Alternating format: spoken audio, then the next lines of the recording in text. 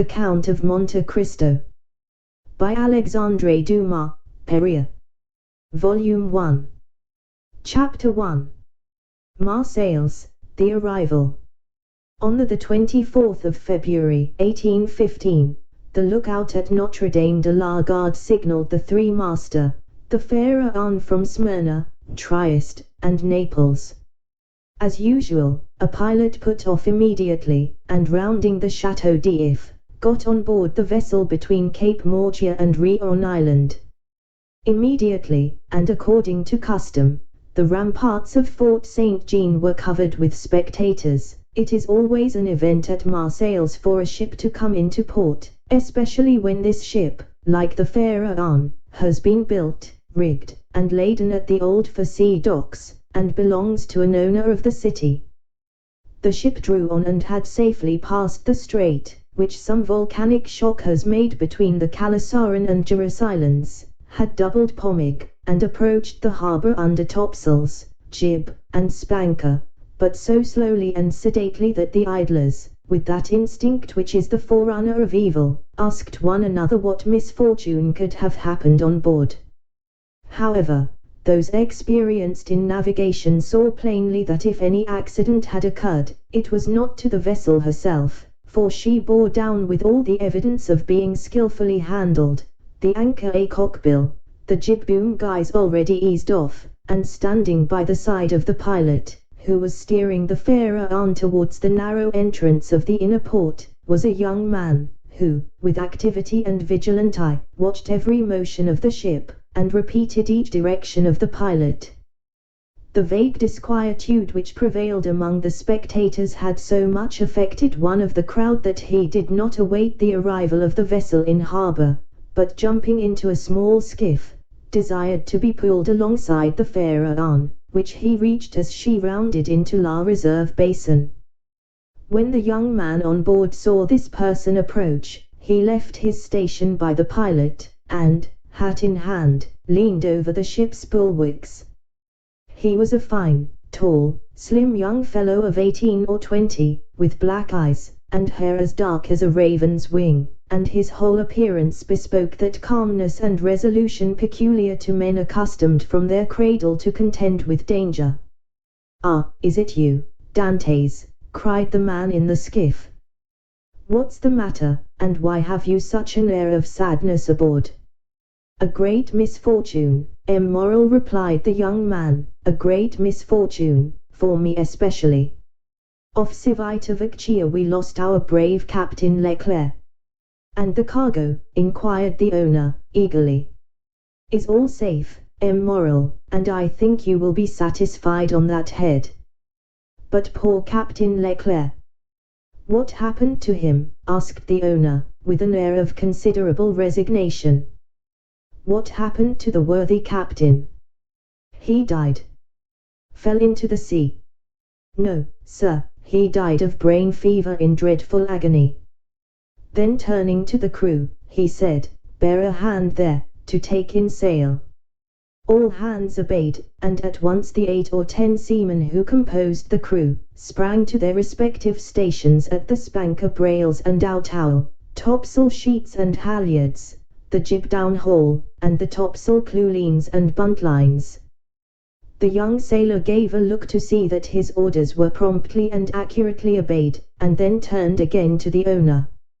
"And how did this misfortune occur?" inquired the latter, resuming the interrupted conversation. 0023 m. "Alas, sir, in the most unexpected manner. After a long talk with the harbour master, Captain Leclerc left Naples greatly disturbed in mind. In 24 hours he was attacked by a fever, and died 3 days afterwards. We performed the usual burial service, and he is at his rest, sewn up in his hammock with a 36-pound shot at his head and his heels, off El Giglio Island. We bring to his widow his sword and cross of honor. It was worthwhile, truly," added the young man with a melancholy smile, "to make war against the English for 10 years, and to die in his bed at last, like everybody else." "Why, you see, Edmund," replied the owner, who appeared more comforted at every moment. We are all mortal, and the old must make way for the young. If not, why, there would be no promotion, and since you assure me that the cargo is all safe and sound, immoral, take my word for it, and I advise you not to take 25,000 francs for the profits of the voyage. Then, as they were just passing the round tower, the young man shouted, "Stand by there to lower the topsails and jib, brail up the spanker." The order was executed as promptly as it would have been on board a man of war. Let go, and clew up. At this last command all the sails were lowered, and the vessel moved almost imperceptibly onwards. "Now, if you will come on board, immoral," said Dantes, observing the owner's impatience, "here is your supercargo, Danglers, coming out of his cabin, who will furnish you with every particular. As for me, I must look after the anchoring, and dress the ship in mourning." The owner did not wait for a second invitation. He seized a rope which Dantes flung to him, and with an activity that would have done credit to a sailor, climbed up the side of the ship, while the young man, going to his task, left the conversation to Danglers, who now came towards the owner. He was a man of 25 or 26 years of age, of unprepossessing countenance, obsequious to his superiors, insolent to his subordinates, and this, in addition to his position as responsible agent on board, which is always obnoxious to the sailors, made him as much disliked by the crew as Edmond Dantes was beloved by them. "Well, immoral," said Danglers, "you have heard of the misfortune that has befallen us." "Yes, yes, poor Captain Leclerc. He was a brave and an honest man, and a first-rate seaman, one who had seen long and honorable service, as became a man charged with the interests of a house so important as that of Morel and Son," replied Danglers. "But," replied the owner, glancing after Dantes, who was watching the anchoring of his vessel, "it seems to me that a sailor needs not be so old as you say, Danglers, to understand his business, for our friend Edmond seems to understand it thoroughly, and not to require instruction from anyone." "Yes," said Danglers, darting at Edmond a look gleaming with hate. "Yes, he is young, and youth is invariably self-confident." Scarcely was the captain's breath out of his body when he assumed the command without consulting anyone, and he caused us to lose a day and a half at the island of Elba, instead of making for Marseilles direct. 0025 m. "As to taking command of the vessel," replied Morel, "that was his duty as captain's mate. As to losing a day and a half off the island of Elba, he was wrong, unless the vessel needed repairs. The vessel was in as good condition as I am, and as, I hope you are, immoral, and this day and a half was lost from pure whim, for the pleasure of going ashore, and nothing else." "Dantes," said the ship owner, turning towards the young man, "come this way." "In a moment, sir," answered Dantes, "and I'm with you." Then calling to the crew, he said, "Let go." The anchor was instantly dropped, and the chain ran rattling through the porthole. Dantes continued at his post in spite of the presence of the pilot, until this maneuver was completed, and then he added, "Half-mast the colors, and square the yards." "You see," said Danglers, "he fancies himself captain already, upon my word." "And so, in fact, he is," said the owner. "Except your signature and your partner's, immoral." "And why should he not have this?" asked the owner. "He is young, it is true, but he seems to me a thorough seaman, and of full experience." A cloud passed over Danglers' brow. "Your pardon, immoral," said Dantes, approaching. "The vessel now rides at anchor, and I am at your service." "You hailed me, I think." Danglers retreated a step or two. "I wished to inquire why you stopped at the island of Elba." "I do not know, sir. It was to fulfill the last instructions of Captain Leclerc, who, when dying, gave me a packet for Marshal Bertrand." Then did you see him, Edmund? Who? The Marshal. Yes. Morrel looked around him, and then, drawing Dantes on one side, he said suddenly, "And how is the Emperor?" "Very well, as far as I could judge from the sight of him." "You saw the Emperor, then?" "He entered the Marshal's apartment while I was there." "And you spoke to him?" "Why, it was he who spoke to me, sir," said Dantes, with a smile. "And what did he say to you?" "Asked me questions about the vessel, the time she left Marseilles, the course she had taken, and what was her cargo. I believe, if she had not been laden, and I had been her master, he would have bought her. But I told him I was only mate, and that she belonged to the firm of Morrel and Son." "Ah, yes," he said, "I know them. The Morrels have been shipowners from father to son, and there was a Morrel who served in the same regiment with me when I was in garrison at Valence." "Pardieu, and that is true," cried the owner, greatly delighted. "And that was Policar Morrel, my uncle, who was afterwards a captain." "Dantes, you must tell my uncle that the Emperor remembered him, and you will see it will bring tears into the old soldier's eyes.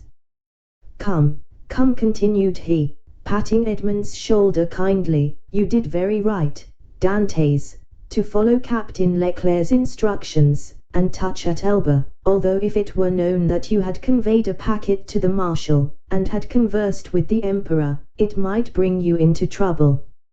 0027M. "How could that bring me into trouble, sir?" asked Dantes, "for I did not even know of what I was the bearer, and the Emperor merely made such inquiries as he would of the first comer. But, pardon me, here are the health officers and the customs inspectors coming alongside." And the young man went to the gangway. As he departed, Danglars approached, and said, "Well, it appears that he has given you satisfactory reasons for his landing at Porto Ferrajo." "Yes, most satisfactory, my dear Danglars." "Well, so much the better," said the supercargo, "for it is not pleasant to think that a comrade has not done his duty." "Dantes has done his," replied the owner, "and that is not saying much. It was Captain Leclerc who gave orders for this delay." "Talking of Captain Leclerc, has not Dantes given you a letter from him?" "To me, no. Was there one?" "I believe that, besides the packet, Captain Leclerc confided a letter to his care." "Of what packet are you speaking, Danglars?" "Why, that which Dantes left at Porto Ferrajo." "How do you know he had a packet to leave at Porto Ferrajo?" Danglars turned very red. "I was passing close to the door of the captain's cabin, which was half open, and I saw him give the packet and letter to Dantes." "He did not speak to me of it," replied the shipowner, "but if there be any letter he will give it to me." Danglars reflected for a moment. Then, "Morrel, I beg of you," said he, "not to say a word to Dantes on the subject. I may have been mistaken." At this moment the young man returned. Danglars withdrew. "Well, my dear Dantes, are you now free?" inquired the owner. "Yes, sir." "You have not been long detained?" "No. I gave the custom house officers a copy of our bill of lading, and as to the other papers, they sent a man off with the pilot, to whom I gave them." "Then you have nothing more to do here?" "No, everything is all right now." "Then you can come and dine with me." "I really must ask you to excuse me, Morrel. My first visit is due to my father, though I am not the less grateful for the honor you have done me." 0029M. "Right, Dantes, quite right. I always knew you were a good son." "And," inquired Dantes, with some hesitation, "do you know how my father is?" "Well, I believe, my dear Edmund, though I have not seen him lately." "Yes, he likes to keep himself shut up in his little room." That proves, at least, that he has wanted for nothing during your absence. Dantes smiled. My father is proud, sir, and if he had not a meal left, I doubt if he would have asked anything from anyone, except from heaven. Well, then, after this first visit has been made we shall count on you. I must again excuse myself, immoral, for after this first visit has been paid I have another which I am most anxious to pay. True, Dantes, I forgot that there was at the Catalans someone who expects you no less impatiently than your father, the lovely Mercedes. Dantes blushed. Ah, ha, said the shipowner, I am not in the least surprised, for she has been to me 3 times, inquiring if there were any news of the fair Anne. Peste! Edmund, you have a very handsome mistress. She is not my mistress, replied the young sailor, gravely, she is my betrothed. Sometimes one and the same thing, said Morrel, with a smile. Not with us, sir, replied Dantes. Well, well, my dear Edmund, continued the owner, don't let me detain you. You have managed my affairs so well that I ought to allow you all the time you require for your own. Do you want any money? No, sir, I have all my pay to take, nearly 3 months' wages. You are a careful fellow, Edmund. Say I have a poor father, sir.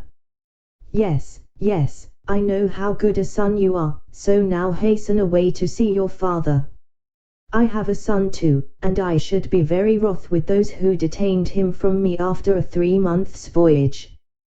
Then I have your leave, sir. Yes, if you have nothing more to say to me. Nothing. Captain Leclerc did not, before he died, give you a letter for me. He was unable to write, sir. But that reminds me that I must ask your leave of absence for some days. To get married. Yes, first, and then to go to Paris. Very good, have what time you require, Dantes. It will take quite 6 weeks to unload the cargo, and we cannot get you ready for sea until 3 months after that, only be back again in 3 months, for the fair Anne, added the owner, patting the young sailor on the back, cannot sail without her captain. Without her captain, cried Dantes, his eyes sparkling with animation, pray mind what you say, for you are touching on the most secret wishes of my heart. Is it really your intention to make me captain of the fair Anne?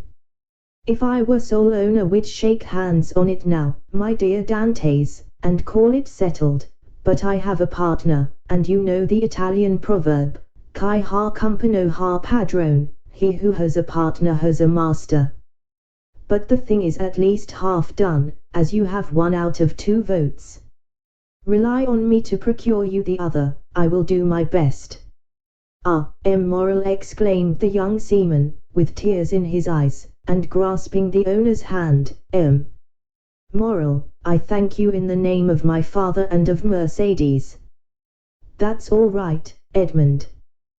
There's a providence that watches over the deserving. Go to your father, go and see Mercedes, and afterwards come to me. Shall I row you ashore? No, thank you, I shall remain and look over the accounts with Danglars. Have you been satisfied with him this voyage? That is according to the sense you attach to the question, sir. Do you mean is he a good comrade?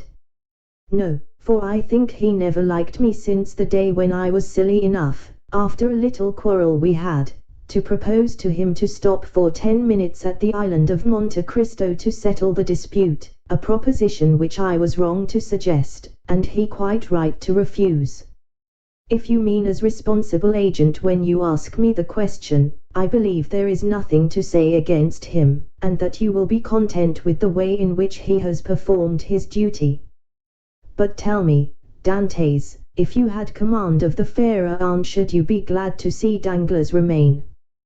Captain or mate, immoral, I shall always have the greatest respect for those who possess the owner's confidence. That's right, Dantes. I see you are a thoroughly good fellow, and will detain you no longer. Go, for I see how impatient you are. Then I have leave. Go, I tell you. May I have the use of your skiff? Certainly. Then, for the present, immoral, farewell, and 1,000 thanks. I hope soon to see you again, my dear Edmund. Good luck to you. The young sailor jumped into the skiff, and sat down in the stern sheets, with the order that he be put ashore at La Canebière. The two oarsmen bent to their work, and the little boat glided away as rapidly as possible in the midst of the 1,000 vessels which choke up the narrow way which leads between the two rows of ships from the mouth of the harbour to the Quai d'Orléans. The shipowner, smiling, followed him with his eyes until he saw him spring out on the quay and disappear in the midst of the throng, which from 5 o'clock in the morning until 9 o'clock at night swarms in the famous street of La Canebière, a street of which the modern Phocéens are so proud that they say with all the gravity in the world, and with that accent which gives so much character to what is said, if Paris had La Canebière, Paris would be a second Marseilles. On turning round, the owner saw Danglars behind him, apparently awaiting orders, but in reality also watching the young sailor. But there was a great difference in the expression of the two men who thus followed the movements of Edmond Dantès. Chapter 2. Father and Son. We will leave Danglars struggling with the demon of hatred, and endeavouring to insinuate in the ear of the shipowner some evil suspicions against his comrade, and follow Dantès, who, after having traversed La Canebière, took the Rue de Noailles, and entering a small house, on the left of the Allées de Mailhon, rapidly ascended 4 flights of a dark staircase, holding the baluster with one hand, while with the other he repressed the beatings of his heart, and paused before a half-open door, from which he could see the whole of a small room. This room was occupied by Dantès' father. The news of the arrival of the fair Anne had not yet reached the old man, who, mounted on a chair, was amusing himself by training with trembling hand the nasturtiums and sprays of clematis that clambered over the trellis at his window. Suddenly, he felt an arm thrown around his body, and a well-known voice behind him exclaimed, "Father, dear father!" The old man uttered a cry, and turned round. Then, seeing his son, he fell into his arms, pale and trembling. "What ails you, my dearest father? Are you ill?" inquired the young man, much alarmed. "No, no, my dear Edmund, my boy, my son, no, but I did not expect you, and joy, the surprise of seeing you so suddenly, I feel as if I were going to die. Come, come, cheer up, my dear father. 'Tis I, really I. They say joy never hurts, and so I came to you without any warning. Come now, do smile, instead of looking at me so solemnly. Here I am back again, and we are going to be happy." "Yes, yes, my boy, so we will," replied the old man, "but how shall we be happy? Shall you never leave me again? Come, tell me all the good fortune that has befallen you." "God forgive me," said the young man, "for rejoicing at happiness derived from the misery of others, but, heaven knows, I did not seek this good fortune, it has happened, and I really cannot pretend to lament it. The good Captain Leclerc is dead, father, and it is probable that, with the aid of M. Morel, I shall have his place. Do you understand, father? Only imagine me a captain at 20, with 100 louis pay, and a share in the profits. Is this not more than a poor sailor like me could have hoped for?" "Yes, my dear boy," replied the old man, "it is very fortunate." "Well, then, with the first money I touch, I mean you to have a small house, with a garden in which to plant clematis, nasturtiums, and honeysuckle. But what ails you, father? Are you not well?"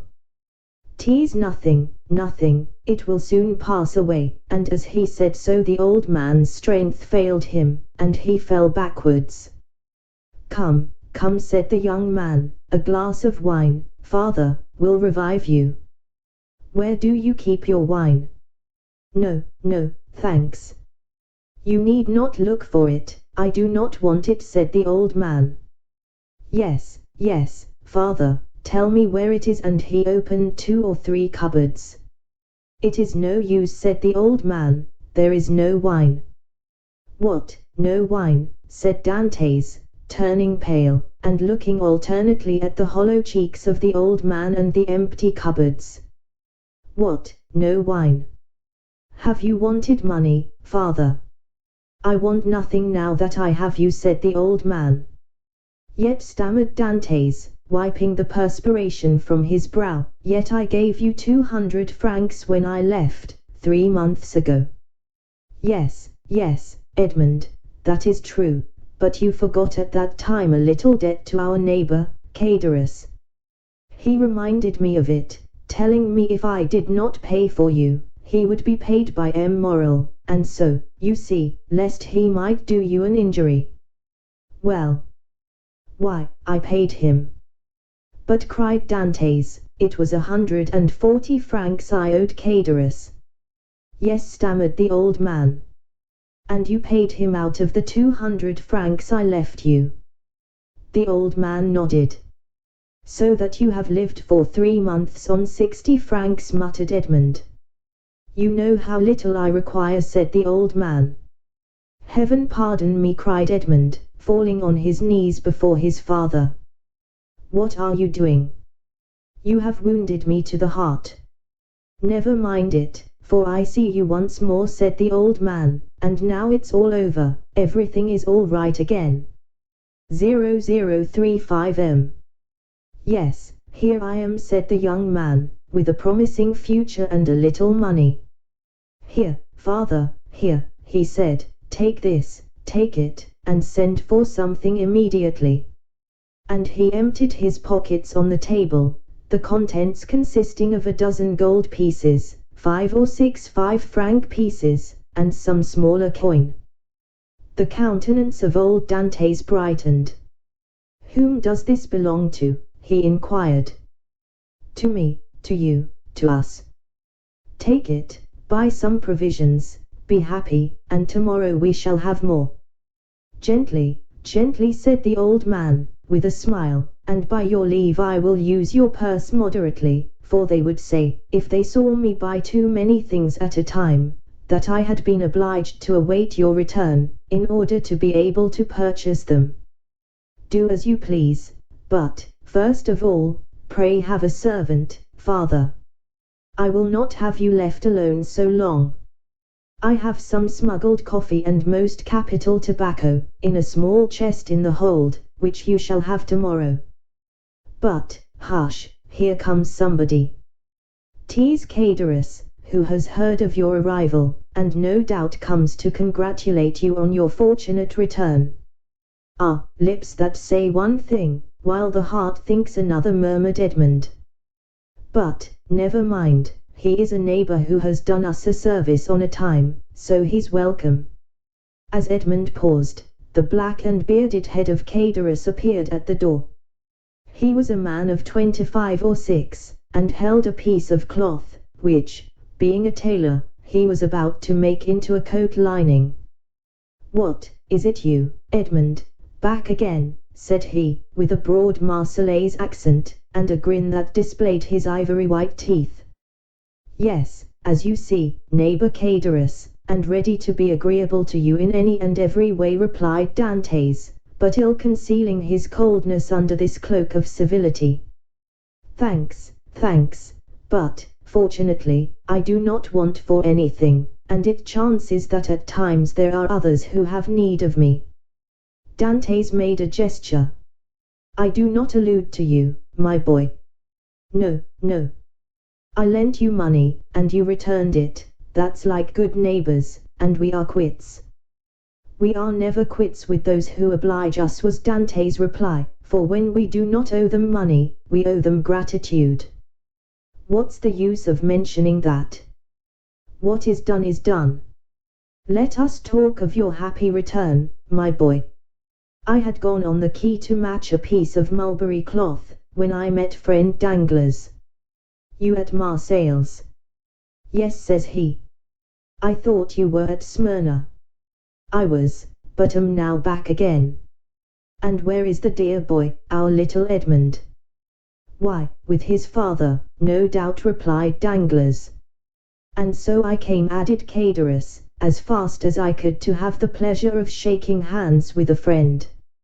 0037M. Worthy Caderus, said the old man, he is so much attached to us. Yes, to be sure I am. I love and esteem you, because honest folks are so rare. But it seems you have come back rich, my boy, continued the tailor, looking askance at the handful of gold and silver which Dantès had thrown on the table. The young man remarked the greedy glance which shone in the dark eyes of his neighbor. He said, negligently, this money is not mine. I was expressing to my father my fears that he had wanted many things in my absence, and to convince me he emptied his purse on the table. Come, father, added Dantès, put this money back in your box, unless neighbor Caderus wants anything, and in that case it is at his service. No, my boy, no, said Caderus. I am not in any want, thank God, my living is suited to my means. Keep your money, keep it, I say, one never has too much, but, at the same time, my boy, I am as much obliged by your offer as if I took advantage of it. It was offered with goodwill, said Dantès. No doubt, my boy, no doubt. Well, you stand well with Moral, I hear, you insinuating dog, you. Moral has always been exceedingly kind to me, replied Dantès. Then you were wrong to refuse to dine with him. What, did you refuse to dine with him, said old Dantès, and did he invite you to dine? Yes, my dear father, replied Edmund, smiling at his father's astonishment at the excessive honor paid to his son. And why did you refuse, my son? Inquired the old man. That I might the sooner see you again, my dear father, replied the young man. I was most anxious to see you. But it must have vexed Moral. Good, worthy man, said Caderus. And when you are looking forward to be captain, it was wrong to annoy the owner. But I explained to him the cause of my refusal, replied Dantès, and I hope he fully understood it. Yes, but to be captain one must do a little flattery to one's patrons. I hope to be captain without that, said Dantès. So much the better, so much the better. Nothing will give greater pleasure to all your old friends, and I know one down there behind the St. Nicholas citadel who will not be sorry to hear it. Mercedes, said the old man. Yes, my dear father, and with your permission, now I have seen you, and know you are well and have all you require, I will ask your consent to go and pay a visit to the Catalans. Go, my dear boy, said old Dantès, and heaven bless you in your wife, as it has blessed me in my son. His wife, said Caderus, why, how fast you go on, Father Dantès, she is not his wife yet, as it seems to me. No, but according to all probability she soon will be, replied Edmund. Yes, yes, said Caderus, but you were right to return as soon as possible, my boy. And why? Because Mercedes is a very fine girl, and fine girls never lack followers, she particularly has them by dozens. Really, answered Edmund, with a smile which had in it traces of slight uneasiness. 0039M. Ah, yes, continued Caderus, and capital offers, too, but you know, you will be captain, and who could refuse you then? Meaning to say, replied Dantès, with a smile which but ill concealed his trouble, that if I were not a captain. Said Caderus, shaking his head. Come, come, said the sailor, I have a better opinion than you of women in general, and of Mercedes in particular, and I am certain that, captain or not, she will remain ever faithful to me. So much the better, said Cadorus. When one is going to be married, there is nothing like implicit confidence, but never mind that, my boy, go and announce your arrival, and let her know all your hopes and prospects. I will go directly, was Edmund's reply, and, embracing his father, and nodding to Cadorus, he left the apartment. Cadorus lingered for a moment, then taking leave of old Dantes, he went downstairs to rejoin Danglars, who awaited him at the corner of the Rue Senac. Well, said Danglars, did you see him? I have just left him, answered Cadorus. Did he allude to his hope of being captain? He spoke of it as a thing already decided. Indeed, said Danglars, he is in too much hurry, it appears to me. Why, it seems M. Morrel has promised him the thing.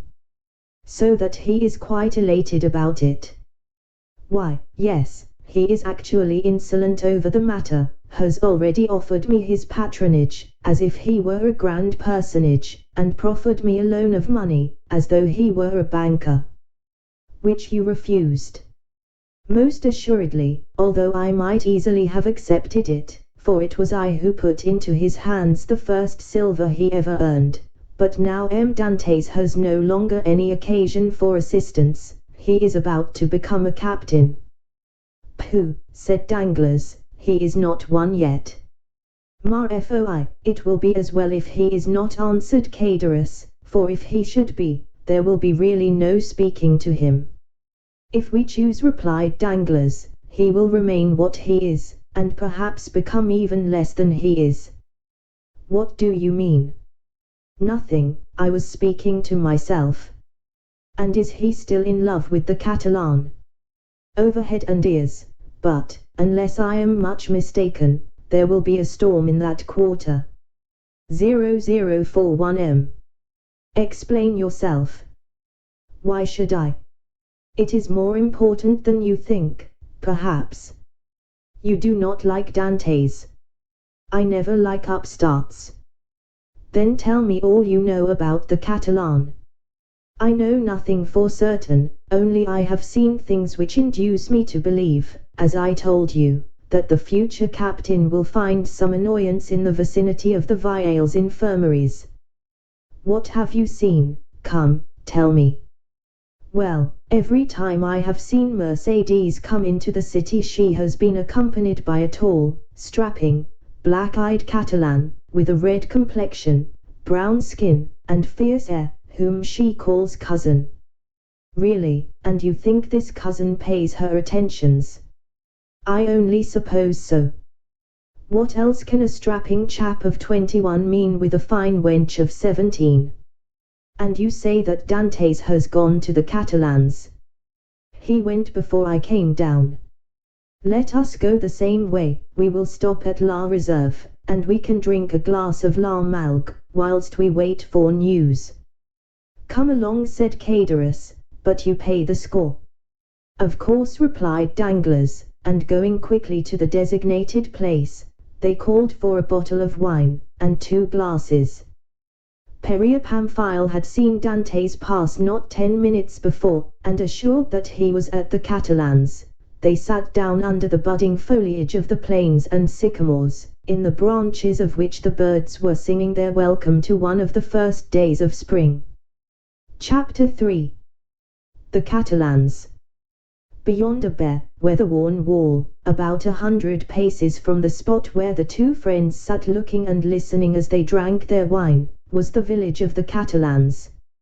Long ago this mysterious colony quitted Spain, and settled on the tongue of land on which it is to this day. Whence it came no one knew, and it spoke an unknown tongue.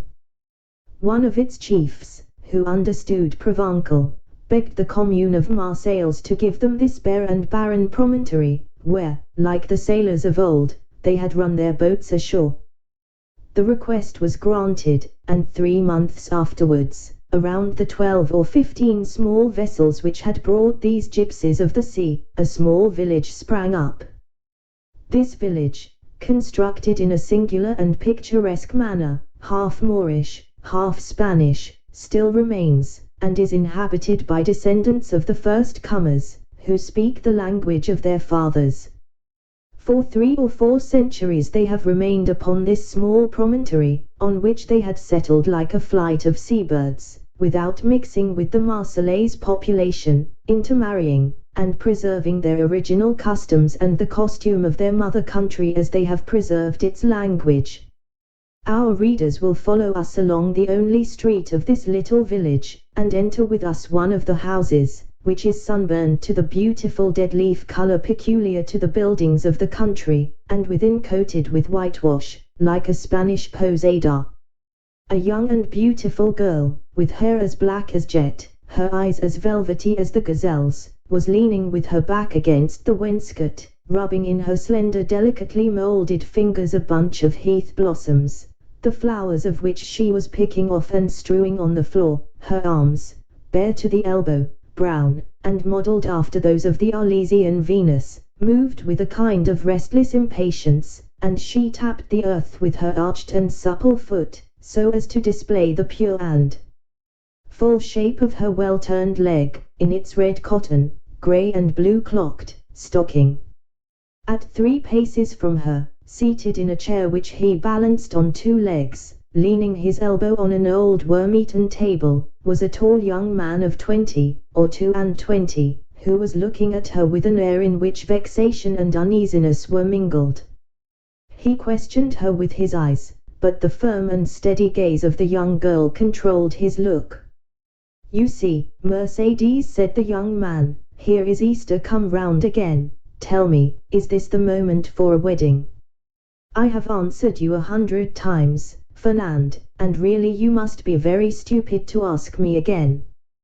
"Well, repeat it, I beg of you, that I may at last believe it. Tell me for the 100th time that you refuse my love, which had your mother's sanction.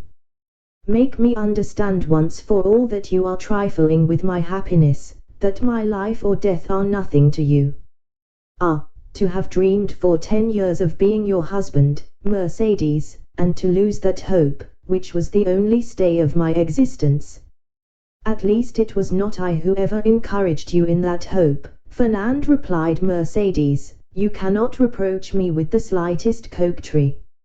I have always said to you, I love you as a brother, but do not ask from me more than sisterly affection, for my heart is another's. Is not this true, Fernand?" "Yes, that is very true, Mercedes," replied the young man. "Yes, you have been cruelly frank with me, but do you forget that it is among the Catalans a sacred law to intermarry? 0045 You mistake, Fernand, it is not a law, but merely a custom, and, I pray of you, do not cite this custom in your favor. You are included in the conscription, Fernand, and are only at liberty on sufferance, liable at any moment to be called upon to take up arms. Once a soldier, what would you do with me, a poor orphan, forlorn, without fortune, with nothing but a half-ruined hut and a few ragged nets, the miserable inheritance left by my father to my mother, and by my mother to me? She has been dead a year, and you know, Fernand, I have subsisted almost entirely on public charity. Sometimes you pretend I am useful to you, and that is an excuse to share with me the produce of your fishing, and I accept it, Fernand, because you are the son of my father's brother, because we were brought up together, and still more because it would give you so much pain if I refuse. But I feel very deeply that this fish which I go and sell, and with the produce of which I buy the flax I spin, I feel very keenly, Fernand, that this is charity. And if it were, Mercedes, poor and lone as you are, you suit me as well as the daughter of the first shipowner or the richest banker of Marseilles. What do such as we desire but a good wife and careful housekeeper, and where can I look for these better than in you? Fernand, answered Mercedes, shaking her head, a woman becomes a bad manager, and who shall say she will remain an honest woman, when she loves another man better than her husband? Rest content with my friendship, for I say once more that is all I can promise, and I will promise no more than I can bestow. I understand, replied Fernand, you can endure your own wretchedness patiently, but you are afraid to share mine. Well, Mercedes, beloved by you, I would tempt fortune, you would bring me good luck, and I should become rich. I could extend my occupation as a fisherman, might get a place as clerk in a warehouse, and become in time a dealer myself. You could do no such thing, Fernand, you are a soldier, and if you remain at the Catalans it is because there is no war, so remain a fisherman, and contented with my friendship, as I cannot give you more. Well, I will do better, Mercedes. I will be a sailor, instead of the costume of our fathers, which you despise. I will wear a varnished hat, a striped shirt, and a blue jacket, with an anchor on the buttons. Would not that dress please you? What do you mean? Asked Mercedes, with an angry glance. What do you mean? I do not understand you. I mean, Mercedes, that you are thus harsh and cruel with me, because you are expecting someone who is thus attired, but perhaps he whom you await is inconstant, or if he is not, the sea is so to him. Fernand, cried Mercedes, I believed you were good-hearted, and I was mistaken. Fernand, you are wicked to call to your aid jealousy and the anger of God. Yes, I will not deny it, I do await, and I do love him of whom you speak, and, if he does not return, instead of accusing him of the inconstancy which you insinuate, I will tell you that he died loving me and me only. The young girl made a gesture of rage. I understand you, Fernand, you would be revenged on him because I do not love you, you would cross your Catalan knife with his dirk. What end would that answer? To lose you my friendship if he were conquered, and see that friendship changed into hate if you were victor.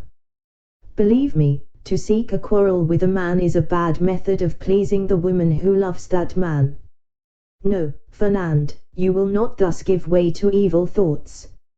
Unable to have me for your wife, you will content yourself with having me for your friend and sister, and besides, she added, her eyes troubled and moistened with tears, wait, Fernand, you said just now that the sea was treacherous, and he has been gone 4 months, and during these 4 months there have been some terrible storms.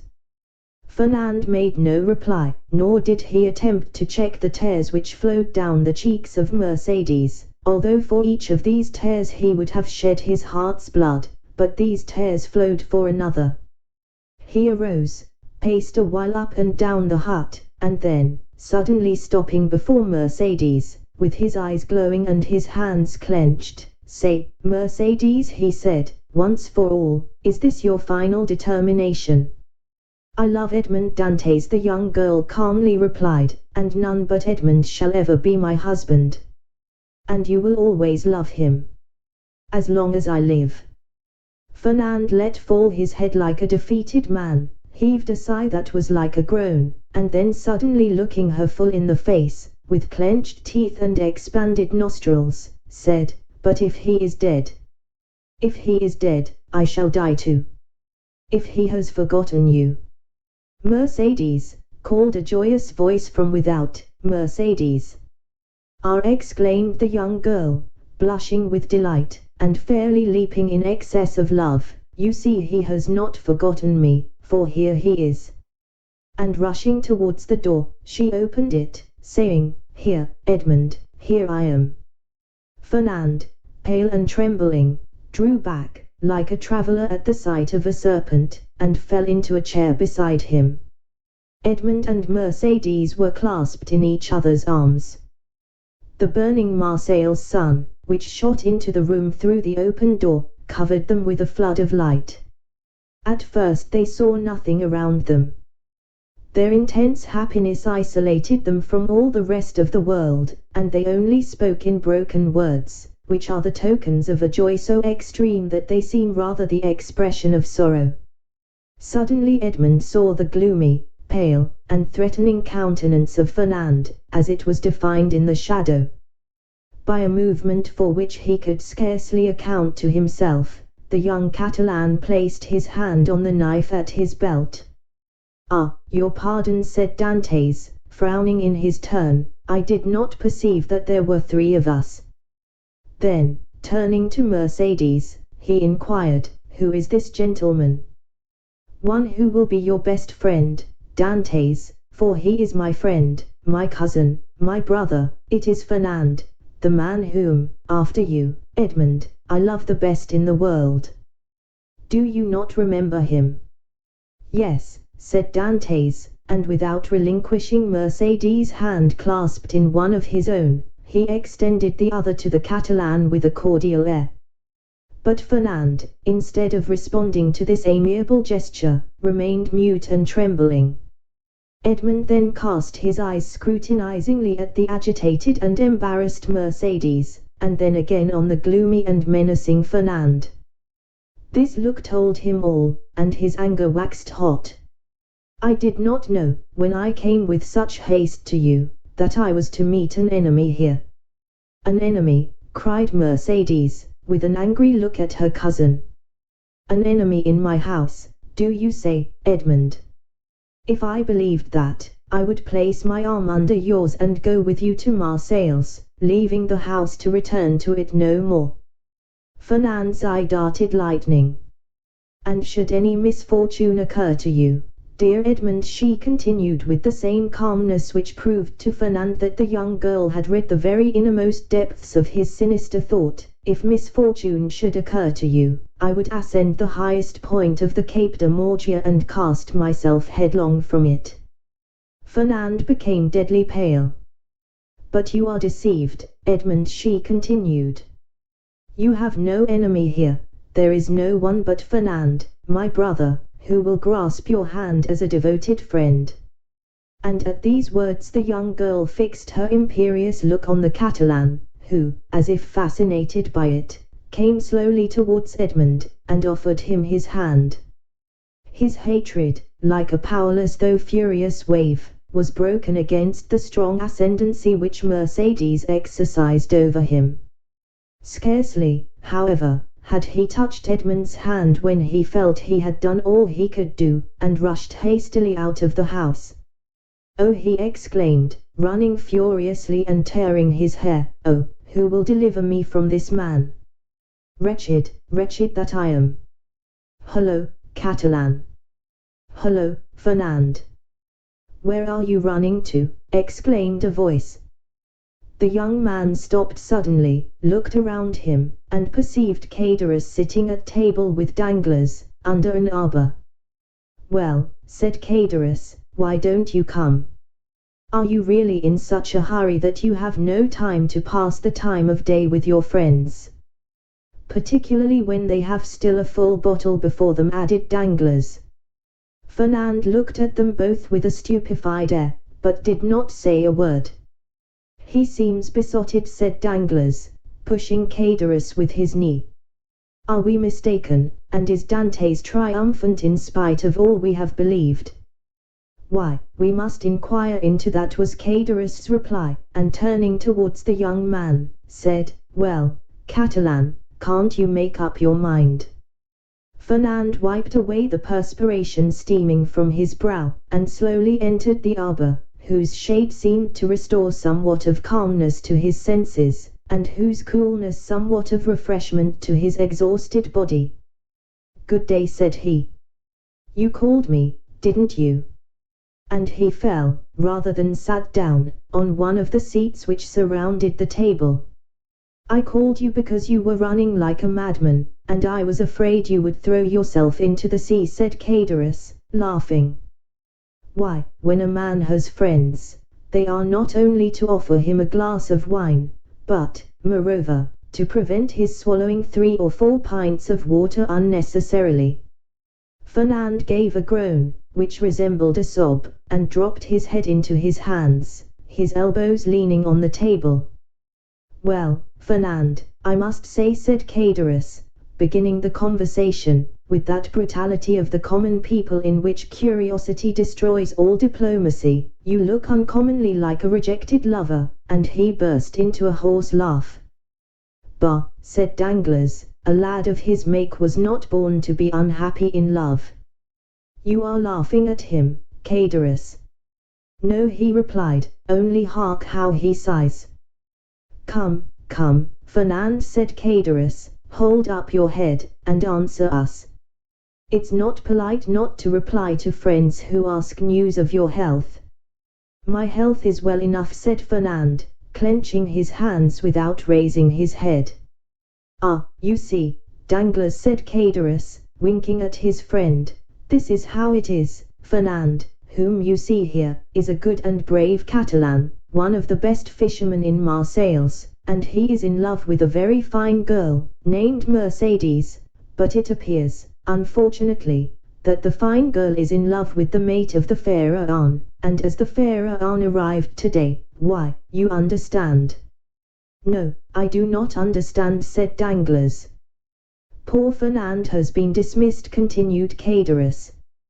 Well, and what then, said Fernand, lifting up his head, and looking at Cadorus like a man who looks for someone on whom to vent his anger. Mercedes is not accountable to any person, is she? Is she not free to love whomsoever she will? Oh, if you take it in that sense, said Cadorus, it is another thing. But I thought you were a Catalan, and they told me the Catalans were not men to allow themselves to be supplanted by a rival. It was even told me that Fernand, especially, was terrible in his vengeance. Fernand smiled piteously. A lover is never terrible, he said. Poor fellow, remarked Danglars, affecting to pity the young man from the bottom of his heart. Why, you see, he did not expect to see Dante's return so suddenly. He thought he was dead, perhaps, or perchance faithless. These things always come on us more severely when they come suddenly. Ah, ma foi, under any circumstances, said Cadorus, who drank as he spoke, and on whom the fumes of the wine began to take effect, under any circumstances Fernand is not the only person put out by the fortunate arrival of Dante's, is he, Danglars? No, you are right, and I should say that would bring him ill luck. Well, never mind, answered Cadorus, pouring out a glass of wine for Fernand, and filling his own for the 8th or 9th time, while Danglars had merely sipped his. Never mind, in the meantime he marries Mercedes, the lovely Mercedes, at least he returns to do that. During this time Danglars fixed his piercing glance on the young man, on whose heart Cadorus's words fell like molten lead. And when is the wedding to be? He asked. Oh, it is not yet fixed, murmured Fernand. No, but it will be, said Cadorus, as surely as Dante's will be captain of the Pharaon, Danglars. Danglars shuddered at this unexpected attack, and turned to Cadorus, whose countenance he scrutinized, to try and detect whether the blow was premeditated, but he read nothing but envy in a countenance already rendered brutal and stupid by drunkenness. Well, said he, filling the glasses, let us drink to Captain Edmond Dantes, husband of the beautiful Catalan. Cadorus raised his glass to his mouth with unsteady hand, and swallowed the contents at a gulp. Fernand dashed his on the ground. Stammered Cadorus. What do I see down there by the wall, in the direction of the Catalans? Look, Fernand, your eyes are better than mine. I believe I see double. You know wine is a deceiver, but I should say it was two lovers walking side by side, and hand in hand. Heaven forgive me, they do not know that we can see them, and they are actually embracing. Danglars did not lose one pang that Fernand endured. Do you know them, Fernand? He said. Yes, was the reply, in a low voice. It is Edmond and Mercedes. Ah, see there, now, said Cadorus, and I did not recognize them. Hullo, Dantes. Hullo, lovely damsel.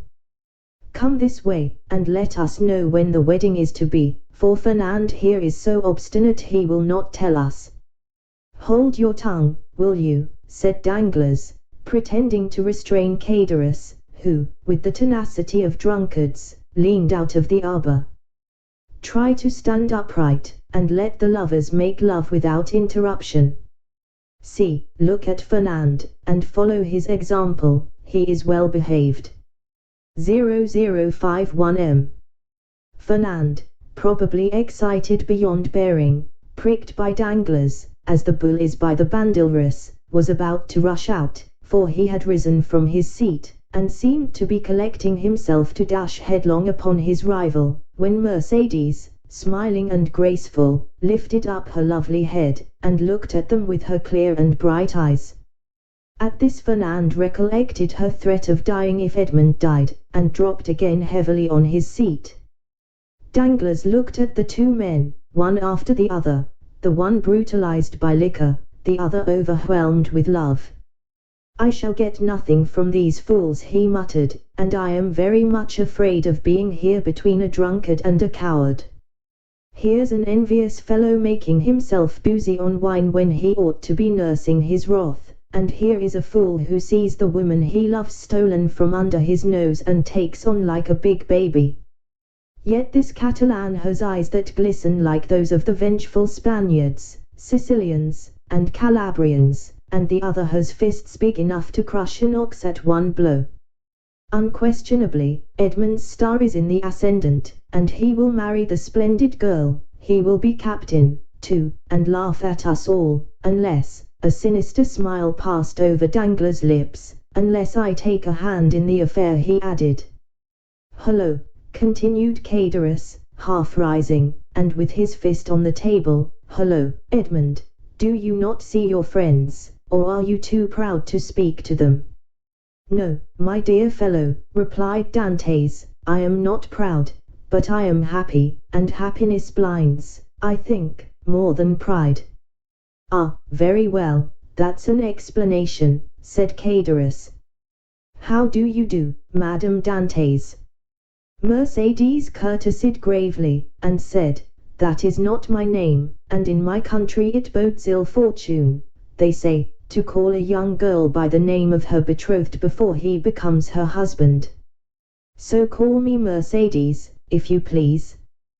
We must excuse our worthy neighbor, Cadorus, said Dantes, he is so easily mistaken. So, then, the wedding is to take place immediately, Dantes, said Danglars, bowing to the young couple. As soon as possible, Danglars. Today all preliminaries will be arranged at my father's, and tomorrow, or next day at latest, the wedding festival here at La Reserve. My friends will be there, I hope, that is to say, you are invited, Danglars, and you, Cadorus. And Fernand, said Cadorus with a chuckle, Fernand, too, is invited. My wife's brother is my brother, said Edmund, and we, Mercedes and I, should be very sorry if he were absent at such a time. Fernand opened his mouth to reply, but his voice died on his lips, and he could not utter a word. Today the preliminaries, tomorrow or next day the ceremony. You are in a hurry, Captain. Danglars, said Edmund, smiling, I will say to you as Mercedes said just now to Cadorus, do not give me a title which does not belong to me, that may bring me bad luck. Your pardon, replied Danglars, I merely said you seemed in a hurry, and we have lots of time, the Pharaon cannot be under way again in less than 3 months. We are always in a hurry to be happy, Danglars, for when we have suffered a long time, we have great difficulty in believing in good fortune. But it is not selfishness alone that makes me thus in haste, I must go to Paris. Ah, really, to Paris, and will it be the first time you have ever been there, Dantes? Yes. Have you business there?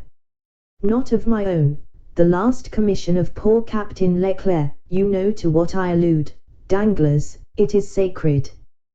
Besides, I shall only take the time to go and return.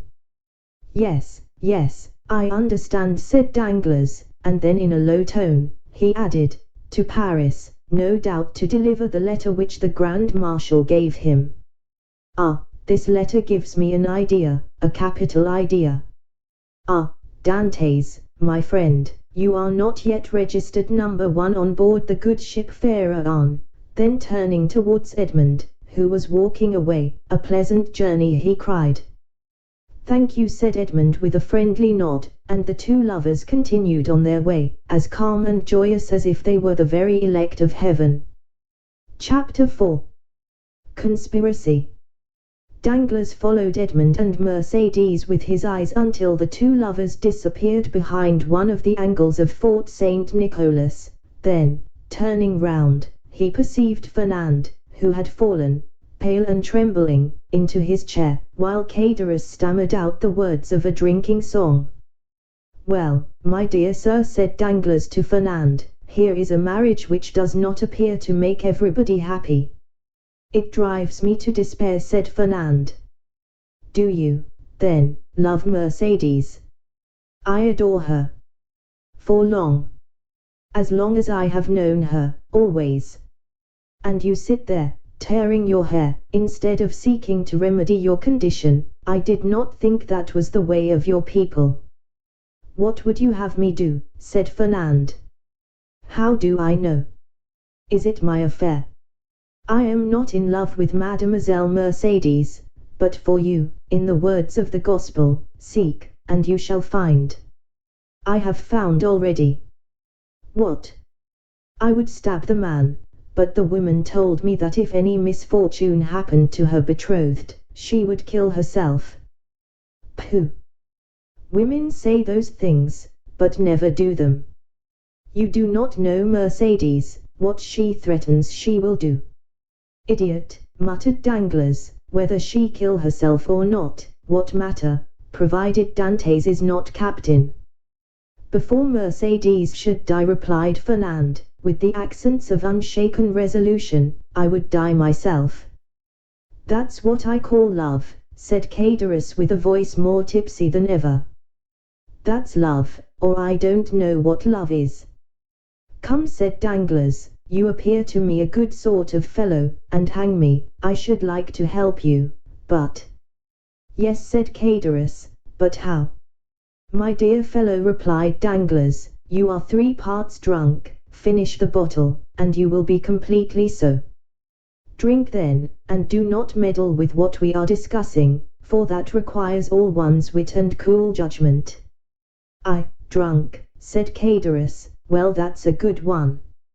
I could drink 4 more such bottles. They are no bigger than cologne flasks. Perrier Pamphile, more wine." And Caderus rattled his glass upon the table. "You were saying, sir," said Fernand, awaiting with great anxiety the end of this interrupted remark. "What was I saying? I forget. This drunken Caderus has made me lose the thread of my sentence. Drunk, if you like, so much the worse for those who fear wine, for it is because they have bad thoughts which they are afraid the liquor will extract from their hearts." And Caderus began to sing the 2 last lines of a song very popular at the time. "Tous les macornes sont buveurs d'eau. C'est bien prouvé par le déluge." 1. "You said, sir, you would like to help me, but—" "Yes, but I added, to help you it would be sufficient that Dantes did not marry her you love, and the marriage may easily be thwarted, methinks, and yet Dantes need not die. Death alone can separate them," remarked Fernand. "You talk like a noodle, my friend," said Caderus, "and here is Danglars, who is a wide-awake, clever, deep fellow, who will prove to you that you are wrong." "Prove it, Danglars." "I have answered for you. Say there is no need why Dantes should die. It would, indeed, be a pity he should. Dantes is a good fellow, I like Dantes." "Dantes, your health." Fernand rose impatiently. "Let him run on," said Danglars, restraining the young man. "Drunk as he is not much out in what he says. Absence severs as well as death, and if the walls of a prison were between Edmund and Mercedes they would be as effectually separated as if he lay under a tombstone." 0056M. Yes, but one gets out of prison, said Cadorus, who, with what sense was left him, listened eagerly to the conversation, and when one gets out and one's name is Edmond Dantes, one seeks revenge. What matters that, muttered Fernand.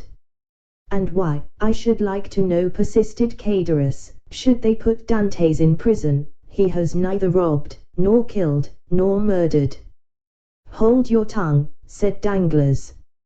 I won't hold my tongue, replied Cadorus. I say I want to know why they should put Dantes in prison. I like Dantes. Dantes, your health, and he swallowed another glass of wine. 0057M. Danglars saw in the muddled look of the tailor the progress of his intoxication, and turning towards Fernand, said, well, you understand there is no need to kill him. Certainly not, if, as you said just now, you have the means of having Dantes arrested. Have you that means? It is to be found for the searching. But why should I meddle in the matter? It is no affair of mine. I know not why you meddle, said Fernand, seizing his arm, but this I know, you have some motive of personal hatred against Dantes, for he who himself hates is never mistaken in the sentiments of others. Motives of hatred against Dantes? None, on my word. I saw you were unhappy, and your unhappiness interested me, that's all. But since you believe I act for my own account, adieu, my dear friend, get out of the affair as best you may, and Danglars rose as if he meant to depart. No, no, said Fernand, restraining him, stay. It is of very little consequence to me at the end of the matter whether you have any angry feeling or not against Dantes. I hate him. I confess it openly. Do you find the means? I will execute it, provided it is not to kill the man, for Mercedes has declared she will kill herself if Dantes is killed. Cadorus, who had let his head drop on the table, now raised it, and looking at Fernand with his dull and fishy eyes, he said, kill Dantes, who talks of killing Dantes? I won't have him killed, I won't. He's my friend, and this morning offered to share his money with me, as I shared mine with him. I won't have Dantes killed, I won't. And who has said a word about killing him, muddlehead, replied Danglars. We were merely joking. Drink to his health, he added, filling Cadorus's glass, and do not interfere with us. Yes, yes, Dantes' good health, said Cadorus, emptying his glass. Here's to his health, hurrah! But the means, said Fernand. Have you not hit upon any? Asked Danglars. No, you undertook to do so. True, replied Danglars. The French have the superiority over the Spaniards, that the Spaniards ruminate, while the French invent. Do you invent, then? Said Fernand impatiently.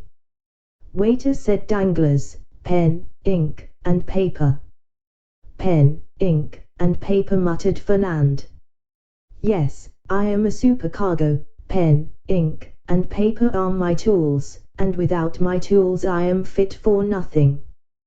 Pen, ink, and paper, then called Fernand loudly. There's what you want on that table, said the waiter. Bring them here. The waiter did as he was desired. 0059M. When one thinks, said Cadorus, letting his hand drop on the paper, there is here wherewithal to kill a man more sure than if we waited at the corner of a wood to assassinate him. I have always had more dread of a pen, a bottle of ink, and a sheet of paper, than of a sword or pistol. The fellow is not so drunk as he appears to be, said Danglars. Give him some more wine, Fernand.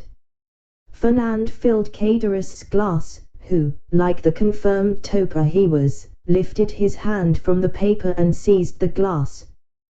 The Catalan watched him until Cadorus, almost overcome by this fresh assault on his senses, rested, or rather dropped, his glass upon the table. Well, resumed the Catalan, as he saw the final glimmer of Caderus' reason vanishing before the last glass of wine.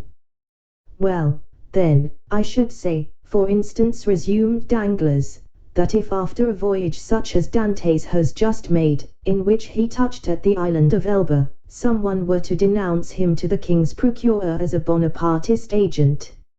I will denounce him, exclaimed the young man hastily. Yes, but they will make you then sign your declaration, and confront you with him you have denounced. I will supply you with the means of supporting your accusation, for I know the fact well. But Dantes cannot remain forever in prison, and one day or other he will leave it, and the day when he comes out, woe betide him who was the cause of his incarceration. Oh, I should wish nothing better than that he would come and seek a quarrel with me. Yes, and Mercedes. Mercedes, who will detest you if you have only the misfortune to scratch the skin of her dearly beloved Edmund. True, said Fernand. No, no, continued Danglars, if we resolve on such a step, it would be much better to take, as I now do, this pen, dip it into this ink, and write with the left hand, that the writing may not be recognized, the denunciation we propose. And Danglars, uniting practice with theory, wrote with his left hand, and in a writing reversed from his usual style, and totally unlike it, the following lines, which he handed to Fernand, and which Fernand read in an undertone. The Honourable, the King's Attorney, is informed by a friend of the throne and religion, that one Edmund Dantes, mate of the ship Pharaon, arrived this morning from Smyrna, after having touched at Naples and Porto Ferrajo, has been entrusted by Murat with a letter for the usurper, and by the usurper with a letter for the Bonapartist committee in Paris.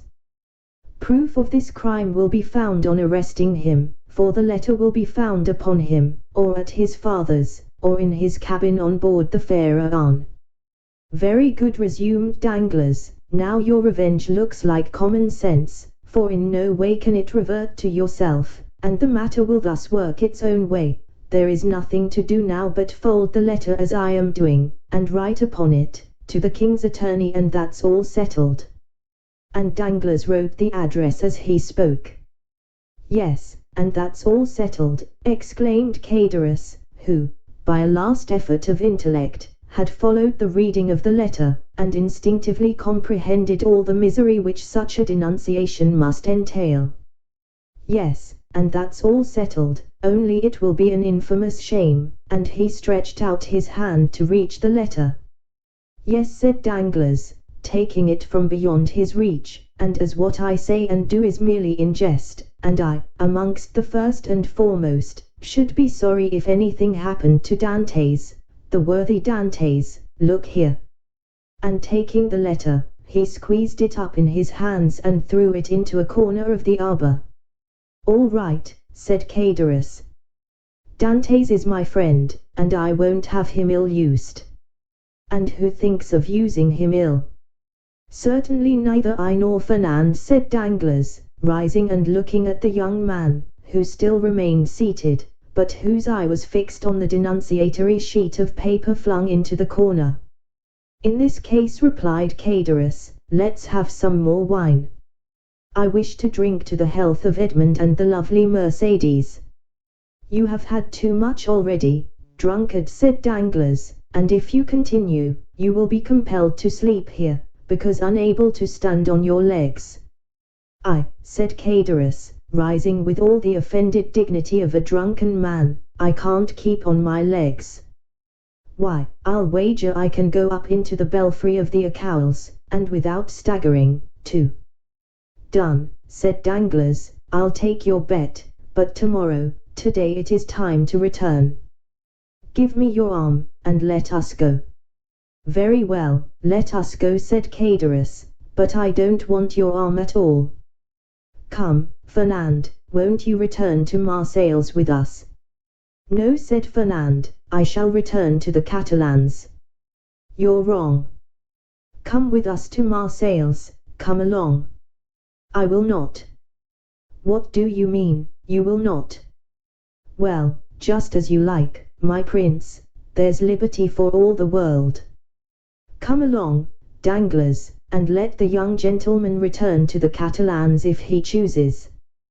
Danglars took advantage of Caderous's temper at the moment, to take him off towards Marseilles by the Porte Saint-Victor, staggering as he went.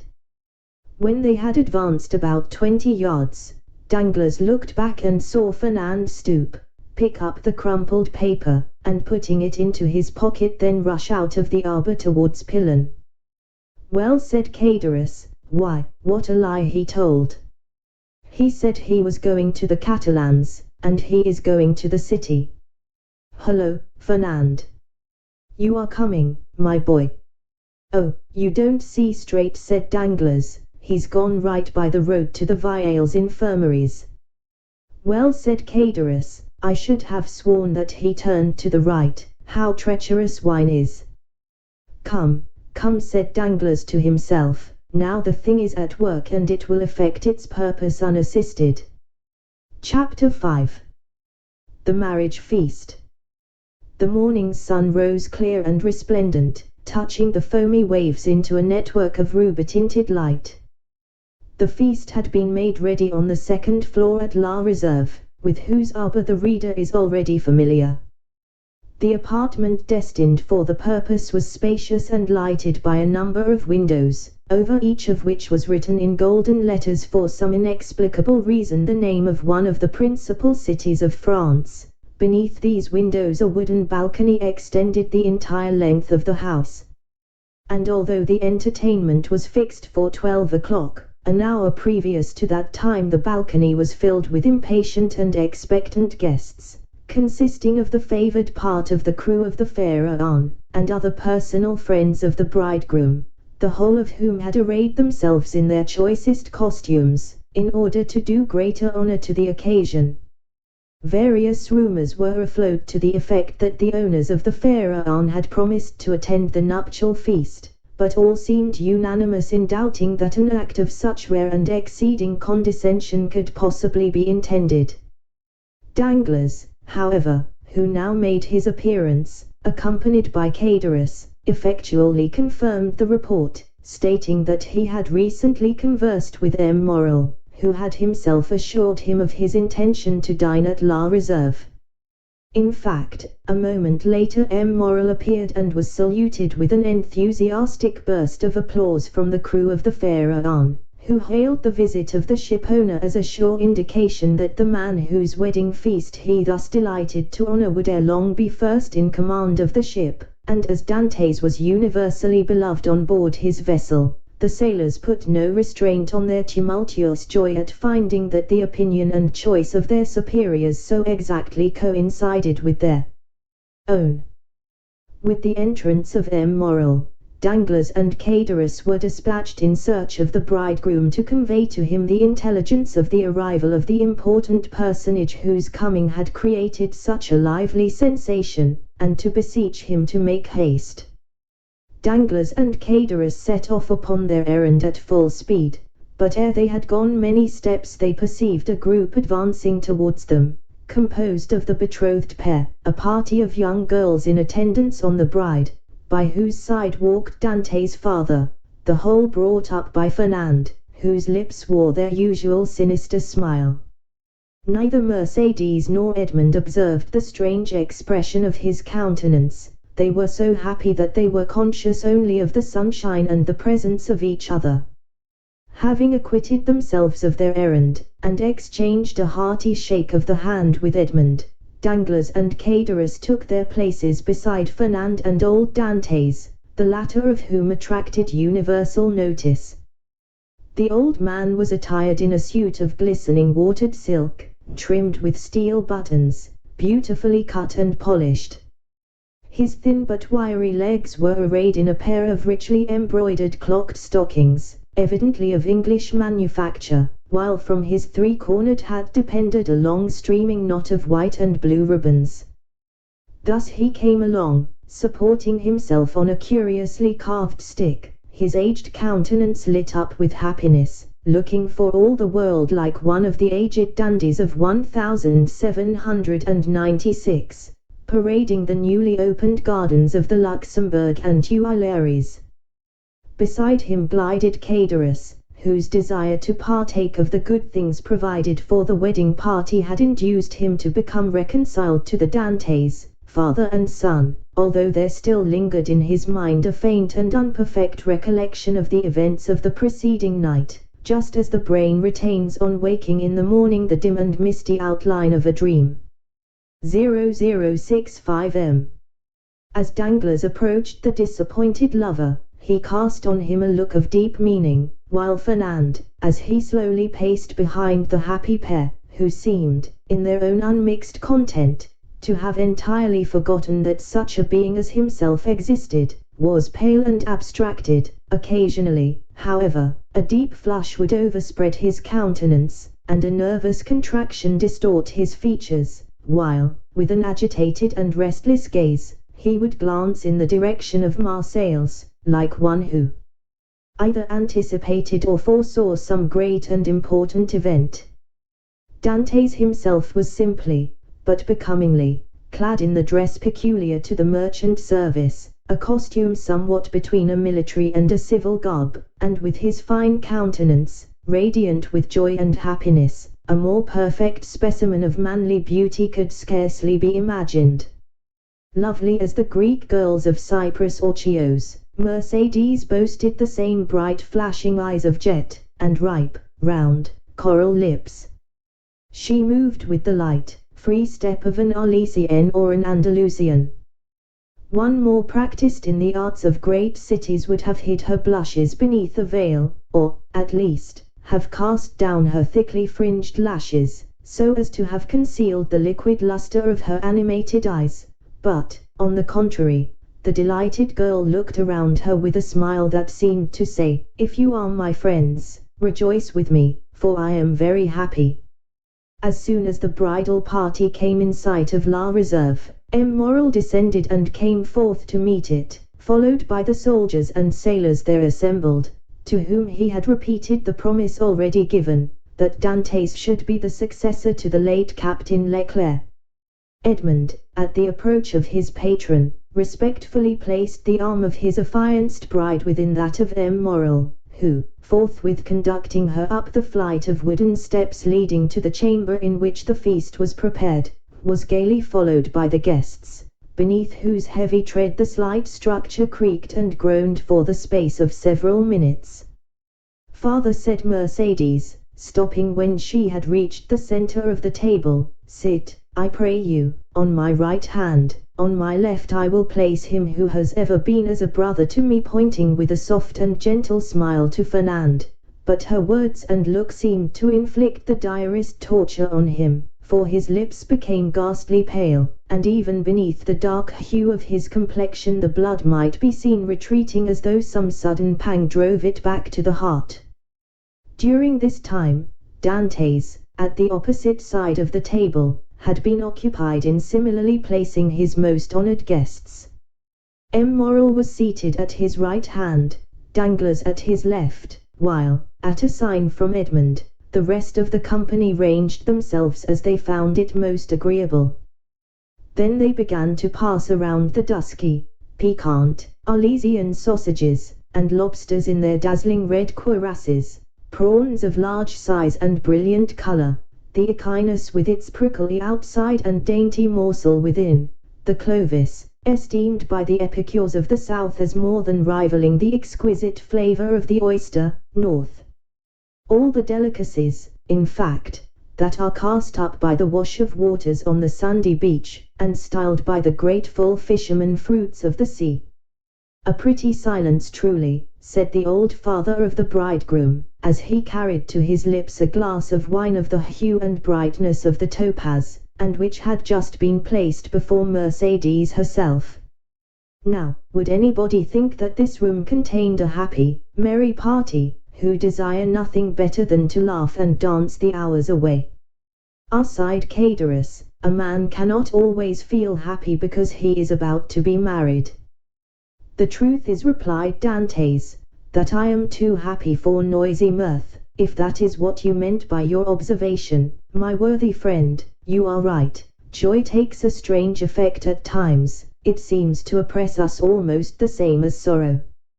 Danglars looked towards Fernand, whose excitable nature received and betrayed each fresh impression. "Why, what ails you?" asked he of Edmond. "Do you fear any approaching evil?" "I should say that you were the happiest man alive at this instant." "And that is the very thing that alarms me," returned Dantès. "Man does not appear to me to be intended to enjoy felicity so unmixed. Happiness is like the enchanted palaces we read of in our childhood, where fierce, fiery dragons defend the entrance and approach, and monsters of all shapes and kinds, requiring to be overcome ere victory is ours. I own that I am lost in wonder to find myself promoted to an honor of which I feel myself unworthy, that of being the husband of Mercédès." "Nay, nay," cried Caderousse, smiling, "you have not attained that honor yet. Mercédès is not yet your wife. Just assume the tone and manner of a husband, and see how she will remind you that your hour is not yet come." The bride blushed, while Fernand, restless and uneasy, seemed to start at every fresh sound, and from time to time wiped away the large drops of perspiration that gathered on his brow. "Well, never mind that, neighbor Caderousse, it is not worth while to contradict me for such a trifle as that. 'Tis true that Mercédès is not actually my wife, but," added he, drawing out his watch, "in an hour and a half she will be." A general exclamation of surprise ran round the table, with the exception of the elder Dantès, whose laugh displayed the still perfect beauty of his large white teeth. Mercédès looked pleased and gratified, while Fernand grasped the handle of his knife with a convulsive clutch. "In an hour?" inquired Danglars, turning pale. "How is that, my friend?" "Why, thus it is," replied Dantès. "Thanks to the influence of M. Morrel, to whom, next to my father, I owe every blessing I enjoy, every difficulty has been removed. We have purchased permission to waive the usual delay, and at 2:30 the mayor of Marseilles will be waiting for us at the city hall.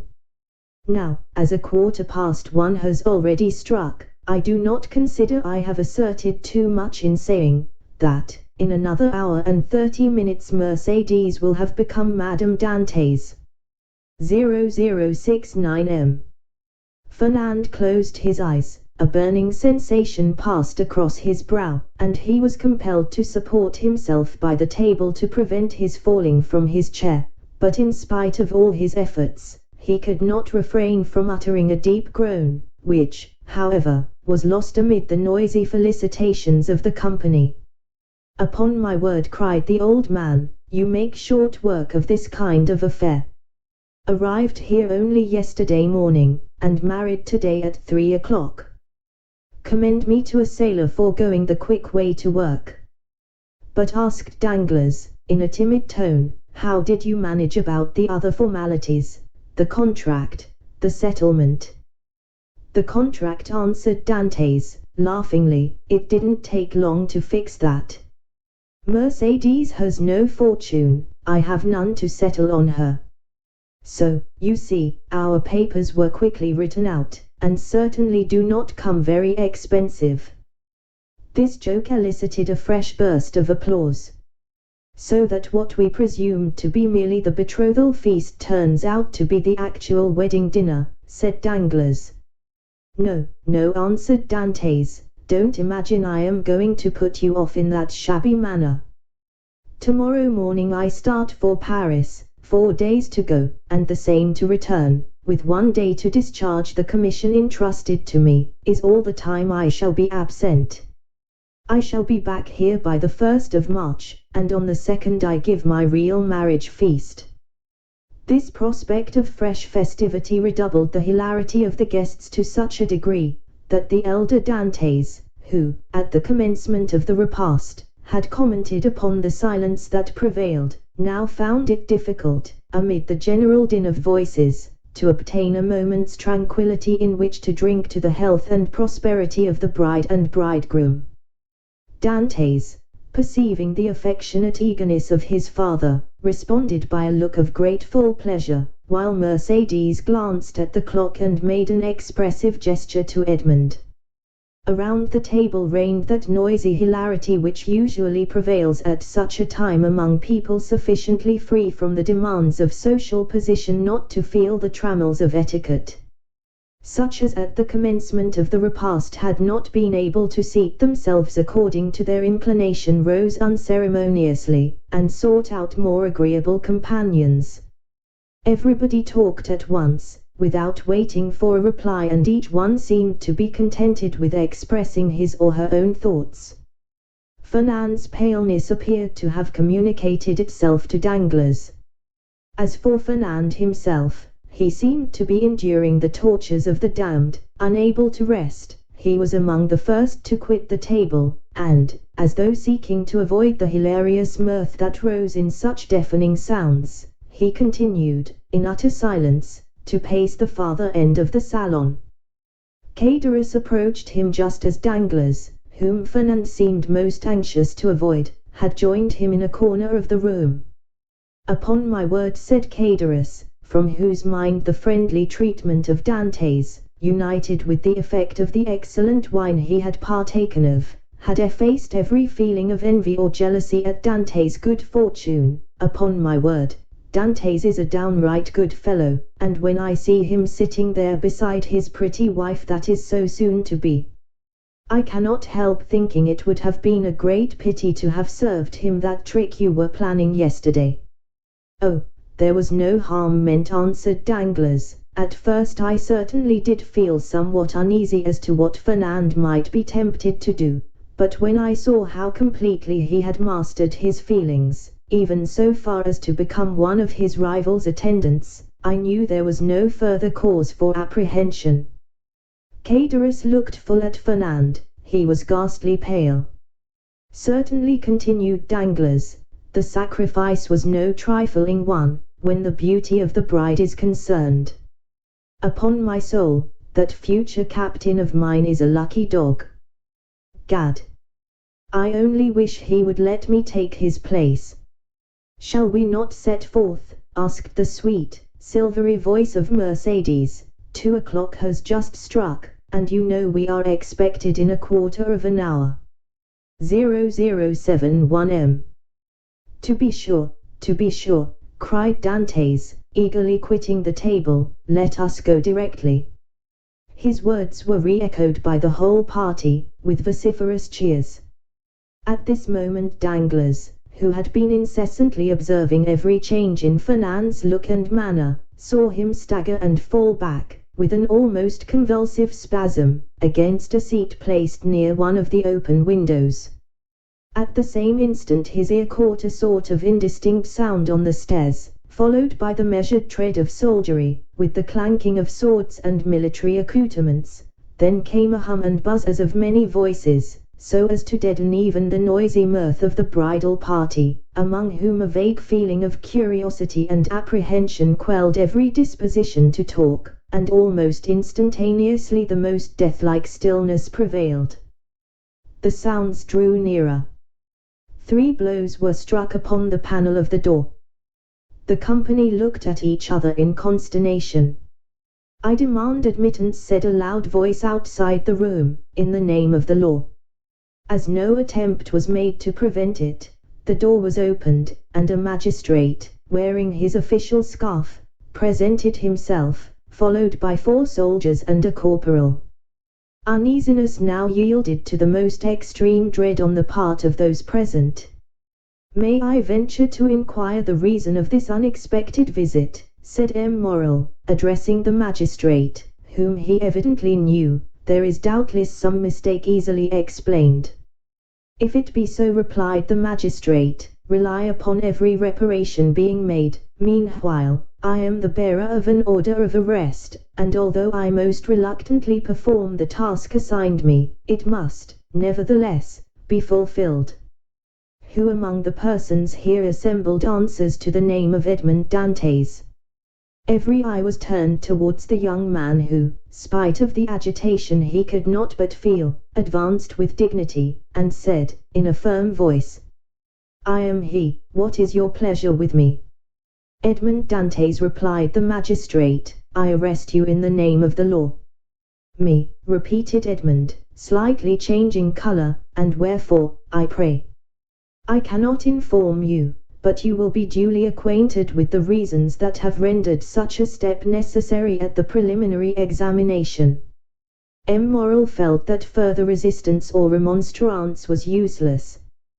He saw before him an officer delegated to enforce the law, and perfectly well knew that it would be as unavailing to seek pity from a magistrate decked with his official scarf, as to address a petition to some cold marble effigy.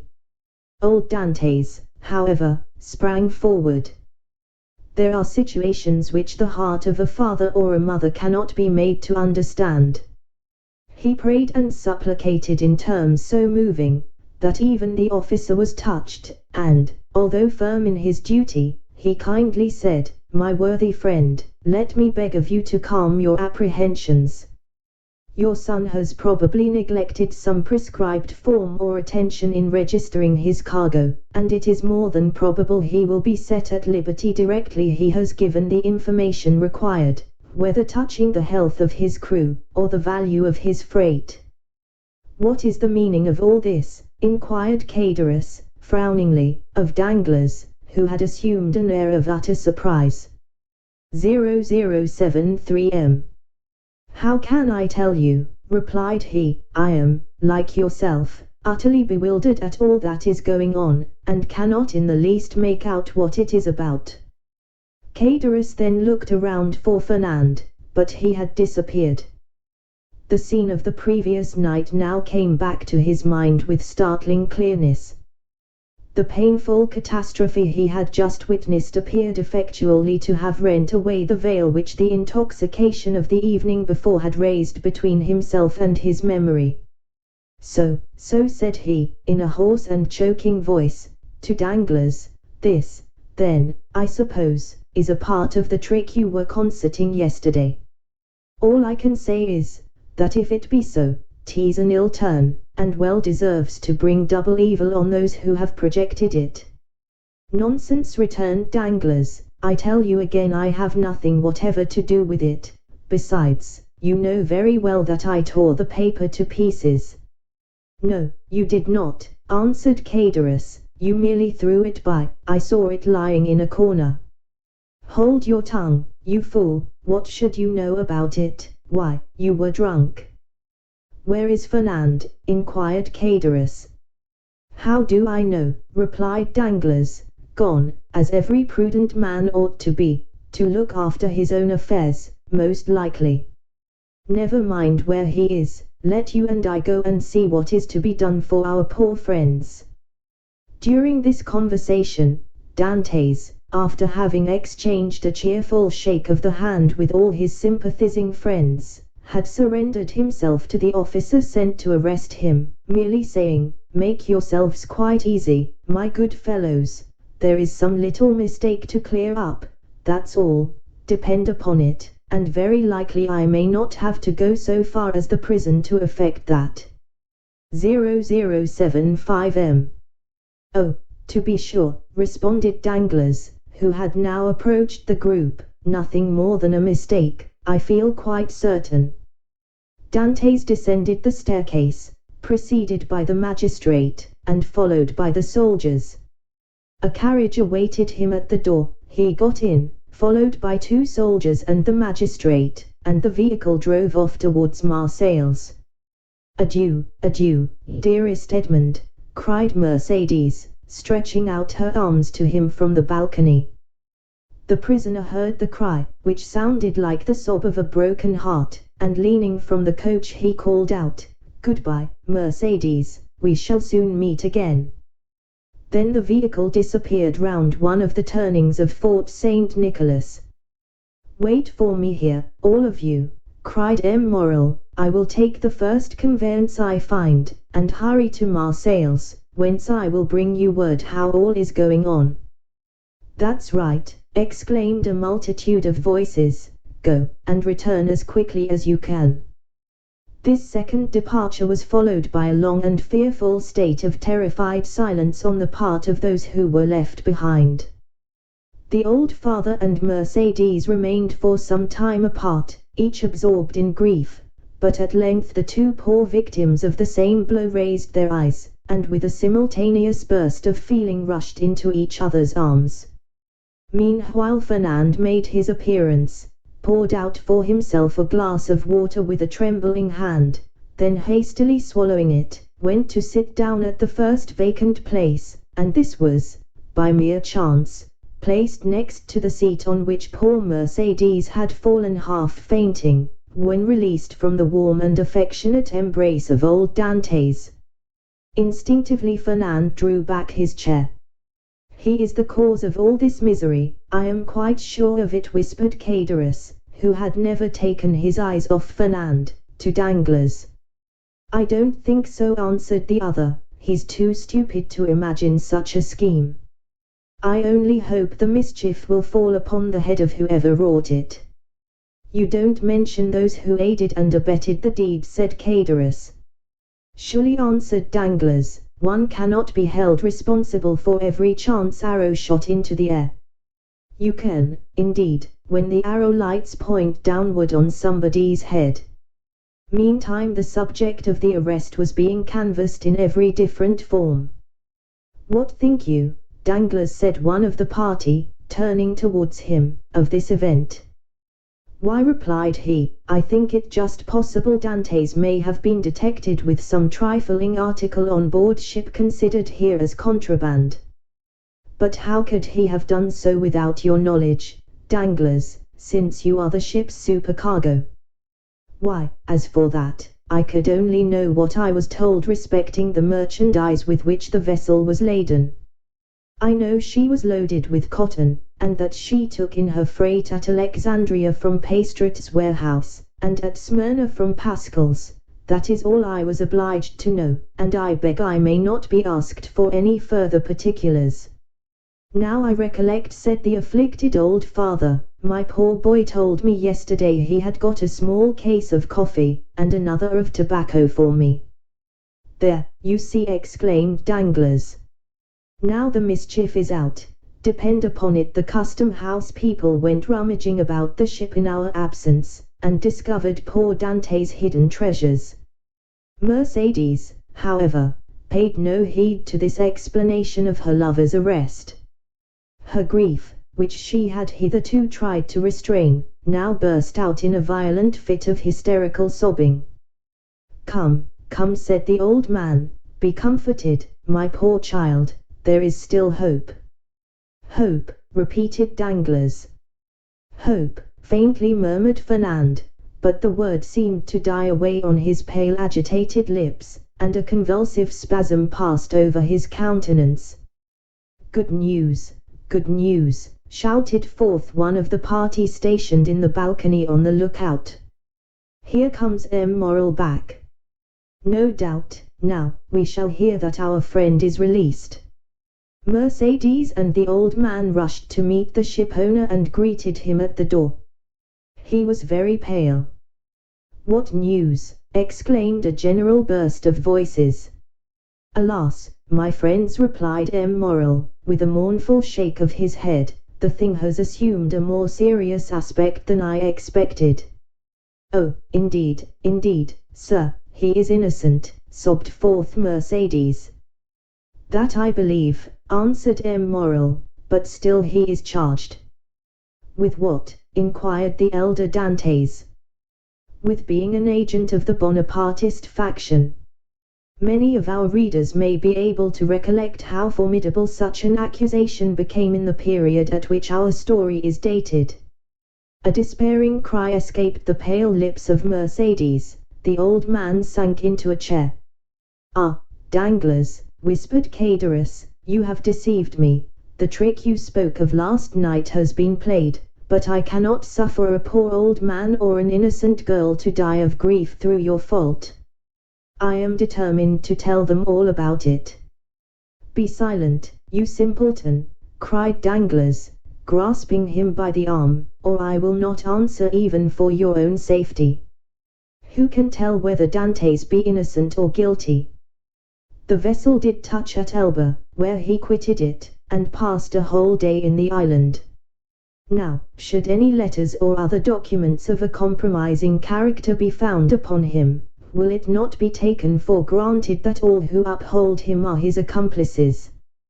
With the rapid instinct of selfishness, Cadorus readily perceived the solidity of this mode of reasoning. He gazed, doubtfully, wistfully, on Danglars, and then caution supplanted generosity. "Suppose we wait a while, and see what comes of it," said he, casting a bewildered look on his companion. "To be sure," answered Danglars. "Let us wait, by all means. If he be innocent, of course he will be set at liberty. If guilty, why, it is no use involving ourselves in a conspiracy. Let us go, then.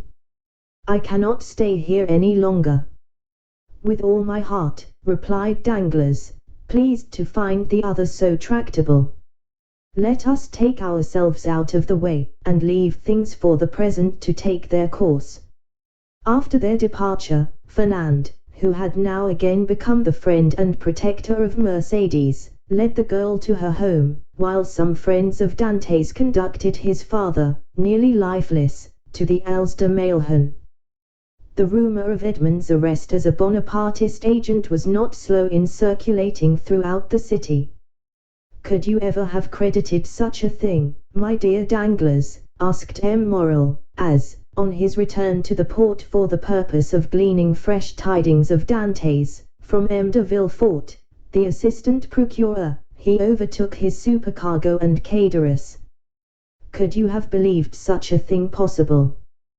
"Why, you know I told you," replied Danglars, "that I considered the circumstance of his having anchored at the island of Elba as a very suspicious circumstance." "And did you mention these suspicions to any person beside myself?" 0079M. "Certainly not," returned Danglars. Then added in a low whisper, "You understand that, on account of your uncle, M. Policar Morrel, who served under the other government, and who does not altogether conceal what he thinks on the subject, you are strongly suspected of regretting the abdication of Napoleon. I should have feared to injure both Edmond and yourself, had I divulged my own apprehensions to a soul. I am too well aware that though a subordinate, like myself, is bound to acquaint the shipowner with everything that occurs, there are many things he ought most carefully to conceal from all else." "'Tis well, Danglars, 'tis well," replied M. Morrel. "You are a worthy fellow, and I had already thought of your interests in the event of poor Edmond having become captain of the Pharaon. Is it possible you were so kind?" "Yes, indeed, I had previously inquired of Dantes what was his opinion of you, and if he should have any reluctance to continue you in your post, for somehow I have perceived a sort of coolness between you." "And what was his reply?" "That he certainly did think he had given you offence in an affair which he merely referred to without entering into particulars, but that whoever possessed the good opinion and confidence of the ship's owners would have his preference also." "The hypocrite," murmured Danglars. "Poor Dantes," said Cadorus. "No one can deny his being a noble-hearted young fellow." "But meanwhile," continued M. Morrel, "here is the Pharaon without a captain." "Oh," replied Danglars, "since we cannot leave this port for the next 3 months, let us hope that ere the expiration of that period Dantes will be set at liberty." "No doubt, but in the meantime—" "I am entirely at your service," M. Morrel answered Danglars. "You know that I am as capable of managing a ship as the most experienced captain in the service, and it will be so far advantageous to you to accept my services, that upon Edmond's release from prison no further change will be requisite on board the Pharaon than for Dantes and myself each to resume our respective posts." "Thanks, Danglars, that will smooth over all difficulties. I fully authorize you at once to assume the command of the Pharaon, and look carefully to the unloading of her freight." Private misfortunes must never be allowed to interfere with business. Be easy on that score, M. Morrel, but do you think we shall be permitted to see our poor Edmund? I will let you know that directly I have seen M. de Villefort, whom I shall endeavour to interest in Edmund's favour. I am aware he is a furious royalist, but, in spite of that, and of his being king's attorney, he is a man like ourselves, and I fancy not a bad sort of one. Perhaps not, replied Danglars, but I hear that he is ambitious, and that's rather against him. Well, returned M. Morrel, we shall see. But now hasten on board, I will join you there ere long. So saying, the worthy shipowner quitted the two allies, and proceeded in the direction of the Palais de Justice. 0081 M. You see, said Danglars, addressing Caderus, the turn things have taken. Do you still feel any desire to stand up in his defense? Not the slightest, but yet it seems to me a shocking thing that a mere joke should lead to such consequences. But who perpetrated that joke, let me ask? Neither you nor myself, but Fernand. You knew very well that I threw the paper into a corner of the room. Indeed, I fancied I had destroyed it. Oh, no, replied Caderus, that I can answer for. You did not. I only wish I could see it now as plainly as I saw it lying all crushed and crumpled in a corner of the arbor. Well, then, if you did, depend upon it, Fernand picked it up, and either copied it or caused it to be copied. Perhaps, even, he did not take the trouble of recopying it. And now I think of it, by heavens, he may have sent the letter itself. Fortunately, for me, the handwriting was disguised. Then you were aware of Dante's being engaged in a conspiracy? Not I. As I before said, I thought the whole thing was a joke, nothing more. It seems, however, that I have unconsciously stumbled upon the truth. Still, argued Caderus, I would give a great deal if nothing of the kind had happened, or, at least, that I had had no hand in it.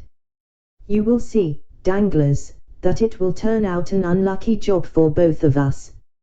Nonsense. If any harm come of it, it should fall on the guilty person, and that, you know, is Fernand. How can we be implicated in any way?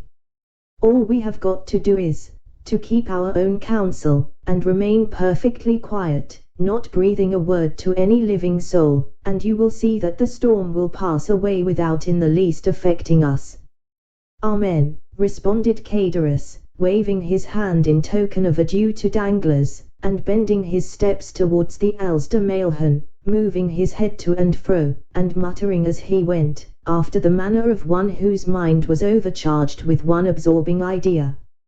So far, then, said Danglars, mentally, all has gone as I would have it. I am, temporarily, commander of the Pharaon, with the certainty of being permanently so, if that fool of a Caderus can be persuaded to hold his tongue. My only fear is the chance of Dante's being released. But, there, he is in the hands of justice, and added he with a smile, she will take her own. So saying, he leaped into a boat, desiring to be rowed on board the Pharaon, where M. Morrel had agreed to meet him. Chapter 6. The Deputy Procureur du Roi. In one of the aristocratic mansions built by Puget in the Rue du Grand Cours opposite the Medusa Fountain, a second marriage feast was being celebrated, almost at the same hour with the nuptial repast given by Dantes. In this case, however, although the occasion of the entertainment was similar, the company was strikingly dissimilar. Instead of a rude mixture of sailors, soldiers, and those belonging to the humblest grade of life, the present assembly was composed of the very flower of Marseille's society, magistrates who had resigned their office during the usurper's reign, officers who had deserted from the imperial army and joined forces with Condé, and younger members of families, brought up to hate and execrate the man whom 5 years of exile would convert into a martyr, and 15 of restoration elevate to the rank of a god. The guests were still at table, and the heated and energetic conversation that prevailed betrayed the violent and vindictive passions that then agitated each dweller of the South, where unhappily, for 5 centuries religious strife had long given increased bitterness to the violence of party feeling. The emperor, now king of the petty island of Elba, after having held sovereign sway over 1/2 of the world, counting as his subjects a small population of 5 or 6,000 souls, after having been accustomed to hear the vive Napoleons of 120 millions of human beings, uttered in 10 different languages, was looked upon here as a ruined man, separated forever from any fresh connection with France or claim to her throne. The magistrates freely discussed their political views. The military part of the company talked unreservedly of Moscow and Leipzig, while the women commented on the divorce of Josephine. It was not over the downfall of the man, but over the defeat of the Napoleonic idea, that they rejoiced, and in this they foresaw for themselves the bright and cheering prospect of a revivified political existence. An old man, decorated with the cross of Saint Louis, now rose and proposed the health of King Louis XVIII. It was the Marquis de Saint-Méran.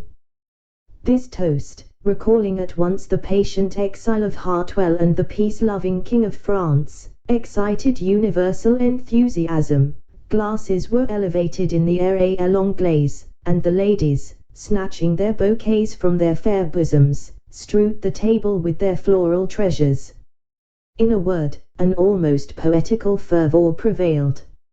"Ah," said the Marquise de Saint-Méran, a woman with a stern, forbidding eye, though still noble and distinguished in appearance, despite her 50 years, "ah, these revolutionists, who have driven us from those very possessions they afterwards purchased for a mere trifle during the Reign of Terror, would be compelled to own, were they here, that all true devotion was on our side, since we were content to follow the fortunes of a falling monarch, while they, on the contrary, made their fortune by worshipping the rising sun. Yes, yes, they could not help admitting that the king, for whom we sacrificed rank, wealth, and station, was truly our Louis the well-beloved, while their wretched usurper has been, and ever will be, to them their evil genius, their Napoleon the accursed.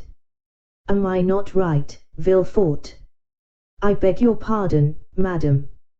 I really must pray you to excuse me, but, in truth, I was not attending to the conversation."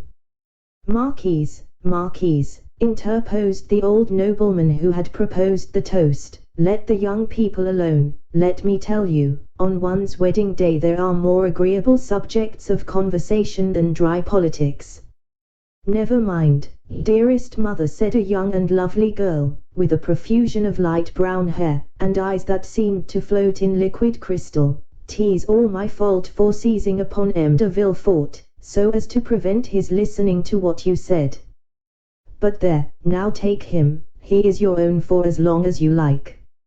M. Villefort, I beg to remind you my mother speaks to you." "If the Marquise will deign to repeat the words I but imperfectly caught, I shall be delighted to answer," said M. de Villefort. "Never mind, Renée," replied the Marquise, with a look of tenderness that seemed out of keeping with her harsh dry features, "but, however all other feelings may be withered in a woman's nature, there is always one bright smiling spot in the desert of her heart, and that is the shrine of maternal love. I forgive you. What I was saying, Villefort, was, that the Bonapartists had not our sincerity, enthusiasm, or devotion. They had, however, what supplied the place of those fine qualities," replied the young man, "and that was fanaticism.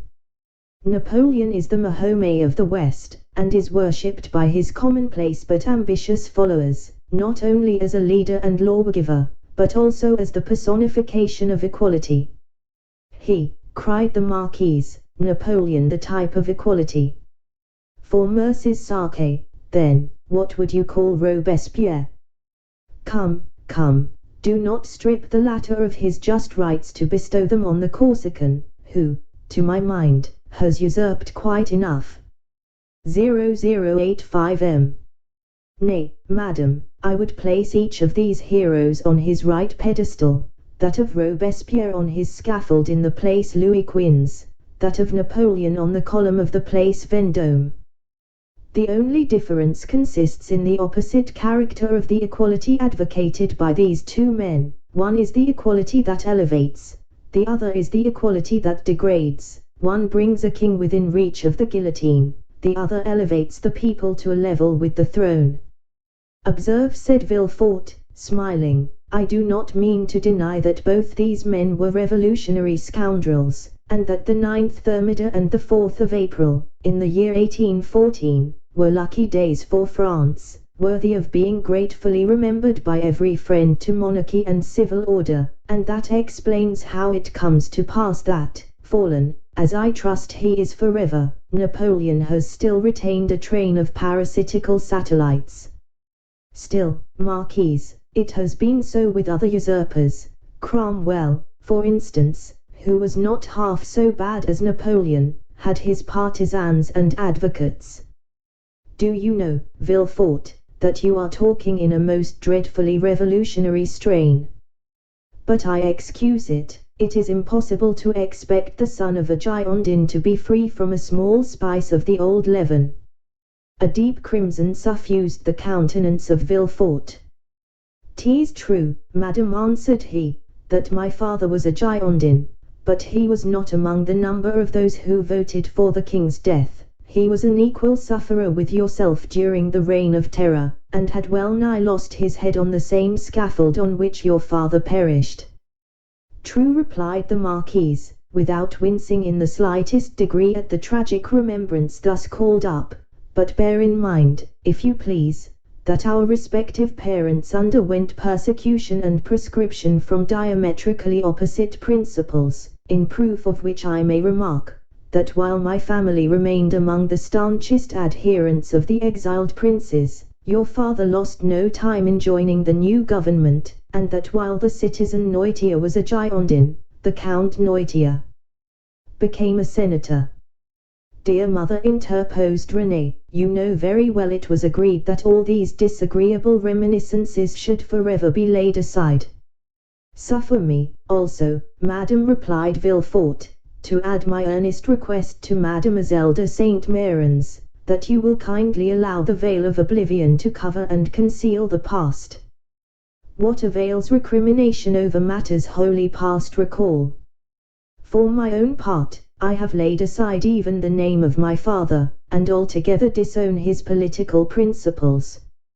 He was, nay, probably may still be, a Bonapartist, and is called Noirtier. I, on the contrary, am a staunch royalist, and style myself de Villefort.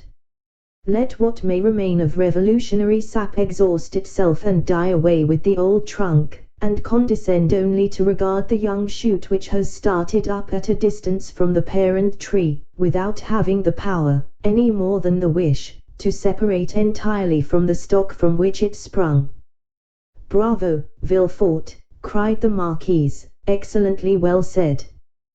Come, now, I have hopes of obtaining what I have been for years endeavoring to persuade the Marquise to promise, namely, a perfect amnesty and forgetfulness of the past."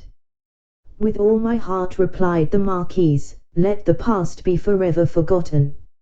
I promise you it affords me as little pleasure to revive it as it does you. All I ask is, that Villefort will be firm and inflexible for the future in his political principles.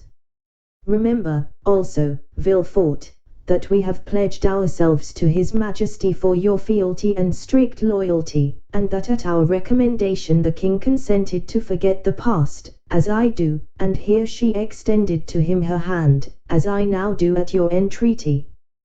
But bear in mind, that should there fall in your way anyone guilty of conspiring against the government, you will be so much the more bound to visit the offense with rigorous punishment, as it is known you belong to a suspected family." "Alas, madam," returned Villefort, "my profession, as well as the times in which we live, compels me to be severe. I have already successfully conducted several public prosecutions, and brought the offenders to merited punishment.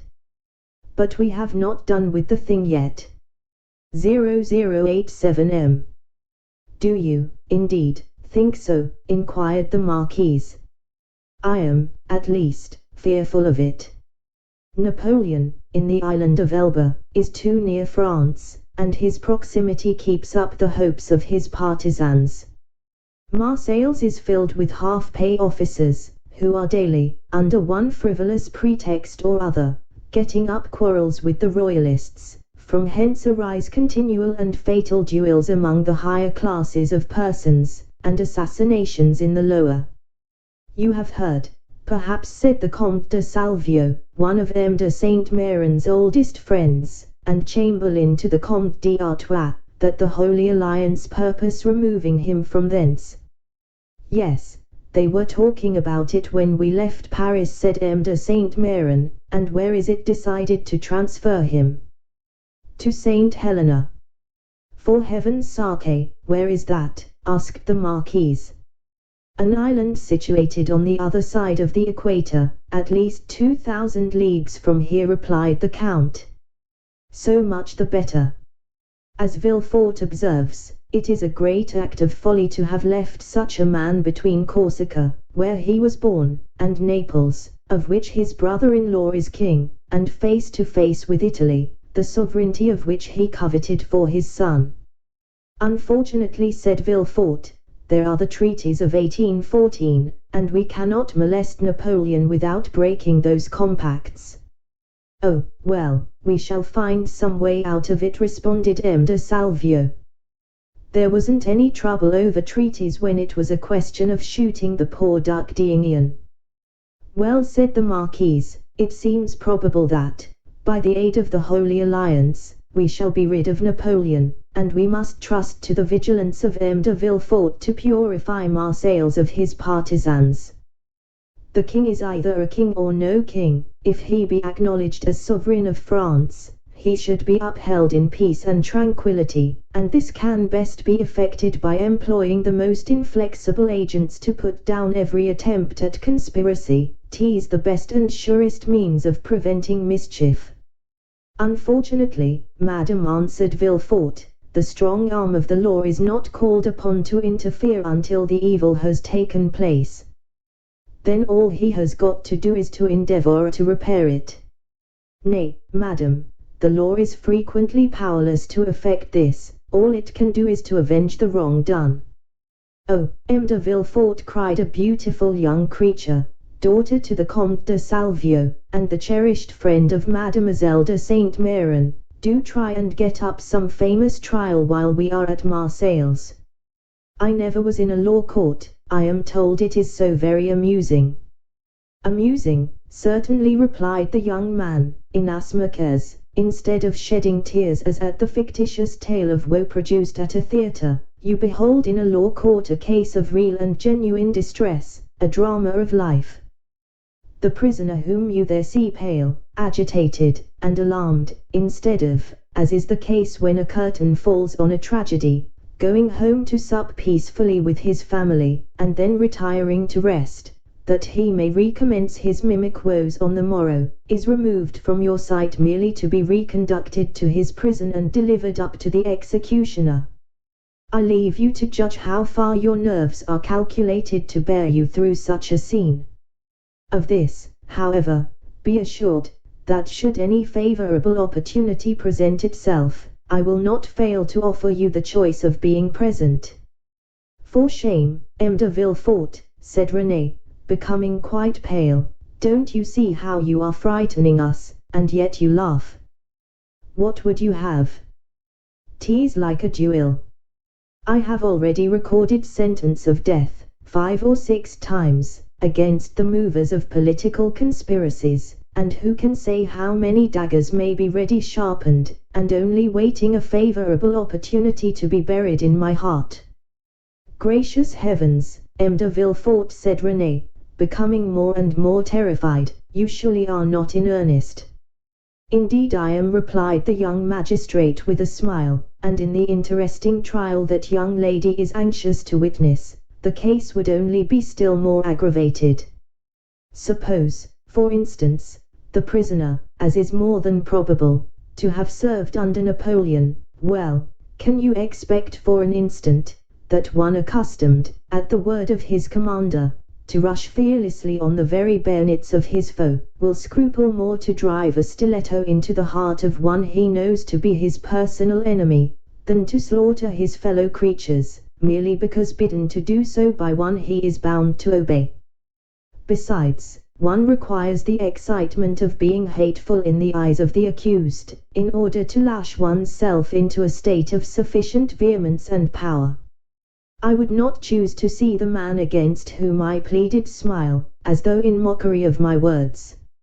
No, my pride is to see the accused pale, agitated, and as though beaten out of all composure by the fire of my eloquence. René uttered a smothered exclamation. "Bravo!" cried one of the guests, "that is what I call talking to some purpose." "Just the person we require at a time like the present," said a second. "What a splendid business that last case of yours was, my dear Villefort," remarked a third. "I mean the trial of the man for murdering his father. Upon my word, you killed him ere the executioner had laid his hand upon him." "Oh, as for parricides, and such dreadful people as that," interposed René, "it matters very little what is done to them, but as regards poor unfortunate creatures whose only crime consists in having mixed themselves up in political intrigues, why, that is the very worst offense they could possibly commit, for, don't you see, René, the king is the father of his people, and he who shall plot or contrive aught against the life and safety of the parent of 32 millions of souls, is a parricide upon a fearfully great scale." "I don't know anything about that," replied René, "but, M. de Villefort, you have promised me, have you not, always to show mercy to those I plead for?" "Make yourself quite easy on that point," answered Villefort, with one of his sweetest smiles. "You and I will always consult upon our verdicts." "My love," said the Marquise, "attend to your doves, your lapdogs, and embroidery, but do not meddle with what you do not understand. Nowadays the military profession is in abeyance and the magisterial robe is the badge of honor. There is a wise Latin proverb that is very much in point. Sedent arma togae, said Villefort with a bow. "I cannot speak Latin," responded the Marquise. "Well," said René, "I cannot help regretting you had not chosen some other profession than your own, a physician, for instance. Do you know, I always felt a shudder at the idea of even a destroying angel." "Dear, good René," whispered Villefort, as he gazed with unutterable tenderness on the lovely speaker. "Let us hope, my child," cried the Marquise, "that M. de Villefort may prove the moral and political physician of this province. If so, he will have achieved a noble work, and one which will go far to efface the recollection of his father's conduct," added the incorrigible Marquise. "Madam," replied Villefort, with a mournful smile, "I have already had the honor to observe that my father has, at least, I hope so, abjured his past errors, and that he is, at the present moment, a firm and zealous friend to religion and order, a better royalist, possibly, than his son, for he has to atone for past dereliction, while I have no other impulse than warm, decided preference and conviction." Having made this well-turned speech, Villefort looked carefully around to mark the effect of his oratory, much as he would have done had he been addressing the bench in open court. "Do you know, my dear Villefort," cried the Comte de Salvio, "that is exactly what I myself said the other day at the Tuileries, when questioned by His Majesty's principal chamberlain touching the singularity of an alliance between the son of a Girondin and the daughter of an officer of the Duc de Condé, and I assure you he seemed fully to comprehend that this mode of reconciling political differences was based upon sound and excellent principles." Then the king, who, without our suspecting it, had overheard our conversation, interrupted us by saying, "Villefort, observe that the king did not pronounce the word Noitier, but, on the contrary, placed considerable emphasis on that of Villefort, Villefort, said his Majesty, is a young man of great judgment and discretion, who will be sure to make a figure in his profession. I like him much, and it gave me great pleasure to hear that he was about to become the son-in-law of the Marquise and Marquise de Saint-Méran. I should myself have recommended the match, had not the noble Marquise anticipated my wishes by requesting my consent to it. Is it possible the king could have condescended so far as to express himself so favorably of me? Asked the enraptured Villefort. I give you his very words, and if the Marquise chooses to be candid, he will confess that they perfectly agree with what his Majesty said to him, when he went 6 months ago to consult him upon the subject of your espousing his daughter. 0091M. That is true, answered the Marquise. How much do I owe this gracious prince? What is there I would not do to evince my earnest gratitude? That is right, cried the Marquise. I love to see you thus. Now, then, were a conspirator to fall into your hands, he would be most welcome. For my part, dear mother, interposed Renée, I trust your wishes will not prosper, and that Providence will only permit petty offenders, poor debtors, and miserable cheats to fall into M. de Villefort's hands. Then I shall be contented. Just the same as though you prayed that a physician might only be called upon to prescribe for headaches, measles, and the stings of wasps, or any other slight affection of the epidermis. If you wish to see me the king's attorney, you must desire for me some of those violent and dangerous diseases from the cure of which so much honor redounds to the physician. At this moment, and as though the utterance of Villefort's wish had sufficed to effect its accomplishment, a servant entered the room, and whispered a few words in his ear. Villefort immediately rose from table and quitted the room upon the plea of urgent business. He soon, however, returned, his whole face beaming with delight. Renée regarded him with fond affection, and certainly his handsome features, lit up as they then were with more than usual fire and animation, seemed formed to excite the innocent admiration with which she gazed on her graceful and intelligent lover. You were wishing just now, said Villefort, addressing her, that I were a doctor instead of a lawyer. Well, I at least resemble the disciples of Aesculapius in one thing. People spoke in this style in 1815, that of not being able to call a day my own, not even that of my betrothal. And wherefore were you called away just now? Asked Mademoiselle de Saint-Méran, with an air of deep interest. For a very serious matter, which bids fair to make work for the executioner. How dreadful! Exclaimed Renée, turning pale. Is it possible? Burst simultaneously from all who were near enough to the magistrate to hear his words. Why, if my information prove correct, a sort of Bonapartist conspiracy has just been discovered. Can I believe my ears? Cried the Marquise. I will read you the letter containing the accusation, at least, said Villefort. The king's attorney is informed by a friend to the throne and the religious institutions of his country, that one named Edmond Dantès, mate of the ship Pharaon, this day arrived from Smyrna, after having touched at Naples and Porto Ferrajo, has been the bearer of a letter from Murat to the usurper, and again taken charge of another letter from the usurper to the Bonapartist club in Paris. Ample corroboration of this statement may be obtained by arresting the above-mentioned Edmond Dantès, who either carries the letter for Paris about with him, or has it at his father's abode. Should it not be found in the possession of father or son, then it will assuredly be discovered in the cabin belonging to the said Dantès on board the Pharaon.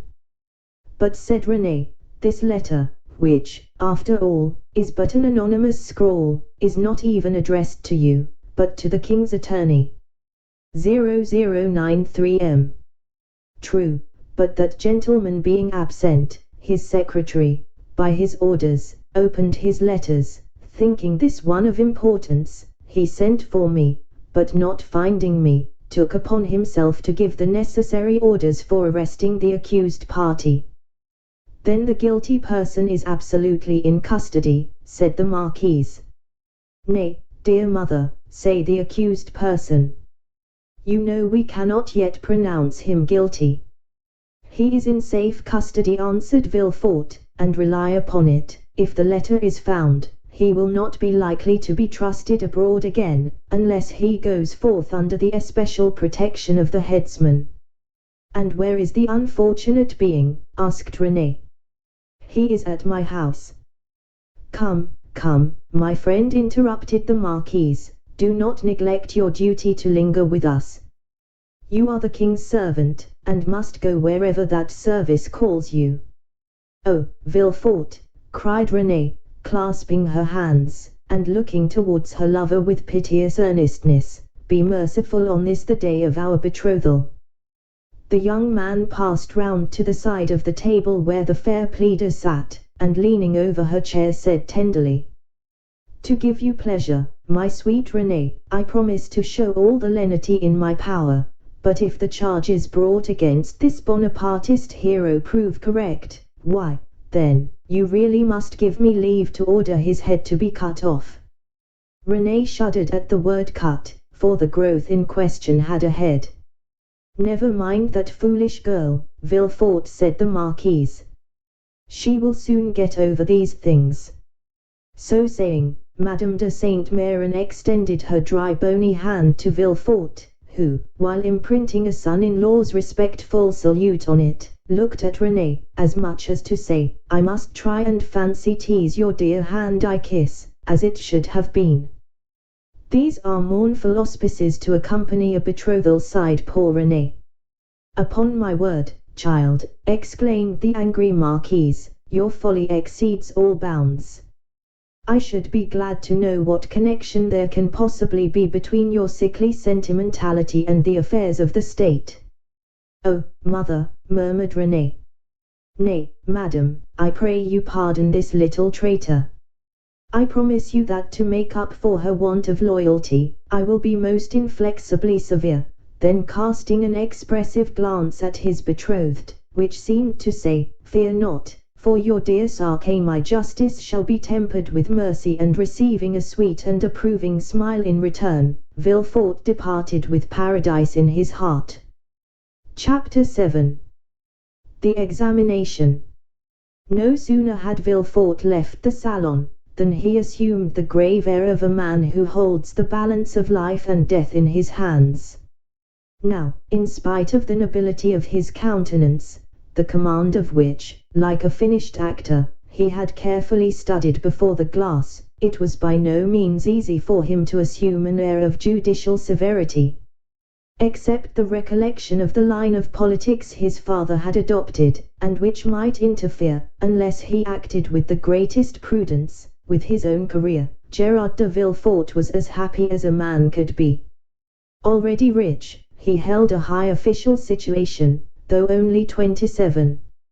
He was about to marry a young and charming woman, whom he loved, not passionately, but reasonably, as became a deputy attorney of the king, and besides her personal attractions, which were very great, Mademoiselle de Saint-Méran's family possessed considerable political influence, which they would, of course, exert in his favor. The dowry of his wife amounted to 50,000 crowns, and he had, besides, the prospect of seeing her fortune increased to 500,000 at her father's death. These considerations naturally gave Villefort a feeling of such complete felicity that his mind was fairly dazzled in its contemplation. At the door he met the commissary of police, who was waiting for him.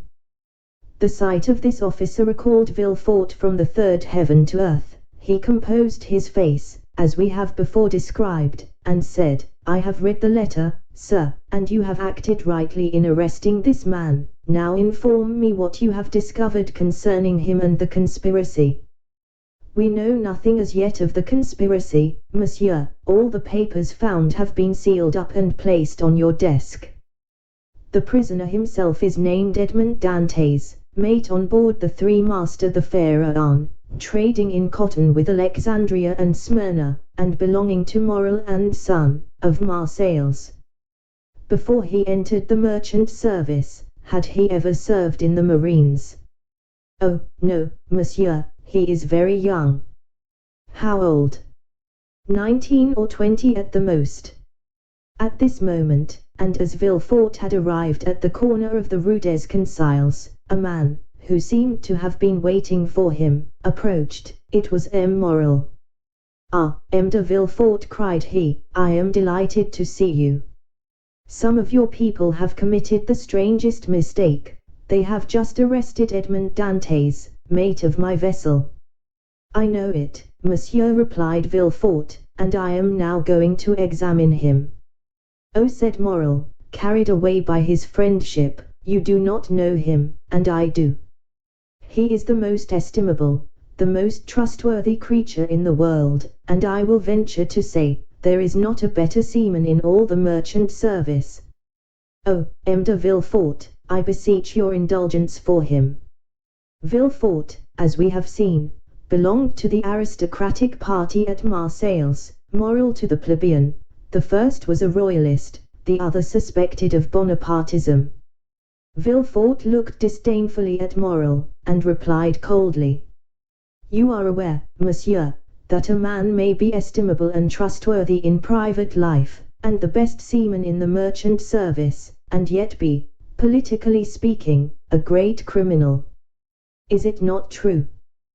The magistrate laid emphasis on these words, as if he wished to apply them to the owner himself, while his eyes seemed to plunge into the heart of one who, interceding for another, had himself need of indulgence. Morrel reddened, for his own conscience was not quite clear on politics. Besides, what Dantès had told him of his interview with the Grand Marshal, and what the Emperor had said to him, embarrassed him. He replied, however, in a tone of deep interest, "I entreat you, M. de Villefort, be, as you always are, kind and equitable, and give him back to us soon." This "give us" sounded revolutionary in the deputy's ears. Ah, murmured he, "is Dantès then a member of some Carbonari society, that his protector thus employs the collective form?" He was, if I recollect, arrested in a tavern, in company with a great many others. Then he added, "Monsieur, you may rest assured I shall perform my duty impartially, and that if he be innocent you shall not have appealed to me in vain. Should he, however, be guilty, in this present epoch, impunity would furnish a dangerous example, and I must do my duty." 0097 M. As he had now arrived at the door of his own house, which adjoined the Palais de Justice, he entered, after having coldly saluted the shipowner, who stood, as if petrified, on the spot where Villefort had left him. The antechamber was full of police agents and gendarmes, in the midst of whom, carefully watched, but calm and smiling, stood the prisoner. Villefort traversed the antechamber, cast a side glance at Dantès, and taking a packet which a gendarme offered him, disappeared, saying, "Bring in the prisoner." Rapid as had been Villefort's glance, it had served to give him an idea of the man he was about to interrogate. He had recognized intelligence in the high forehead, courage in the dark eye and bent brow, and frankness in the thick lips that showed a set of pearly teeth. Villefort's first impression was favorable, but he had been so often warned to mistrust first impulses, that he applied the maxim to the impression, forgetting the difference between the two words. He stifled, therefore, the feelings of compassion that were rising, composed his features, and sat down, grim and sombre, at his desk. An instant after Dantès entered.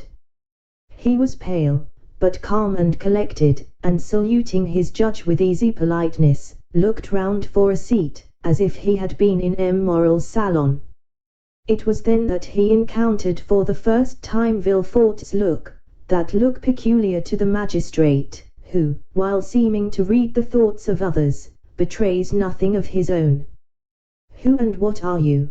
demanded Villefort, turning over a pile of papers, containing information relative to the prisoner, that a police agent had given to him on his entry, and that, already, in an hour's time, had swelled to voluminous proportions, thanks to the corrupt espionage of which the accused is always made the victim. "My name is Edmond Dantès," replied the young man calmly. "I am mate of the Pharaon, belonging to Messrs. Morel and Son." "Your age?" continued Villefort. 19, returned Dantès. "What were you doing at the moment you were arrested?" "I was at the festival of my marriage, monsieur," said the young man, his voice slightly tremulous. So great was the contrast between that happy moment and the painful ceremony he was now undergoing, so great was the contrast between the sombre aspect of M. de Villefort and the radiant face of Mercédès. "You were at the festival of your marriage," said the deputy, shuddering in spite of himself. "Yes, monsieur, I am on the point of marrying a young girl I have been attached to for 3 years. Villefort, impassive as he was struck with this coincidence, and the tremulous voice of Dantès, surprised in the midst of his happiness, struck a sympathetic chord in his own bosom. He also was on the point of being married, and he was summoned from his own happiness to destroy that of another. "This philosophic reflection," thought he, "will make a great sensation at M. de Saint-Méran's," and he arranged mentally, while Dantès awaited further questions, the antithesis by which orators often create a reputation for eloquence. When this speech was arranged, Villefort turned to Dantès. 0099M. "Go on, sir," said he. "What would you have me say?" "Give all the information in your power. Tell me on which point you desire information, and I will tell all I know. Only," added he, with a smile, "I warn you I know very little." "Have you served under the usurper?" "I was about to be mustered into the Royal Marines when he fell." "It is reported your political opinions are extreme," said Villefort, who had never heard anything of the kind, but was not sorry to make this inquiry, as if it were an accusation. "My political opinions," replied Dantès. "Alas, sir, I never had any opinions. I am hardly 19, I know nothing, I have no part to play. If I obtain the situation I desire, I shall owe it to M. Morel. Thus all my opinions, I will not say public, but private, are confined to these 3 sentiments: I love my father, I respect M. Morel, and I adore Mercédès. This, sir, is all I can tell you, and you see how uninteresting it is."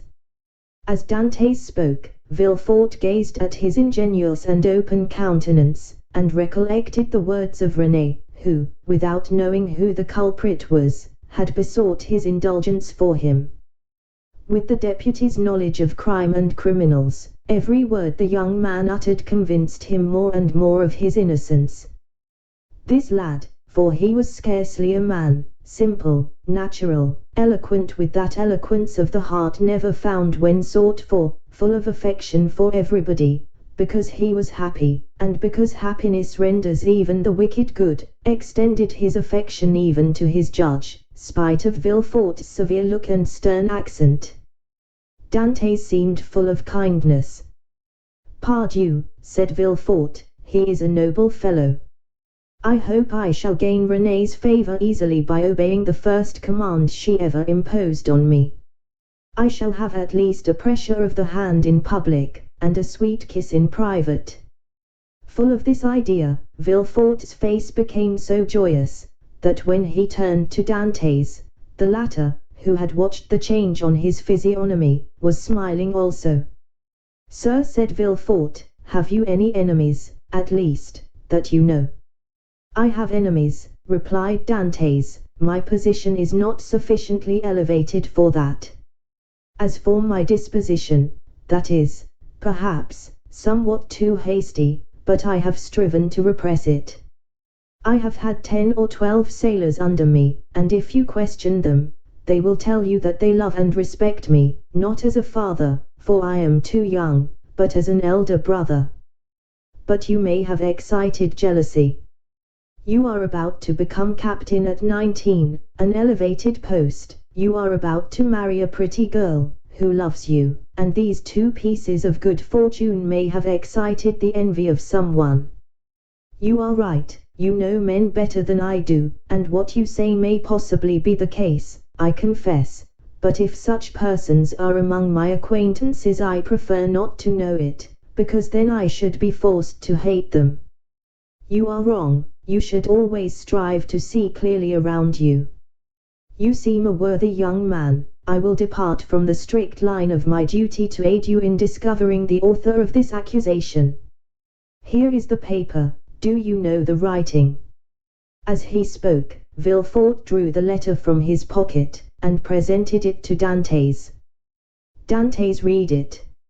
A cloud passed over his brow as he said, "No, monsieur, I do not know the writing, and yet it is tolerably plain. Whoever did it writes well.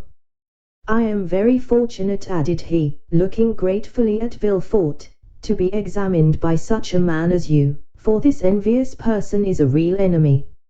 And by the rapid glance that the young man's eyes shot forth, Villefort saw how much energy lay hid beneath this mildness. "Now," said the deputy, "answer me frankly, not as a prisoner to a judge, but as one man to another who takes an interest in him. What truth is there in the accusation contained in this anonymous letter?" And Villefort threw disdainfully on his desk the letter Dantès had just given back to him. "None at all. I will tell you the real facts. I swear by my honor as a sailor, by my love for Mercédès, by the life of my father." "Speak, monsieur," said Villefort. Then, internally, if Renée could see me, I hope she would be satisfied, and would no longer call me a decapitator. Well, when we quitted Naples, Captain Leclerc was attacked with a brain fever. As we had no doctor on board, and he was so anxious to arrive at Elba, that he would not touch at any other port, his disorder rose to such a height, that at the end of the third day, feeling he was dying, he called me to him. "My dear Dantès," said he, "swear to perform what I am going to tell you, for it is a matter of the deepest importance." "I swear, Captain," replied I. "Well, as after my death the command devolves on you as mate, assume the command, and bear up for the island of Elba. Disembark at Porto Ferrajo, ask for the Grand Marshal, give him this letter, perhaps they will give you another letter, and charge you with a commission. You will accomplish what I was to have done, and derive all the honor and profit from it." "I will do it, Captain, but perhaps I shall not be admitted to the Grand Marshal's presence as easily as you expect. Here is a ring that will obtain audience of him, and remove every difficulty," said the captain. At these words he gave me a ring. It was time, 2 hours after he was delirious, the next day he died. "And what did you do then?" "What I ought to have done, and what everyone would have done in my place.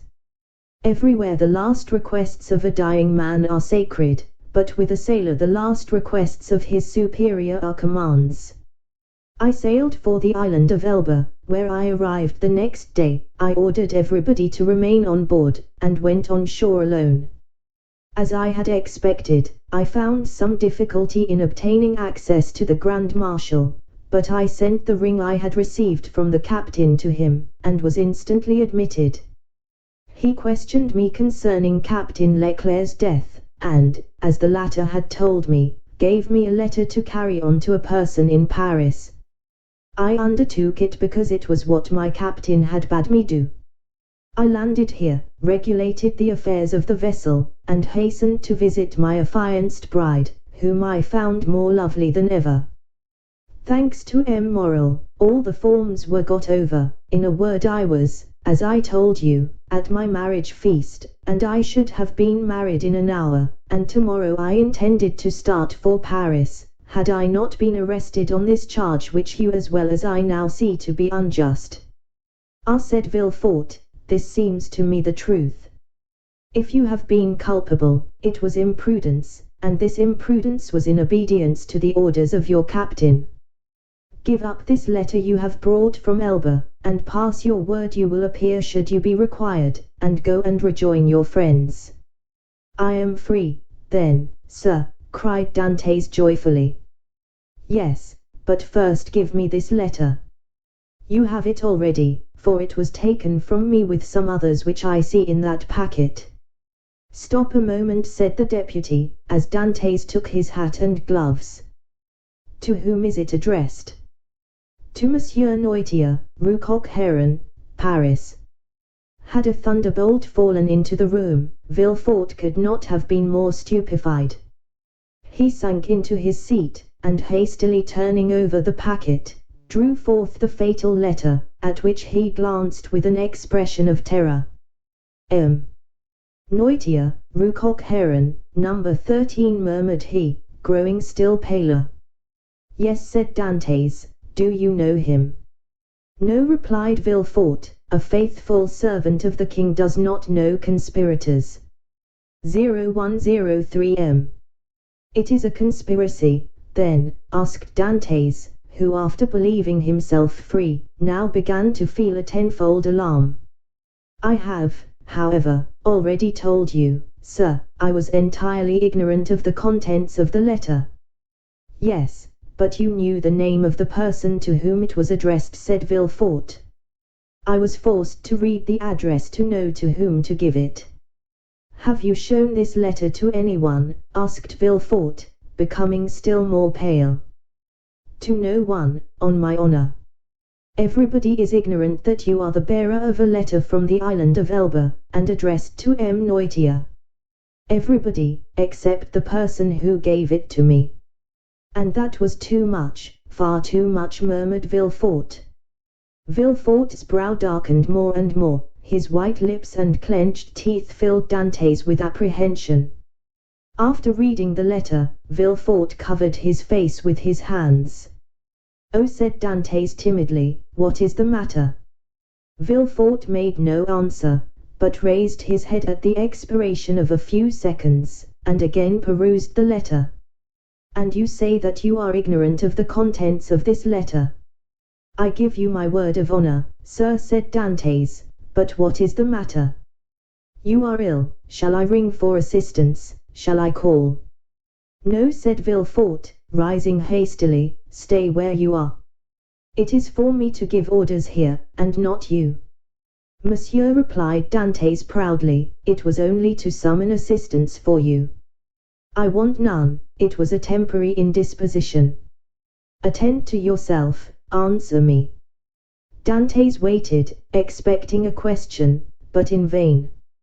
Villefort fell back on his chair, passed his hand over his brow, moist with perspiration, and, for the third time, read the letter.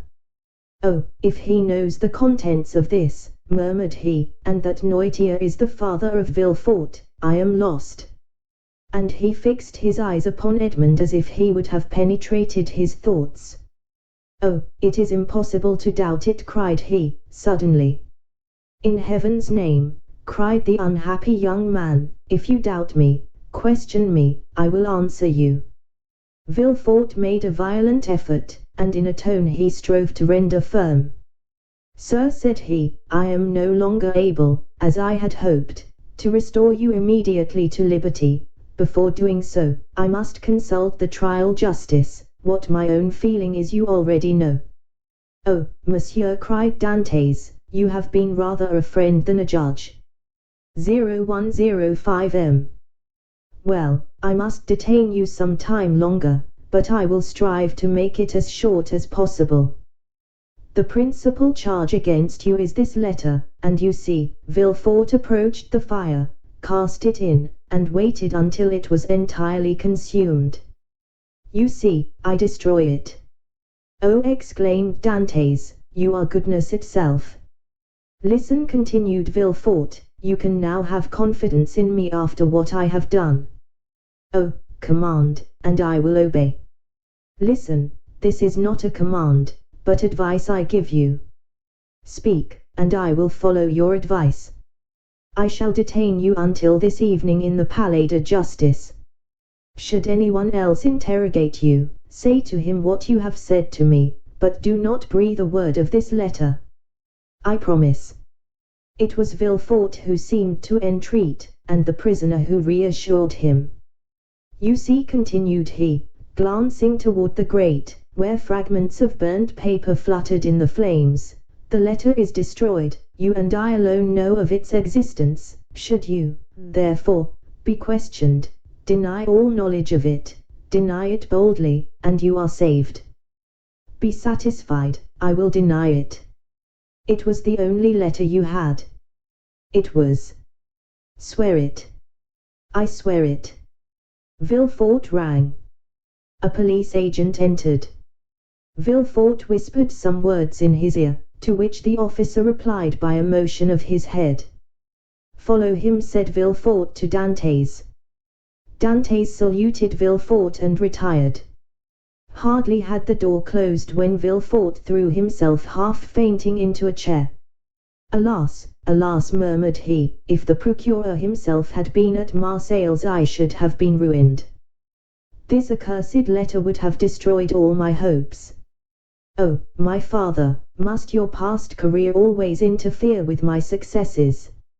Suddenly a light passed over his face, a smile played round his set mouth, and his haggard eyes were fixed in thought. "This will do," said he, "and from this letter, which might have ruined me, I will make my fortune. Now to the work I have in hand." And after having assured himself that the prisoner was gone, the deputy procureur hastened to the house of his betrothed. 0107 M. Chapter 8. The Château d'If.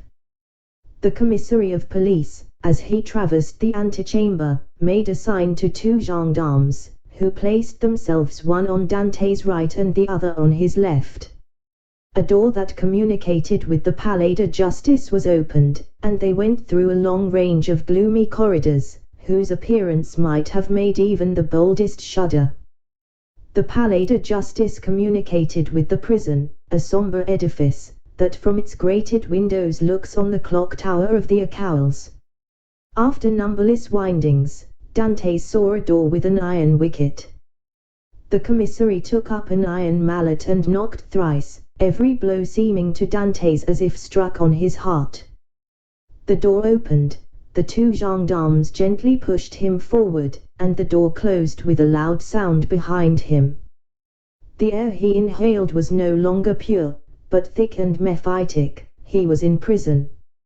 He was conducted to a tolerably neat chamber, but grated and barred, and its appearance, therefore, did not greatly alarm him.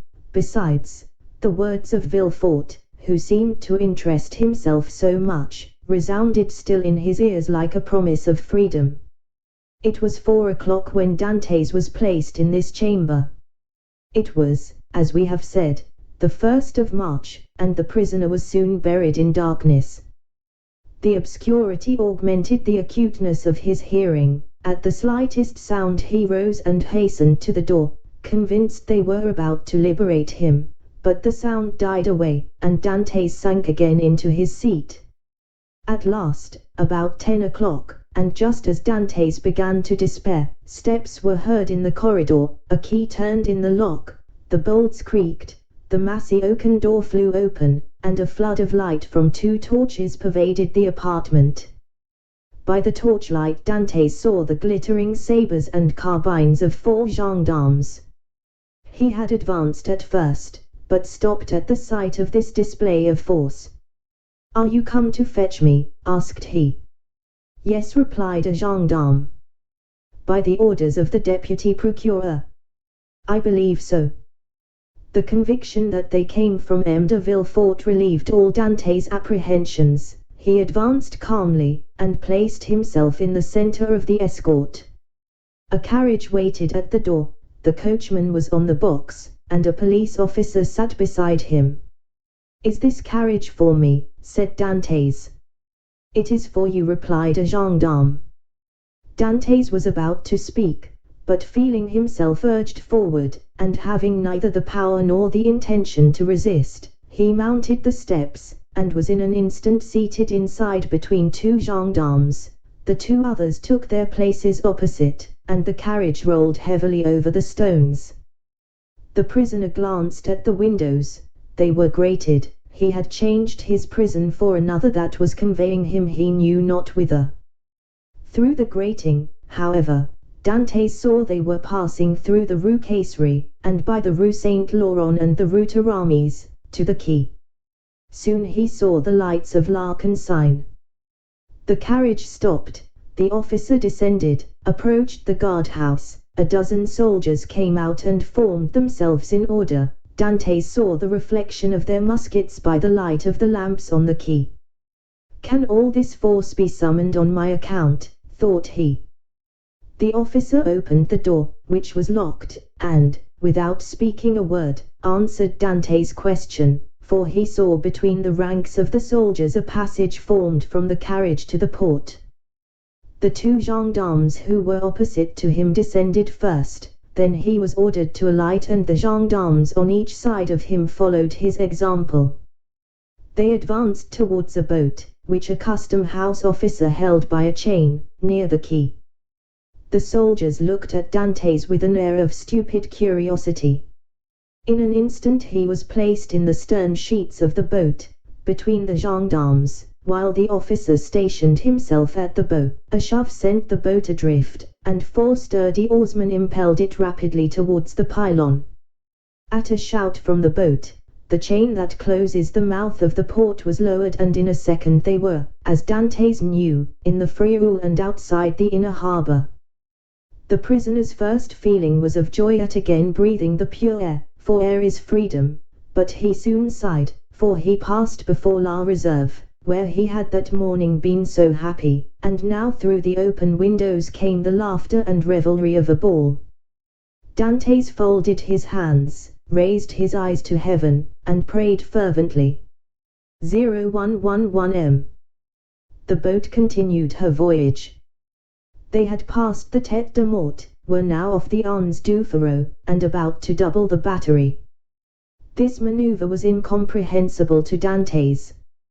"Whither are you taking me?" asked he. "You will soon know." "But still, we are forbidden to give you any explanation." Dantes, trained in discipline, knew that nothing would be more absurd than to question subordinates, who were forbidden to reply, and so he remained silent. The most vague and wild thoughts passed through his mind. The boat they were in could not make a long voyage. There was no vessel at anchor outside the harbour. He thought, perhaps, they were going to leave him on some distant point. He was not bound, nor had they made any attempt to handcuff him. This seemed a good augury. Besides, had not the deputy, who had been so kind to him, told him that provided he did not pronounce the dreaded name of Noirtier, he had nothing to apprehend? Had not Villefort in his presence destroyed the fatal letter, the only proof against him? He waited silently, striving to pierce through the darkness. They had left the Ile Ratonio, where the lighthouse stood, on the right, and were now opposite the Point des Catalans. It seemed to the prisoner that he could distinguish a feminine form on the beach, for it was there Mercedes dwelt. How was it that a presentiment did not warn Mercedes that her lover was within 300 yards of her? One light alone was visible, and Dante saw that it came from Mercedes' chamber. Mercedes was the only one awake in the whole settlement. A loud cry could be heard by her. But pride restrained him and he did not utter it. What would his guards think if they heard him shout like a madman? He remained silent, his eyes fixed upon the light. The boat went on, but the prisoner thought only of Mercedes. An intervening elevation of land hid the light. Dantes turned and perceived that they had got out to sea. While he had been absorbed in thought, they had shipped their oars and hoisted sail. The boat was now moving with the wind. In spite of his repugnance to address the guards, Dantes turned to the nearest gendarme, and taking his hand, "Comrade," said he, "I adjure you, as a Christian and a soldier, to tell me where we are going." I am Captain Dantes, a loyal Frenchman, thought accused of treason. Tell me where you are conducting me, and I promise you on my honor I will submit to my fate." The gendarme looked irresolutely at his companion, who returned for answer a sign that said, "I see no great harm in telling him now," and the gendarme replied, "You are a native of Marseilles, and a sailor, and yet you do not know where you are going." "On my honor, I have no idea." "Have you no idea whatever?" "None at all." "That is impossible." "I swear to you it is true." "Tell me, I entreat." "But my orders." "Your orders do not forbid your telling me what I must know in 10 minutes, in half an hour, or an hour. You see I cannot escape, even if I intended. Unless you are blind, or have never been outside the harbor, you must know." "I do not." "Look round you then." Dantes rose and looked forward, when he saw rise within 100 yards of him the black and frowning rock on which stands the Château d'If. This gloomy fortress, which has for more than 300 years furnished food for so many wild legends, seemed to Dantes like a scaffold to a malefactor. "The Château d'If," cried he, "what are we going there for?" The gendarme smiled. "I am not going there to be imprisoned," said Dantes, "it is only used for political prisoners. I have committed no crime." "Are there any magistrates or judges at the Château d'If?" "There are only," said the gendarme, "a governor, a garrison, turnkeys, and good thick walls." "Come, come, do not look so astonished, or you will make me think you are laughing at me in return for my good nature." Dantes pressed the gendarme's hand as though he would crush it.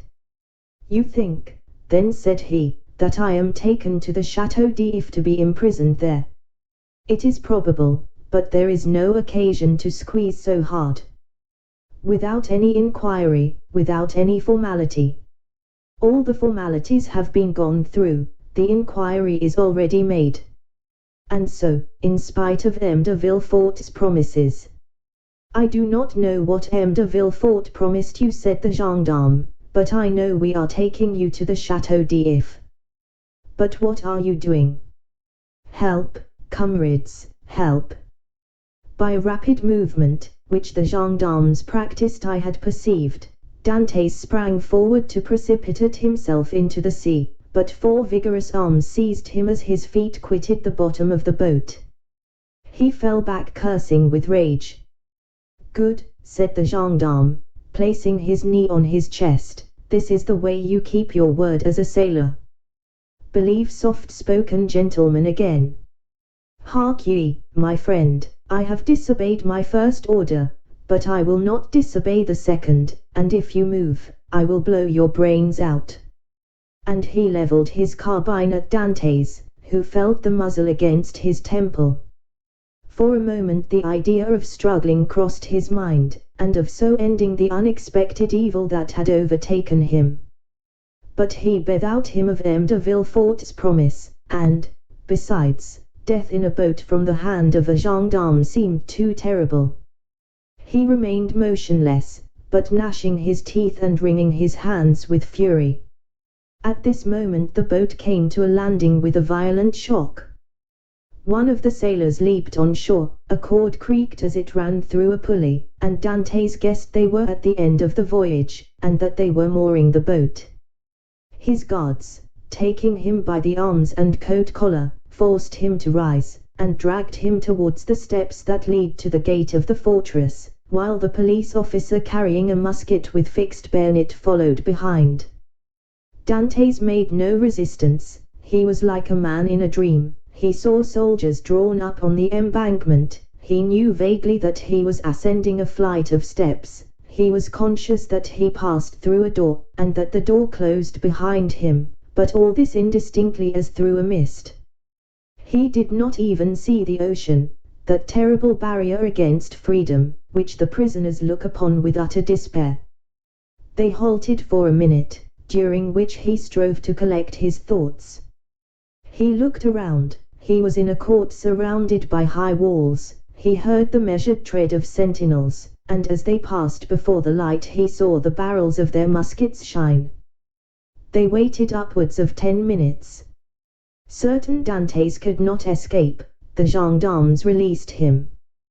They seemed awaiting orders. The orders came. "Where is the prisoner?" said a voice. "Here," replied the gendarmes. "Let him follow me, I will take him to his cell." "Go," said the gendarmes, thrusting Dantes forward.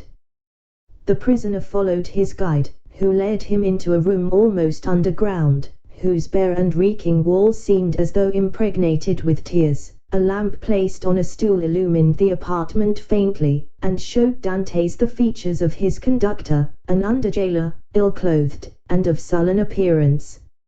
0113M. "Here is your chamber for tonight," said he. "It is late, and the governor is asleep. Tomorrow, perhaps, he may change you.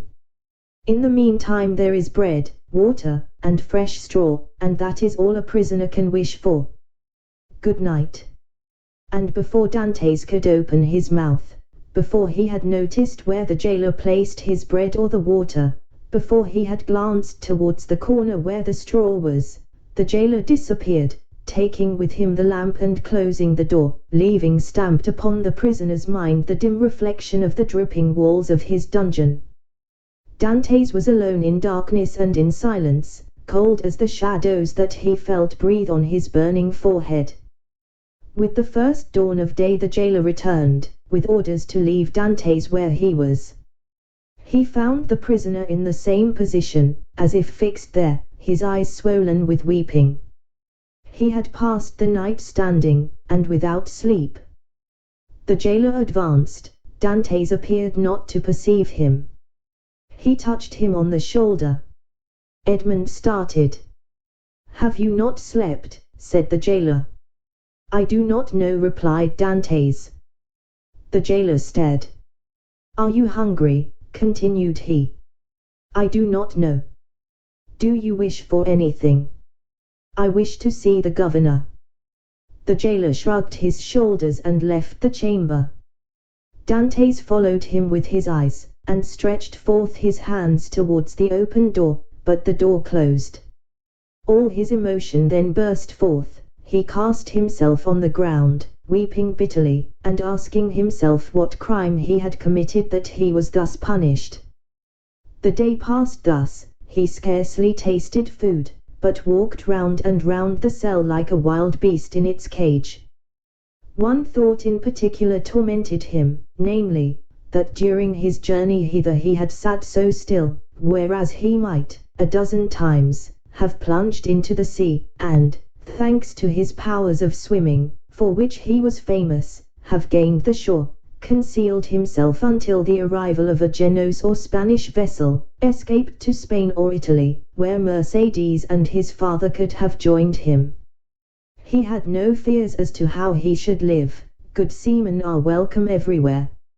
He spoke Italian like a Tuscan, and Spanish like a Castilian. He would have been free and happy with Mercedes and his father, whereas he was now confined in the Château d'If, that impregnable fortress, ignorant of the future destiny of his father and Mercedes, and all this because he had trusted to Villefort's promise.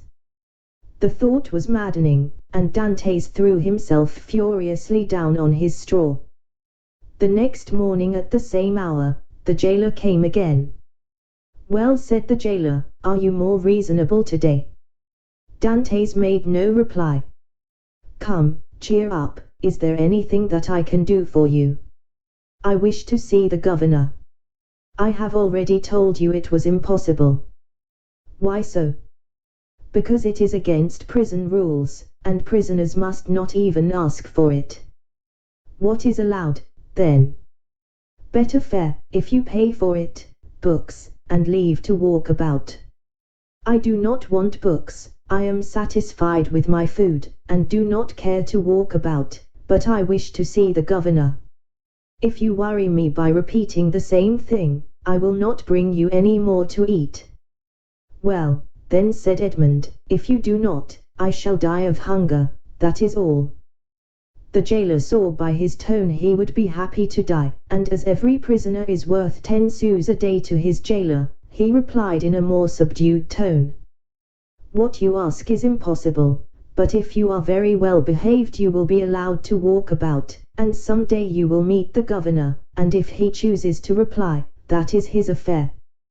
But asked Dantes, how long shall I have to wait?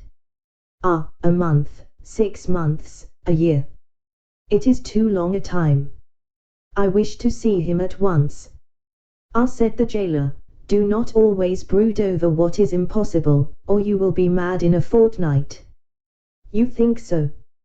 Yes, we have an instance here. It was by always offering 1,000,000 of francs to the governor for his liberty that an abbé became mad, who was in this chamber before you. 0119M. How long has he left it? 2 years.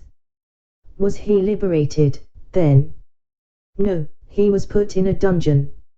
Listen, said Dantes.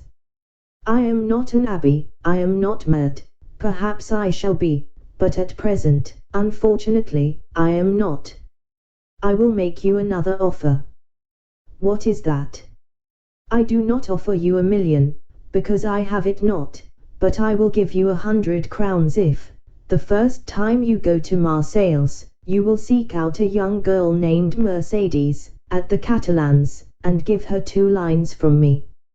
0120M.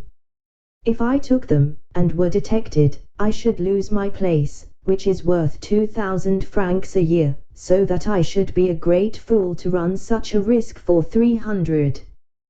Well, said Dantes, mark this, if you refuse at least to tell Mercedes I am here, I will some day hide myself behind the door, and when you enter I will dash out your brains with this stool.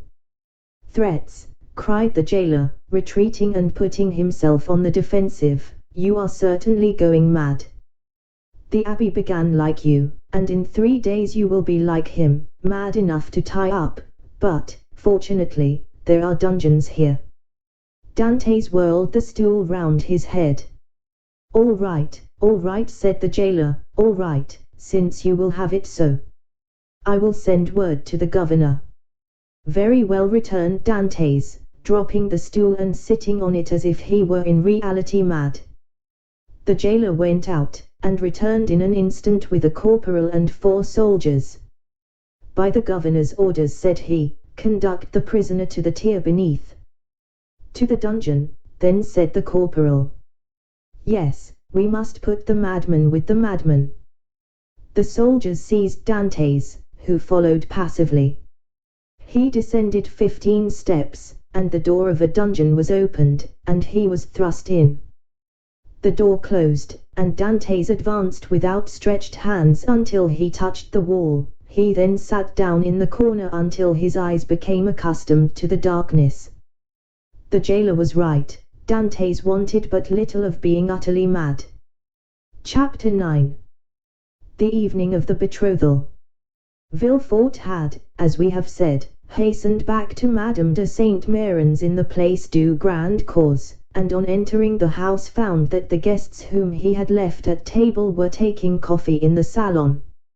René was, with all the rest of the company, anxiously awaiting him, and his entrance was followed by a general exclamation. Well, decapitator, guardian of the state, royalist, Brutus, what is the matter, said one. Speak out. Are we threatened with a fresh reign of terror, asked another. Has the Corsican ogre broken loose, cried a third. Marquise, said Villefort, approaching his future mother-in-law, I request your pardon for thus leaving you. Will the Marquise honor me by a few moments' private conversation? Ah, it is really a serious matter, then, asked the Marquise, remarking the cloud on Villefort's brow. So serious that I must take leave of you for a few days, so added he, turning to René, judge for yourself if it be not important. You are going to leave us, cried René, unable to hide her emotion at this unexpected announcement. Alas, returned Villefort, I must." "Where, then, are you going?" asked the Marquise. "That, madam, is an official secret, but if you have any commissions for Paris, a friend of mine is going there tonight, and will with pleasure undertake them." The guests looked at each other. "You wish to speak to me alone," said the Marquise. "Yes, let us go to the library, please." The Marquise took his arm, and they left the salon. "Well," asked he, as soon as they were by themselves, "tell me what it is." "An affair of the greatest importance, that demands my immediate presence in Paris." "Now, excuse the indiscretion, Marquise, but have you any landed property?" "All my fortune is in the funds, 700,000 or 800,000 francs." "Then sell out, Marquise, or you will lose it all." 0123M. "But how can I sell out here?" "You have a broker, have you not?" "Yes." "Then give me a letter to him, and tell him to sell out without an instant's delay. Perhaps even now I shall arrive too late." "The deuce you say," replied the Marquise, "let us lose no time, then." And, sitting down, he wrote a letter to his broker, ordering him to sell out at the market price. "Now, then," said Villefort, placing the letter in his pocket-book, "I must have another." "To whom?" "To the king." "To the king?" "Yes." "I dare not write to his Majesty." "I do not ask you to write to his Majesty, but ask M. de Salvio to do so. I want a letter that will enable me to reach the king's presence without all the formalities of demanding an audience, that would occasion a loss of precious time. But address yourself to the keeper of the seals, he has the right of entry at the Tuileries, and can procure you audience at any hour of the day or night." "Doubtless, but there is no occasion to divide the honors of my discovery with him. The keeper would leave me in the background, and take all the glory to himself. I tell you, Marquise, my fortune is made if I only reach the Tuileries the first, for the king will not forget the service I do him. In that case go and get ready. I will call Salvio and make him write the letter. Be as quick as possible, I must be on the road in a quarter of an hour. Tell your coachman to stop at the door. You will present my excuses to the Marquise and Mademoiselle Renée, whom I leave on such a day with great regret. You will find them both here, and can make your farewells in person. 1,000 thanks, and now for the letter." The Marquise rang, a servant entered. "Say to the Comte de Salvio that I would like to see him." "Now, then, go," said the Marquise. "I shall be gone only a few moments." Villefort hastily quitted the apartment, but reflecting that the sight of the deputy procureur running through the streets would be enough to throw the whole city into confusion, he resumed his ordinary pace. At his door he perceived a figure in the shadow that seemed to wait for him. It was Mercédès, who, hearing no news of her lover, had come unobserved to inquire after him. As Villefort drew near, she advanced and stood before him. Dantès had spoken of Mercédès, and Villefort instantly recognized her. Her beauty and high bearing surprised him, and when she inquired what had become of her lover, it seemed to him that she was the judge, and he the accused. "The young man you speak of," said Villefort abruptly, "is a great criminal, and I can do nothing for him, mademoiselle." Mercédès burst into tears, and, as Villefort strove to pass her, again addressed him. "But, at least, tell me where he is, that I may know whether he is alive or dead," said she. 0125M. "I do not know, he is no longer in my hands," replied Villefort.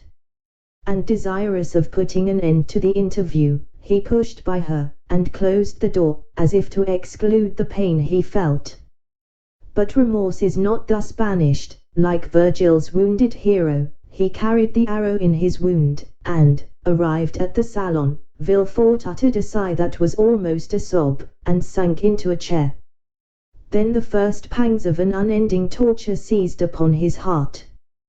The man he sacrificed to his ambition, that innocent victim immolated on the altar of his father's faults, appeared to him pale and threatening, leading his affianced bride by the hand, and bringing with him remorse, not such as the ancients figured, furious and terrible, but that slow and consuming agony whose pangs are intensified from hour to hour up to the very moment of death. Then he had a moment's hesitation. He had frequently called for capital punishment on criminals, and owing to his irresistible eloquence they had been condemned, and yet the slightest shadow of remorse had never clouded Villefort's brow, because they were guilty, at least, he believed so, but here was an innocent man whose happiness he had destroyed. In this case he was not the judge, but the executioner. As he thus reflected, he felt the sensation we have described, and which had hitherto been unknown to him, arise in his bosom, and fill him with vague apprehensions. It is thus that a wounded man trembles instinctively at the approach of the finger to his wound until it be healed, but Villefort's was one of those that never close, or if they do, only close to reopen more agonizing than ever. If at this moment the sweet voice of Renée had sounded in his ears pleading for mercy, or the fair Mercédès had entered and said, "In the name of God, I conjure you to restore me my affianced husband," his cold and trembling hands would have signed his release, but no voice broke the stillness of the chamber, and the door was opened only by Villefort's valet, who came to tell him that the travelling carriage was in readiness. Villefort rose, or rather sprang, from his chair, hastily opened one of the drawers of his desk, emptied all the gold it contained into his pocket, stood motionless an instant, his hand pressed to his head, muttered a few inarticulate sounds, and then, perceiving that his servant had placed his cloak on his shoulders, he sprang into the carriage, ordering the postilions to drive to M. de Saint-Méran's. The hapless Dantès was doomed. As the Marquise had promised, Villefort found the Marquise and Renée in waiting. He started when he saw Renée, for he fancied she was again about to plead for Dantès. Alas, her emotions were wholly personal, she was thinking only of Villefort's departure. She loved Villefort, and he left her at the moment he was about to become her husband. Villefort knew not when he should return, and Renée, far from pleading for Dantès, hated the man whose crime separated her from her lover. 0127M. Meanwhile, what of Mercédès? She had met Fernand at the corner of the Rue de la Loge, she had returned to the Catalans, and had despairingly cast herself on her couch. Fernand, kneeling by her side, took her hand, and covered it with kisses that Mercédès did not even feel. She passed the night thus. The lamp went out for want of oil, but she paid no heed to the darkness, and dawn came, but she knew not that it was day.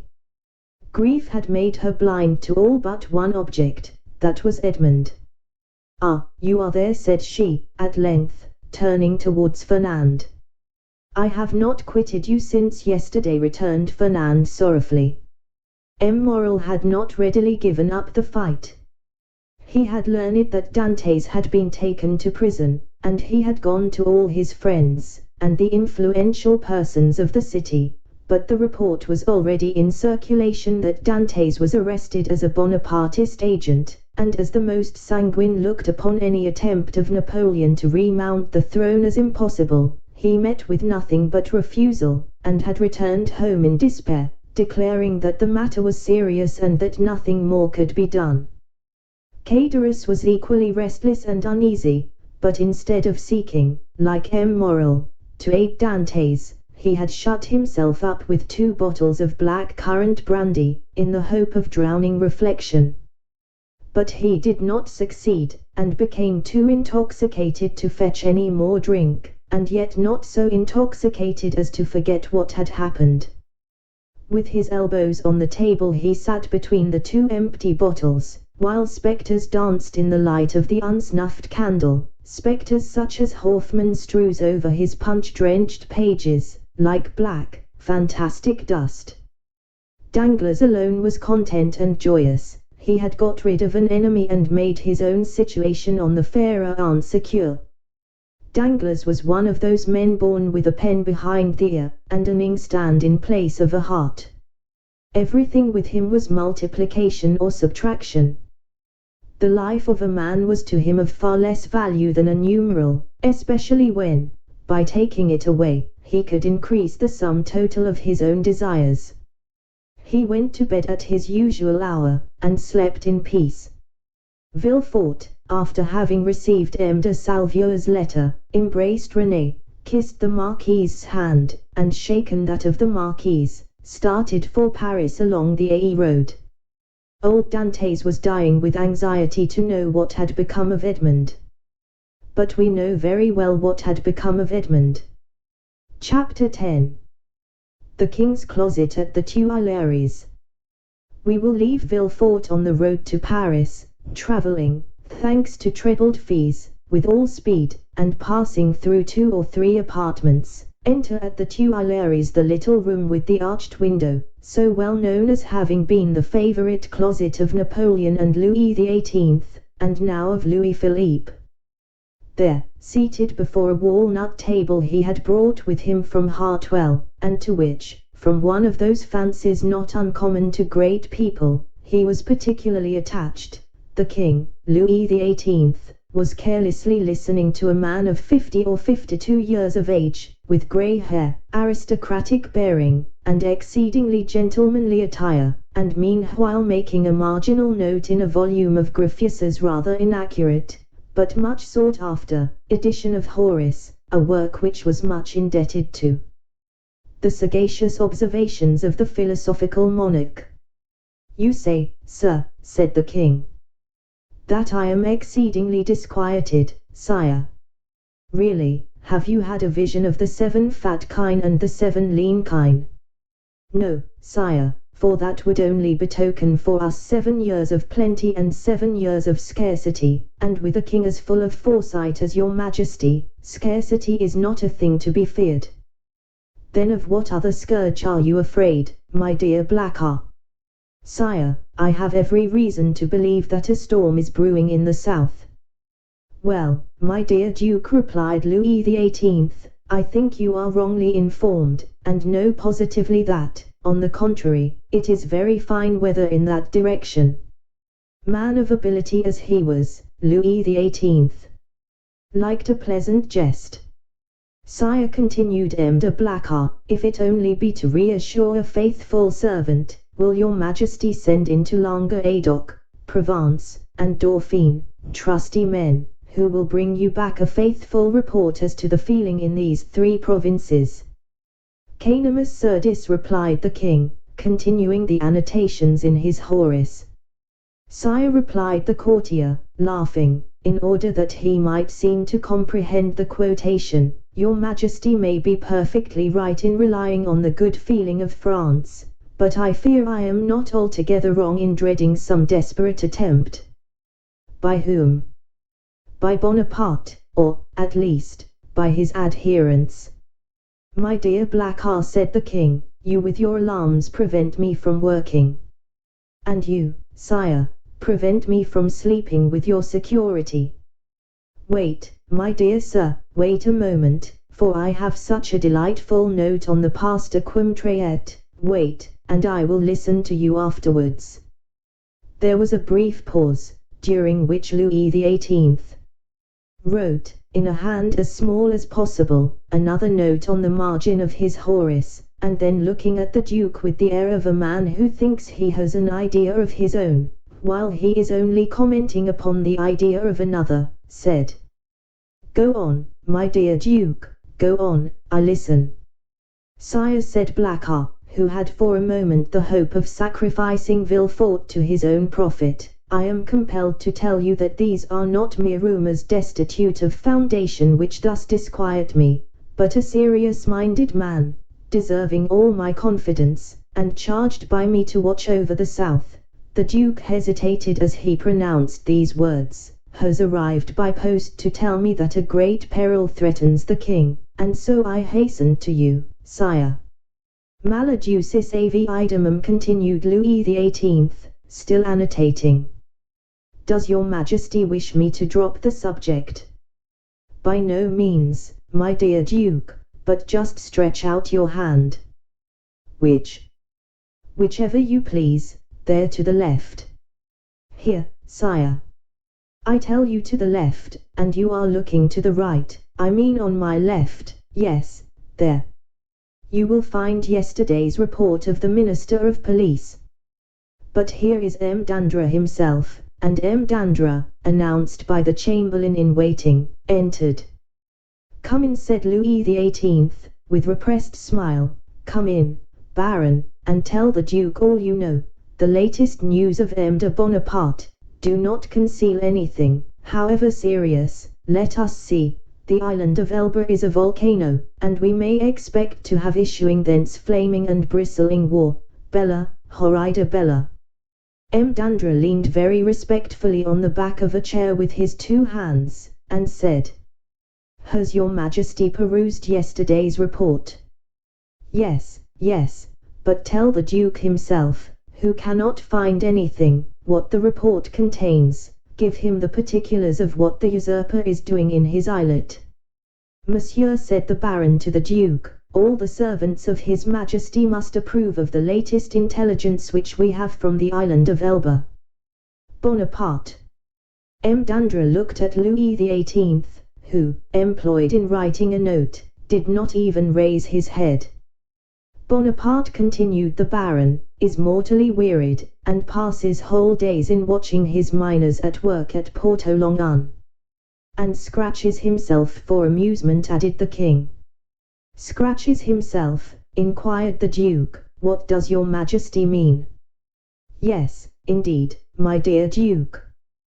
Did you forget that this great man, this hero, this demigod, is attacked with a malady of the skin which worries him to death, prurigo? And, moreover, my dear Duke," continued the Minister of Police, "we are almost assured that, in a very short time, the usurper will be insane." "Insane?" "Raving mad. His head becomes weaker.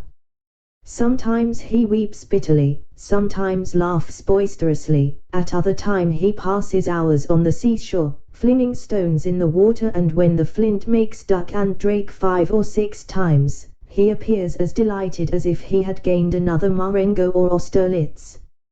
Now, you must agree that these are indubitable symptoms of insanity." "Or of wisdom, my dear Baron, or of wisdom," said Louis XVIII, laughing. "The greatest captains of antiquity amused themselves by casting pebbles into the ocean. See Plutarch's Life of Scipio Africanus." M. de Blacas pondered deeply between the confident monarch and the truthful minister. Villefort, who did not choose to reveal the whole secret, lest another should reap all the benefit of the disclosure, had yet communicated enough to cause him the greatest uneasiness. "Well, well, Dandra," said Louis XVIII, "Blacas is not yet convinced. Let us proceed, therefore, to the usurper's conversion." The Minister of Police bowed. "The usurper's conversion," murmured the Duke, looking at the king and Dandra, who spoke alternately, like Virgil's shepherds. "The usurper converted." "Decidedly, my dear Duke." "In what way converted?" "To good principles." "Tell him all about it, Baron." "Why, this is the way of it," said the minister, with the gravest air in the world. "Napoleon lately had a review, and as 2 or 3 of his old veterans expressed a desire to return to France, he gave them their dismissal, and exhorted them to serve the good king. These were his own words, of that I am certain." "Well, Blacas, what think you of this?" inquired the king triumphantly, and pausing for a moment from the voluminous scholiast before him. "I say, sire, that the Minister of Police is greatly deceived, or I am, and as it is impossible it can be the Minister of Police, as he has the guardianship of the safety and honor of your Majesty, it is probable that I am in error. However, sire, if I might advise, your Majesty will interrogate the person of whom I spoke to you, and I will urge your Majesty to do him this honor. Most willingly, Duke. Under your auspices I will receive any person you please, but you must not expect me to be too confiding. Baron, have you any report more recent than this, dated the 20th of February, and this is the 3rd of March? No, sire, but I am hourly expecting one. It may have arrived since I left my office. Go thither, and if there be none, well, continued Louis XVIII, make one. That is the usual way, is it not? And the king laughed facetiously. Oh, sire, replied the minister, we have no occasion to invent any. Every day our desks are loaded with most circumstantial denunciations, coming from hosts of people who hope for some return for services which they seek to render, but cannot. They trust to fortune, and rely upon some unexpected event in some way to justify their predictions. Well, sir, go, said Louis XVIII, and remember that I am waiting for you. I will but go and return, sire, I shall be back in 10 minutes. And I, sire, said M. de Blacas, will go and find my messenger.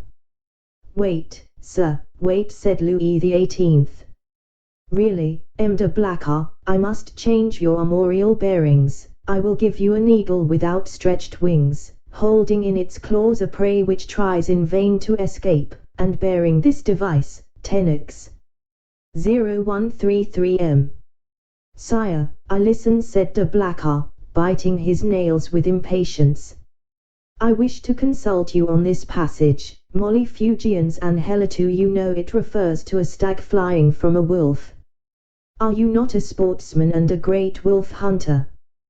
Well, then, what do you think of the Molly Angelitu? Admirable, sire, but my messenger is like the stag you refer to, for he has posted 220 leagues in scarcely 3 days.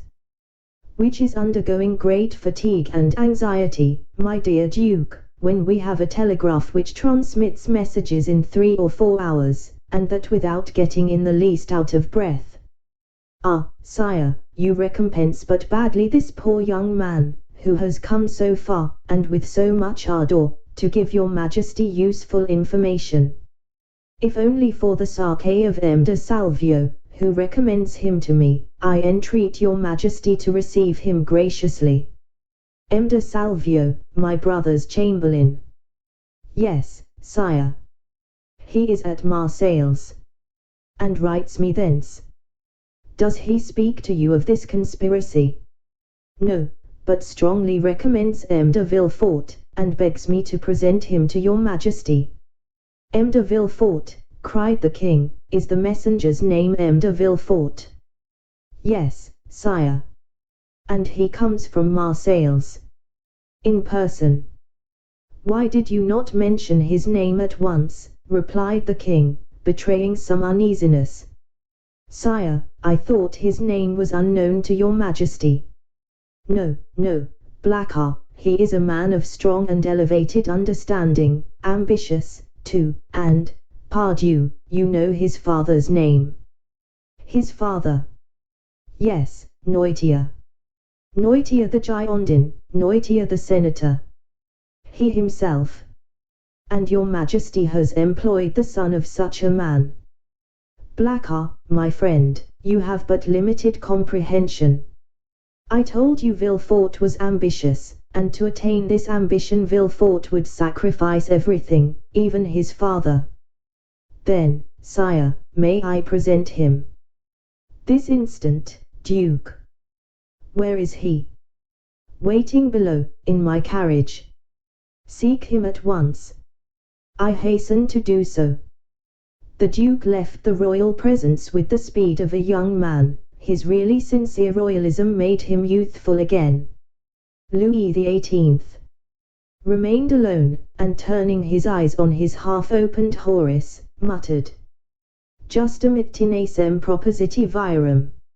M. de Blacas returned as speedily as he had departed, but in the antechamber he was forced to appeal to the king's authority.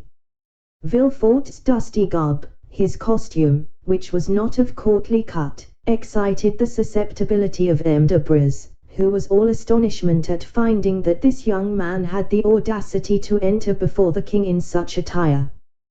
The Duke, however, overcame all difficulties with a word, His Majesty's order, and, in spite of the protestations which the Master of Ceremonies made for the honor of his office and principles, Villefort was introduced.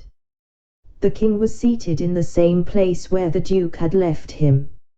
On opening the door, Villefort found himself facing him, and the young magistrate's first impulse was to pause. "Come in, M. de Villefort," said the king, "come in."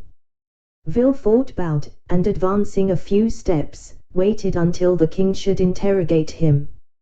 "M. de Villefort," said Louis XVIII, "the Duc de Blacas assures me you have some interesting information to communicate." "Sire, the Duke is right, and I believe your Majesty will think it equally important. 0137M. In the first place, and before everything else, sir, is the news as bad in your opinion as I am asked to believe?" "Sire, I believe it to be most urgent, but I hope, by the speed I have used, that it is not irreparable." "Speak as fully as you please, sir," said the king, who began to give way to the emotion which had showed itself in Blacas's face and affected Villefort's voice. "Speak, sir, and pray begin at the beginning. I like order in everything." "Sire," said Villefort, "I will render a faithful report to your Majesty, but I must entreat your forgiveness if my anxiety leads to some obscurity in my language." A glance at the king after this discreet and subtle exordium, assured Villefort of the benignity of his august auditor, and he went on.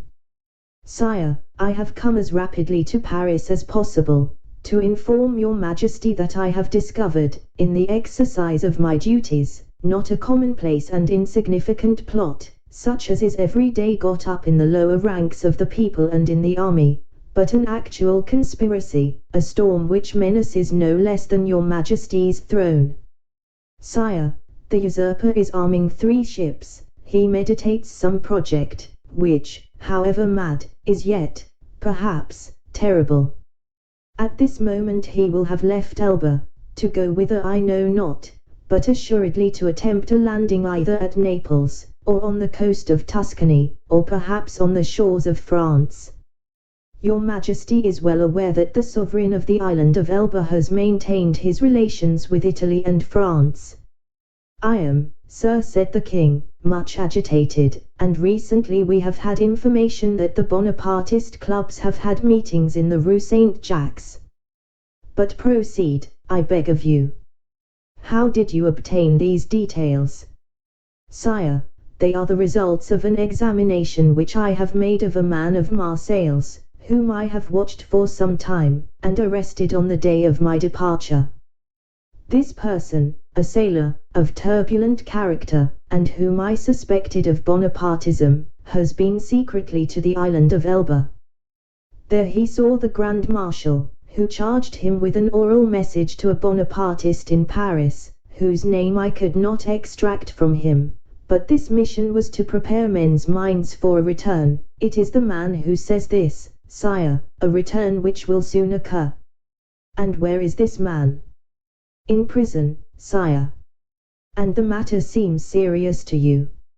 So serious, sire, that when the circumstance surprised me in the midst of a family festival, on the very day of my betrothal, I left my bride and friends, postponing everything, that I might hasten to lay at your Majesty's feet the fears which impressed me, and the assurance of my devotion.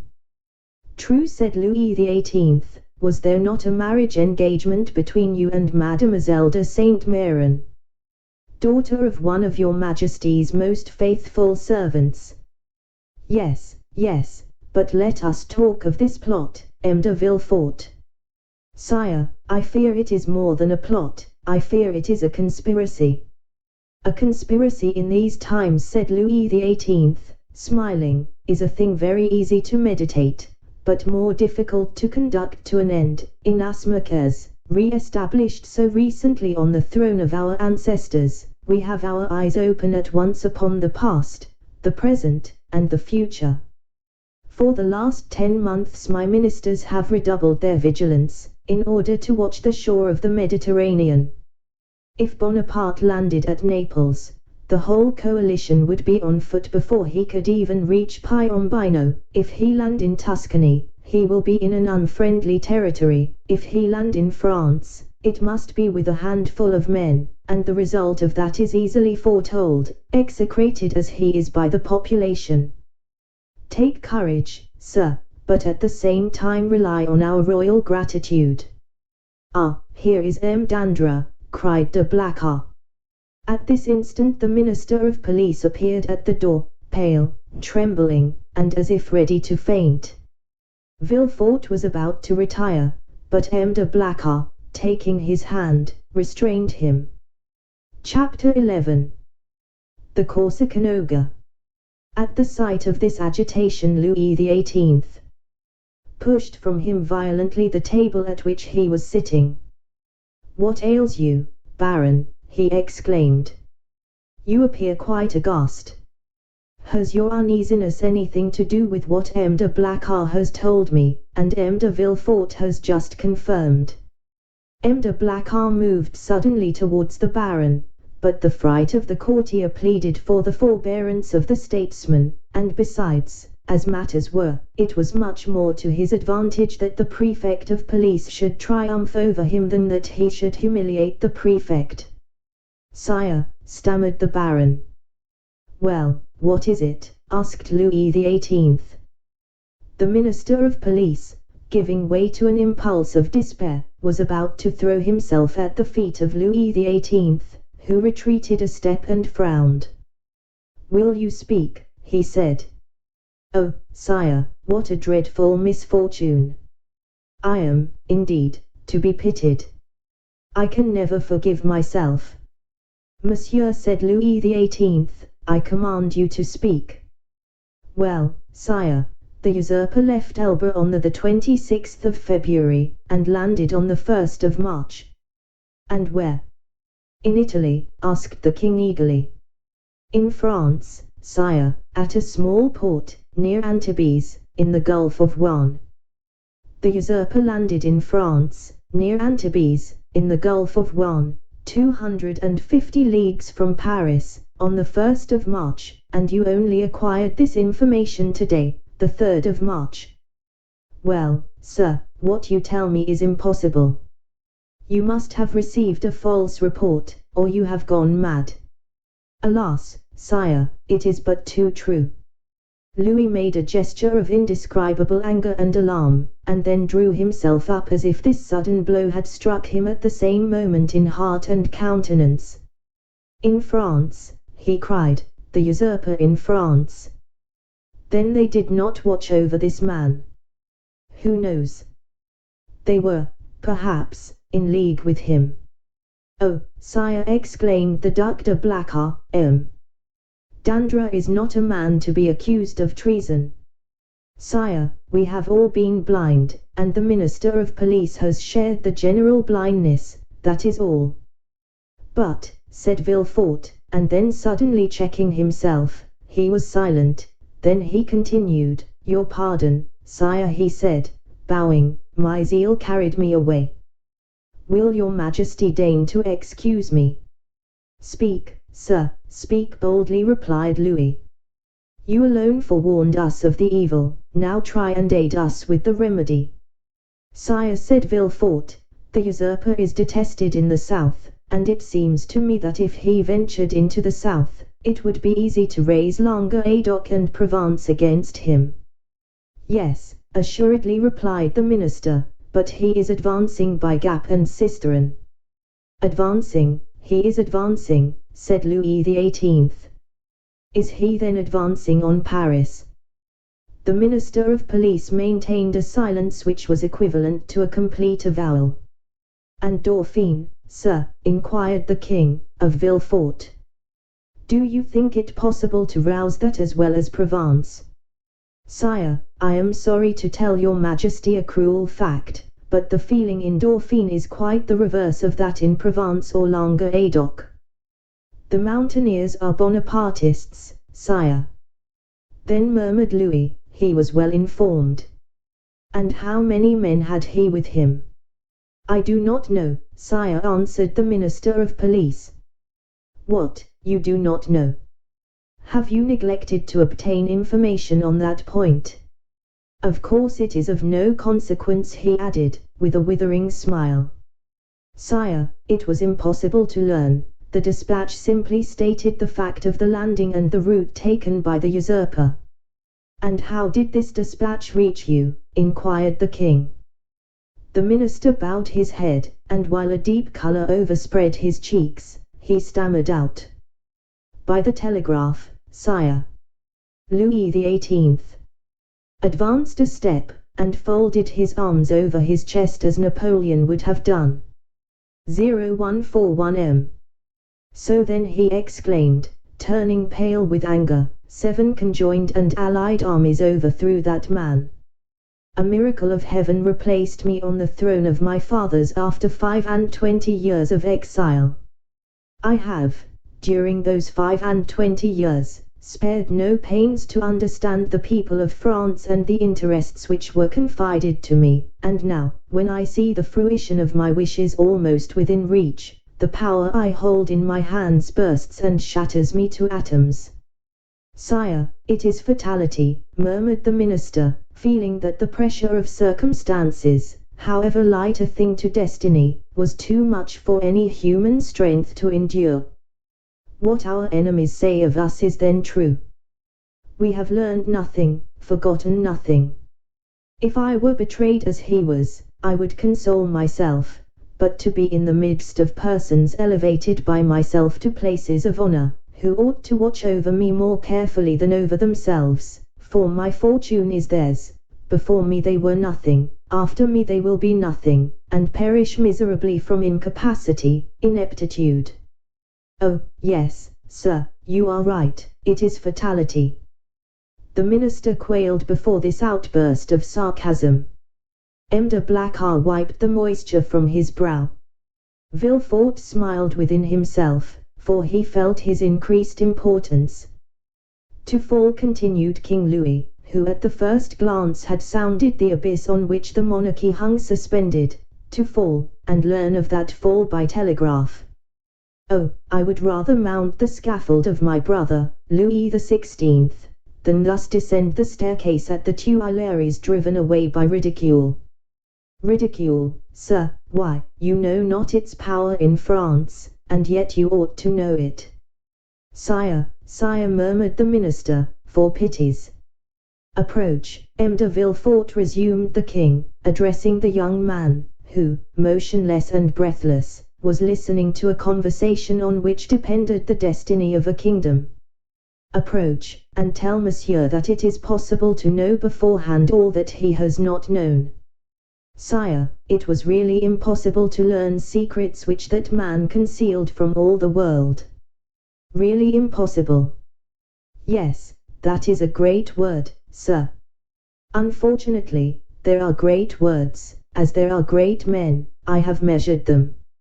Really impossible for a minister who has an office, agents, spies, and 1,500,000 francs for secret service money, to know what is going on at 60 leagues from the coast of France.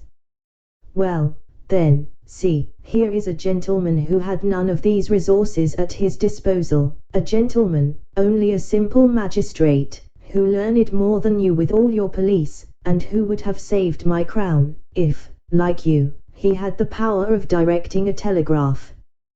The look of the Minister of Police was turned with concentrated spite on Villefort, who bent his head in modest triumph. I do not mean that for you, Blacas, continued Louis XVIII. For if you have discovered nothing, at least you have had the good sense to persevere in your suspicions. Any other than yourself would have considered the disclosure of M. de Villefort insignificant, or else dictated by venal ambition. These words were an allusion to the sentiments which the Minister of Police had uttered with so much confidence an hour before. Villefort understood the king's intent. Any other person would, perhaps, have been overcome by such an intoxicating draught of praise, but he feared to make for himself a mortal enemy of the police minister, although he saw that Dandre was irrevocably lost. In fact, the minister, who, in the plenitude of his power, had been unable to unearth Napoleon's secret, might in despair at his own downfall interrogate Dantes and so lay bare the motives of Villefort's plot. Realizing this, Villefort came to the rescue of the crestfallen minister, instead of aiding to crush him. "Sire," said Villefort, "the suddenness of this event must prove to your Majesty that the issue is in the hands of Providence. What your Majesty is pleased to attribute to me as profound perspicacity is simply owing to chance, and I have profited by that chance, like a good and devoted servant, that's all. Do not attribute to me more than I deserve, sire, that your Majesty may never have occasion to recall the first opinion you have been pleased to form of me." The Minister of Police thanked the young man by an eloquent look, and Villefort understood that he had succeeded in his design, that is to say, that without forfeiting the gratitude of the king, he had made a friend of one on whom, in case of necessity, he might rely. "'Tis well," resumed the king. "And now, gentlemen," he continued, turning towards M. de Blacas and the Minister of Police, "I have no further occasion for you, and you may retire. What now remains to do is in the department of the Minister of War." "Fortunately, sire," said M. de Blacas, "we can rely on the army. Your Majesty knows how every report confirms their loyalty and attachment." "Do not mention reports, Duke, to me, for I know now what confidence to place in them. Yet, speaking of reports, Baron, what have you learned with regard to the affair in the Rue Saint-Jacques?" "The affair in the Rue Saint-Jacques," exclaimed Villefort, unable to repress an exclamation. Then, suddenly pausing, he added, "Your pardon, sire, but my devotion to your Majesty has made me forget, not the respect I have, for that is too deeply engraved in my heart, but the rules of etiquette." Go on, sir," replied the king, "you have today earned the right to make inquiries here." "Sire," interposed the Minister of Police, "I came a moment ago to give your Majesty fresh information which I had obtained on this head, when your Majesty's attention was attracted by the terrible event that has occurred in the Gulf, and now these facts will cease to interest your Majesty." "On the contrary, sir, on the contrary," said Louis XVIII. "This affair seems to me to have a decided connection with that which occupies our attention, and the death of General Quesnel will, perhaps, put us on the direct track of a great internal conspiracy." At the name of General Quesnel, Villefort trembled. "Everything points to the conclusion, sire," said the Minister of Police, "that death was not the result of suicide, as we first believed, but of assassination. General Quesnel, it appears, had just left a Bonapartist club when he disappeared. An unknown person had been with him that morning, and made an appointment with him in the Rue Saint-Jacques. Unfortunately, the general's valet, who was dressing his hair at the moment when the stranger entered, heard the street mentioned, but did not catch the number." As the police minister related this to the king, Villefort, who looked as if his very life hung on the speaker's lips, turned alternately red and pale. The king looked towards him.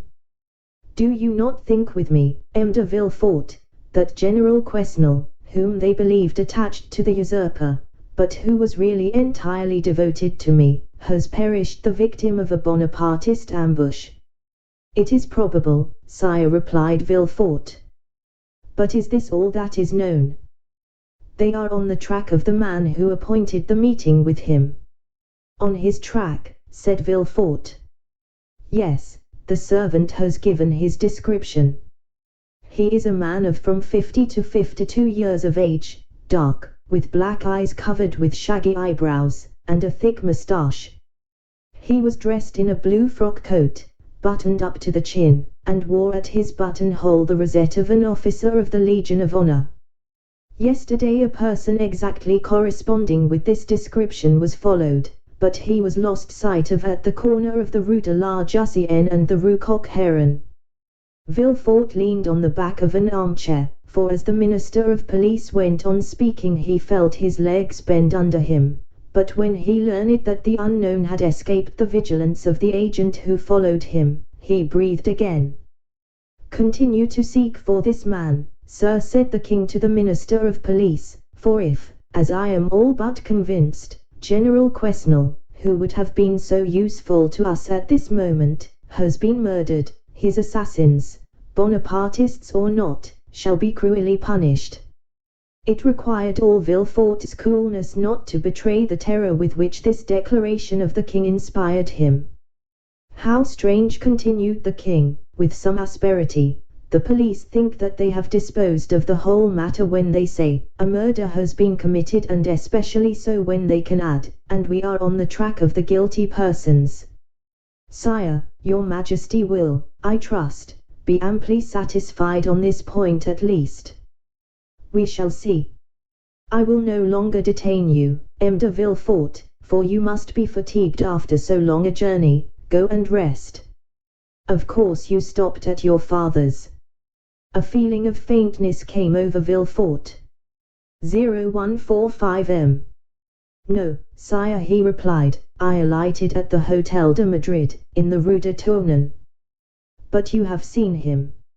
"Sire, I went straight to the Duc de Blacas." "But you will see him, then?" "I think not, sire." "Ah, I forgot," said Louis, smiling in a manner which proved that all these questions were not made without a motive. "I forgot you and M. Noirtier are not on the best terms possible, and that is another sacrifice made to the royal cause, and for which you should be recompensed." "Sire, the kindness your Majesty deigns to evince towards me is a recompense which so far surpasses my utmost ambition that I have nothing more to ask for." "Never mind, sir, we will not forget you, make your mind easy." In the meanwhile, the king here detached the cross of the Legion of Honor which he usually wore over his blue coat, near the cross of Saint Louis, above the Order of Notre Dame du Mont Carmel and Saint Lazaria, and gave it to Villefort. "In the meanwhile take this cross." "Sire," said Villefort, "your Majesty mistakes. This is an officer's cross." "Ma foi," said Louis XVIII, "take it, such as it is, for I have not the time to procure you another. Blacas, let it be your care to see that the brevet is made out and sent to M. de Villefort." Villefort's eyes were filled with tears of joy and pride. He took the cross and kissed it. "And now," he said, "may I inquire what are the orders with which your Majesty deigns to honor me?" "Take what rest you require, and remember that if you are not able to serve me here in Paris, you may be of the greatest service to me at Marseilles."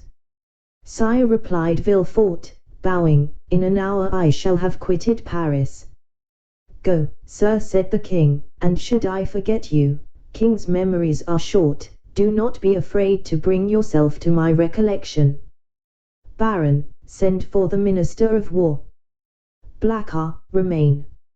"Ah, sir," said the Minister of Police to Villefort, as they left the Tuileries, "you entered by Lux's door, your fortune is made." "Will it be long first?" muttered Villefort, saluting the minister, whose career was ended, and looking about him for a hackney coach. One passed at the moment, which he hailed. He gave his address to the driver, and springing in, threw himself on the seat, and gave loose to dreams of ambition. 10 minutes afterwards Villefort reached his hotel, ordered horses to be ready in 2 hours, and asked to have his breakfast brought to him. He was about to begin his repast when the sound of the bell rang sharp and loud. The valet opened the door, and Villefort heard someone speak his name. 0147 M. "Who could know that I was here already?" said the young man.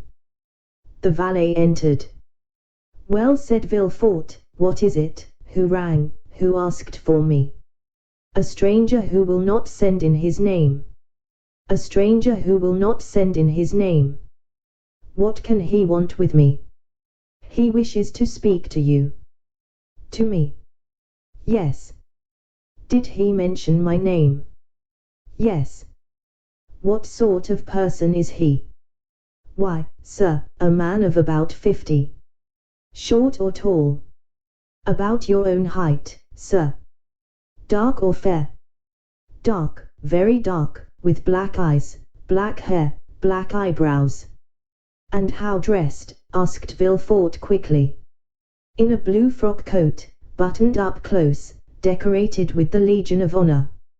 It is he, said Villefort, turning pale. 0148M.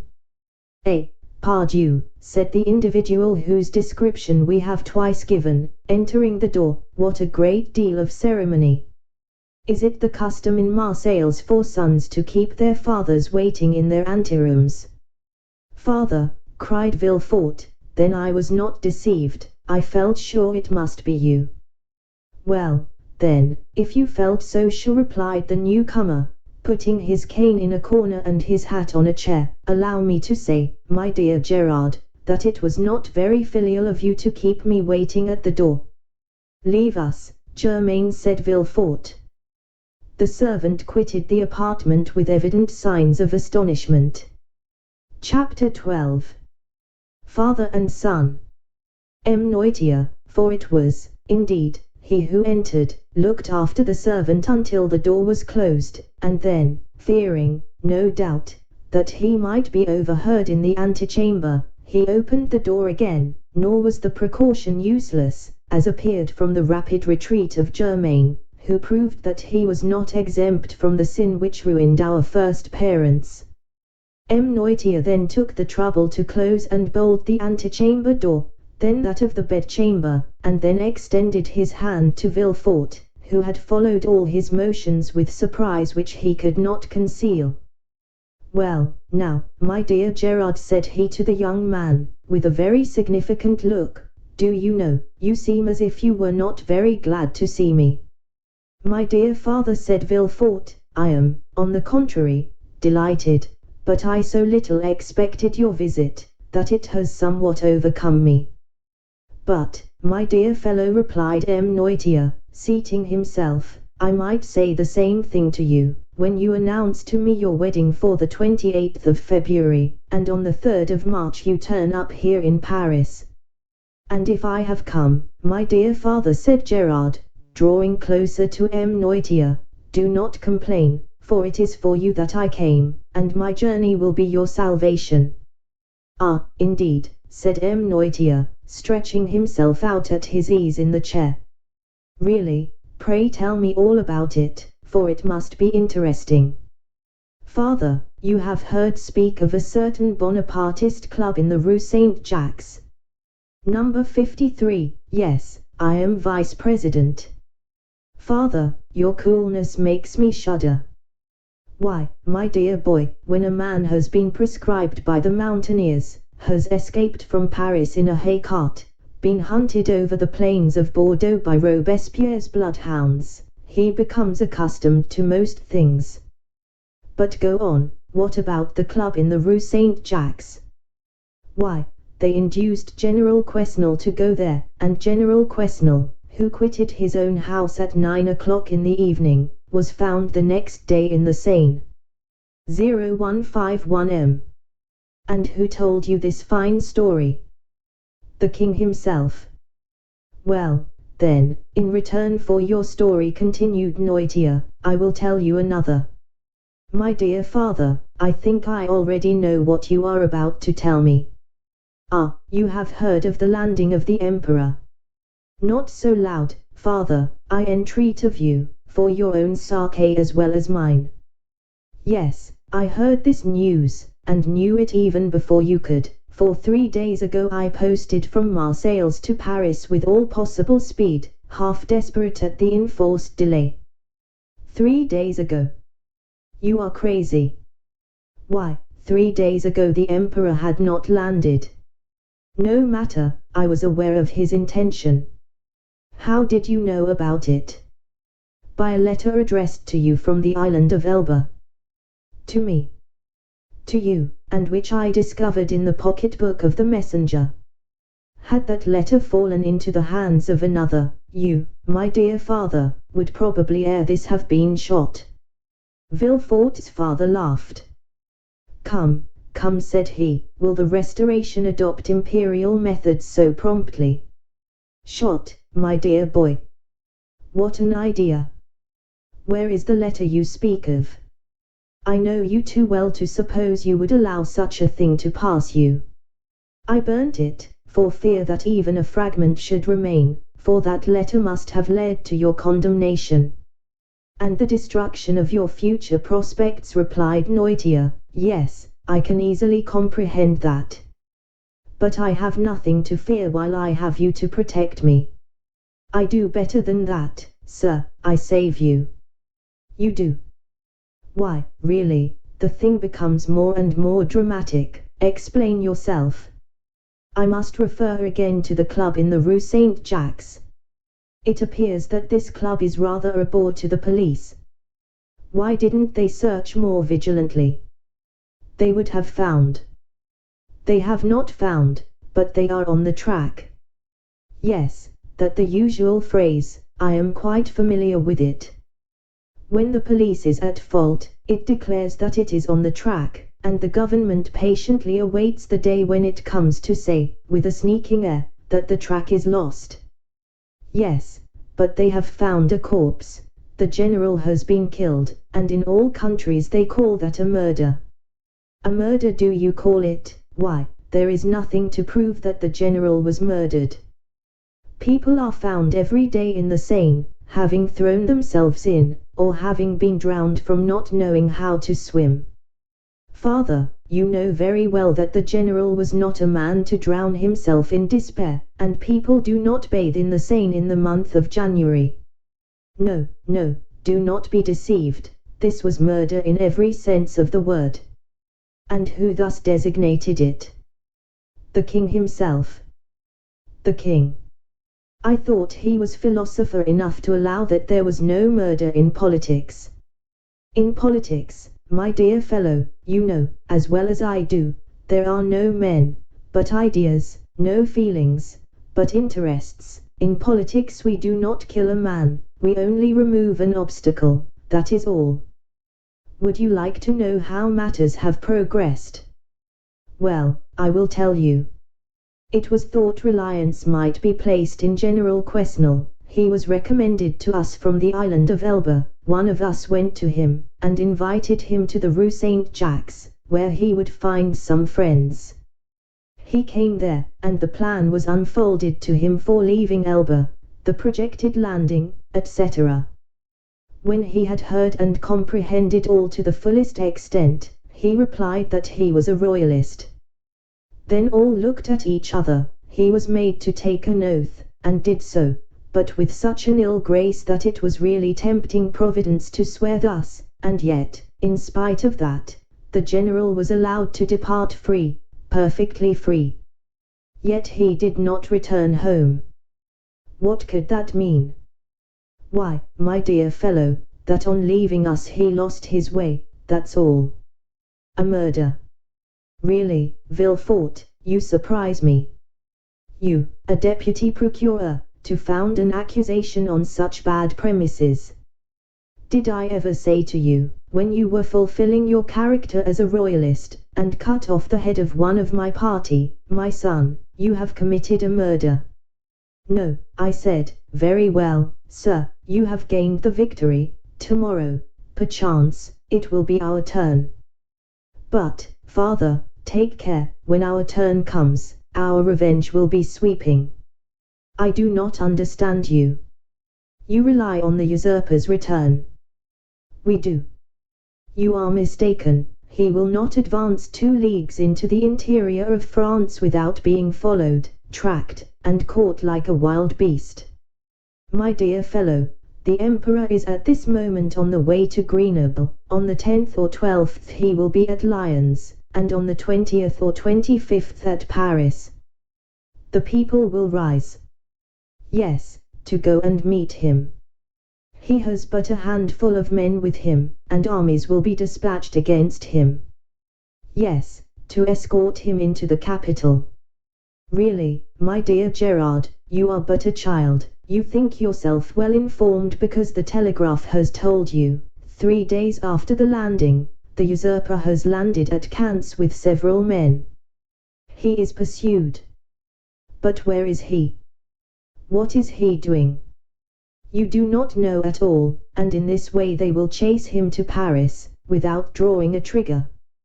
Grenoble and Lyons are faithful cities, and will oppose to him an impassable barrier. Grenoble will open her gates to him with enthusiasm, all Lyons will hasten to welcome him. Believe me, we are as well informed as you, and our police are as good as your own. Would you like a proof of it? Well, you wished to conceal your journey from me, and yet I knew of your arrival half an hour after you had passed the barrier. You gave your direction to no one but your postilion, yet I have your address, and in proof I am here the very instant you are going to sit at table.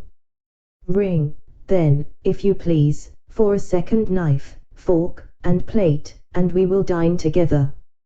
Indeed, replied Villefort, looking at his father with astonishment, you really do seem very well informed. The thing is simple enough.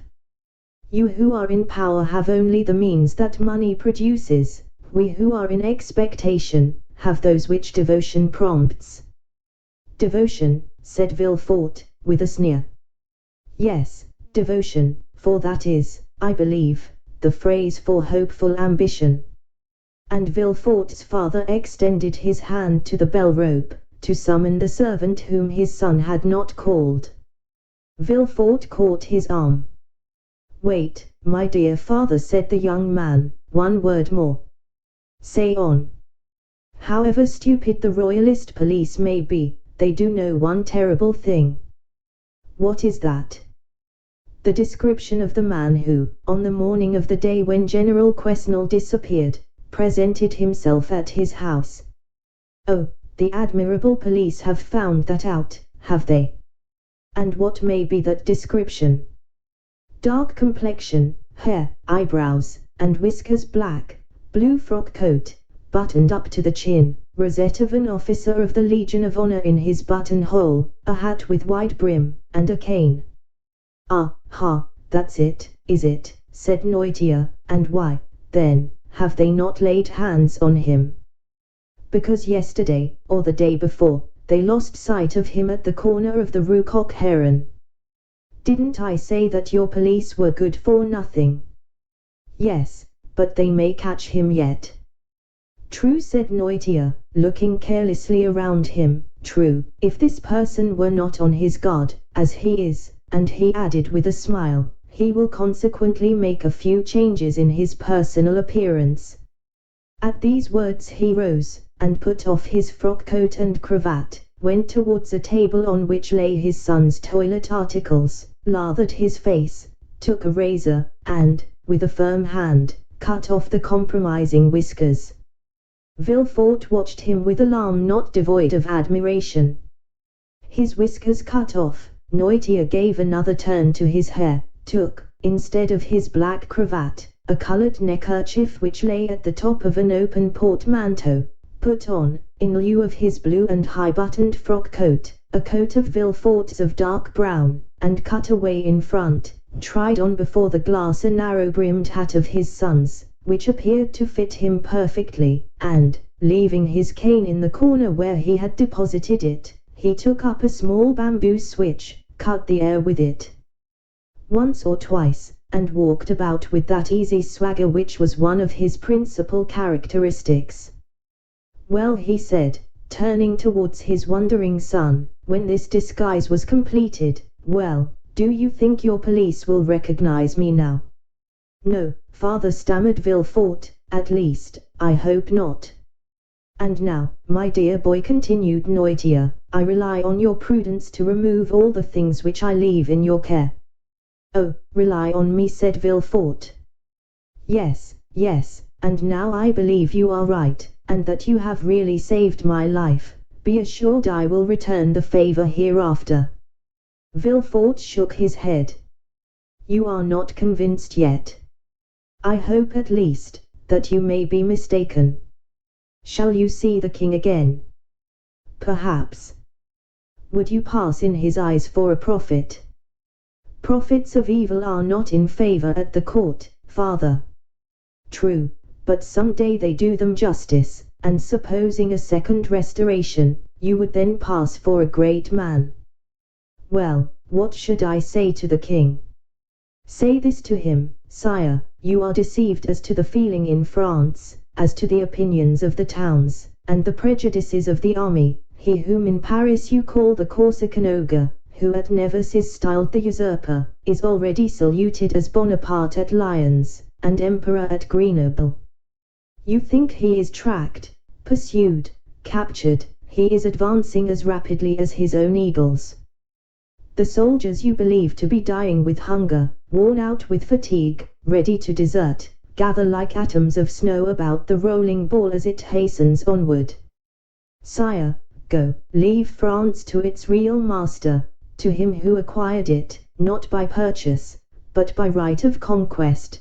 Go, sire, not that you incur any risk, for your adversary is powerful enough to show you mercy, but because it would be humiliating for a grandson of Saint Louis to owe his life to the man of Arcola, Marengo, Austerlitz.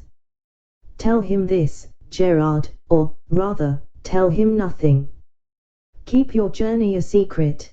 Do not boast of what you have come to Paris to do, or have done. Return with all speed, enter Marseilles at night, and your house by the back door, and there remain, quiet, submissive, secret, and, above all, inoffensive. For this time, I swear to you, we shall act like powerful men who know their enemies. Go, my son, go, my dear Gerard, and by your obedience to my paternal orders, or, if you prefer it, friendly counsels, we will keep you in your place. This will be, added Noirtier, with a smile, one means by which you may a second time save me, if the political balance should some day take another turn, and cast you aloft while hurling me down. Adieu, my dear Gerard, and at your next journey alight at my door. Noirtier left the room when he had finished, with the same calmness that had characterized him during the whole of this remarkable and trying conversation. Villefort, pale and agitated, ran to the window, put aside the curtain, and saw him pass, cool and collected, by 2 or 3 ill-looking men at the corner of the street, who were there, perhaps, to arrest a man with black whiskers, and a blue frock coat, and hat with broad brim. Villefort stood watching, breathless, until his father had disappeared at the Rue Bussy.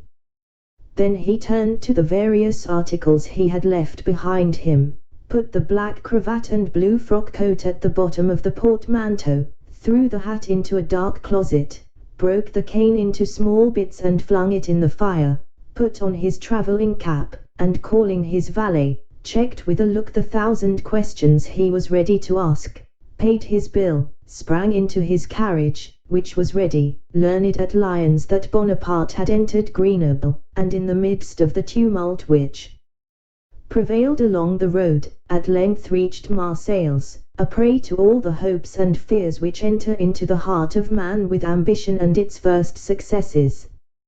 Chapter 13. The 100 Days. Noirtier was a true prophet, and things progressed rapidly, as he had predicted. Everyone knows the history of the famous return from Elba, a return which was unprecedented in the past, and will probably remain without a counterpart in the future. Louis XVIII made but a faint attempt to parry this unexpected blow. The monarchy he had scarcely reconstructed tottered on its precarious foundation, and at a sign from the emperor the incongruous structure of ancient prejudices and new ideas fell to the ground.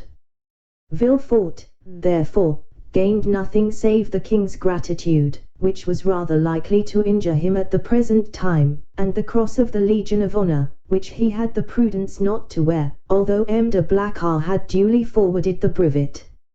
Napoleon would, doubtless, have deprived Villefort of his office had it not been for Noirtier, who was all-powerful at court, and thus the Girondin of '93 and the Senator of 1806 protected him who so lately had been his protector. All Villefort's influence barely enabled him to stifle the secret Dantes had so nearly divulged. The king's procureur alone was deprived of his office, being suspected of royalism. However, scarcely was the imperial power established, that is, scarcely had the emperor re-entered the Tuileries and begun to issue orders from the closet into which we have introduced our readers, he found on the table their Louis XVIII's half-filled snuff-box. Scarcely had this occurred when Marseilles began, in spite of the authorities, to rekindle the flames of civil war, always smouldering in the south, and it required but little to excite the populace to acts of far greater violence than the shouts and insults with which they assailed the royalists whenever they ventured abroad. 0159 Owing to this change, the worthy shipowner became at that moment, we will not say all-powerful, because Morel was a prudent and rather a timid man, so much so, that many of the most zealous partisans of Bonaparte accused him of moderation, but sufficiently influential to make a demand in favor of Dantes. Villefort retained his place, but his marriage was put off until a more favorable opportunity. If the emperor remained on the throne, Gerard required a different alliance to aid his career. If Louis XVIII returned, the influence of M. de Saint-Méran, like his own, could be vastly increased, and the marriage be still more suitable. The deputy procureur was, therefore, the first magistrate of Marseilles, when one morning his door opened, and M. Morel was announced. Anyone else would have hastened to receive him, but Villefort was a man of ability, and he knew this would be a sign of weakness. He made Morel wait in the antechamber, although he had no one with him, for the simple reason that the king's procureur always makes everyone wait, and after passing a quarter of an hour in reading the papers, he ordered M. Morel to be admitted. Morel expected Villefort would be dejected. He found him as he had found him 6 weeks before, calm, firm, and full of that glacial politeness, that most insurmountable barrier which separates the well-bred from the vulgar man. He had entered Villefort's office expecting that the magistrate would tremble at the sight of him. On the contrary, he felt a cold shudder all over him when he saw Villefort sitting there with his elbow on his desk, and his head leaning on his hand. He stopped at the door. Villefort gazed at him as if he had some difficulty in recognizing him. Then, after a brief interval, during which the honest shipowner turned his hat in his hands, "M. Morel, I believe," said Villefort. "Yes, sir." "Come nearer," said the magistrate, with a patronizing wave of the hand, "and tell me to what circumstance I owe the honor of this visit." "Do you not guess, monsieur?" asked Morel. "Not in the least, but if I can serve you in any way I shall be delighted." "Everything depends on you." "Explain yourself, pray." "Monsieur," said Morel, recovering his assurance as he proceeded, "do you recollect that a few days before the landing of His Majesty the Emperor, I came to intercede for a young man, the mate of my ship, who was accused of being concerned in correspondence with the island of Elba? What was the other day a crime is today a title to favor. You then served Louis XVIII, and you did not show any favor. It was your duty. Today you serve Napoleon, and you ought to protect him. It is equally your duty. I come, therefore, to ask what has become of him." 0161 Villefort by a strong effort sought to control himself. "What is his name?" said he. "Tell me his name." "Edmond Dantes."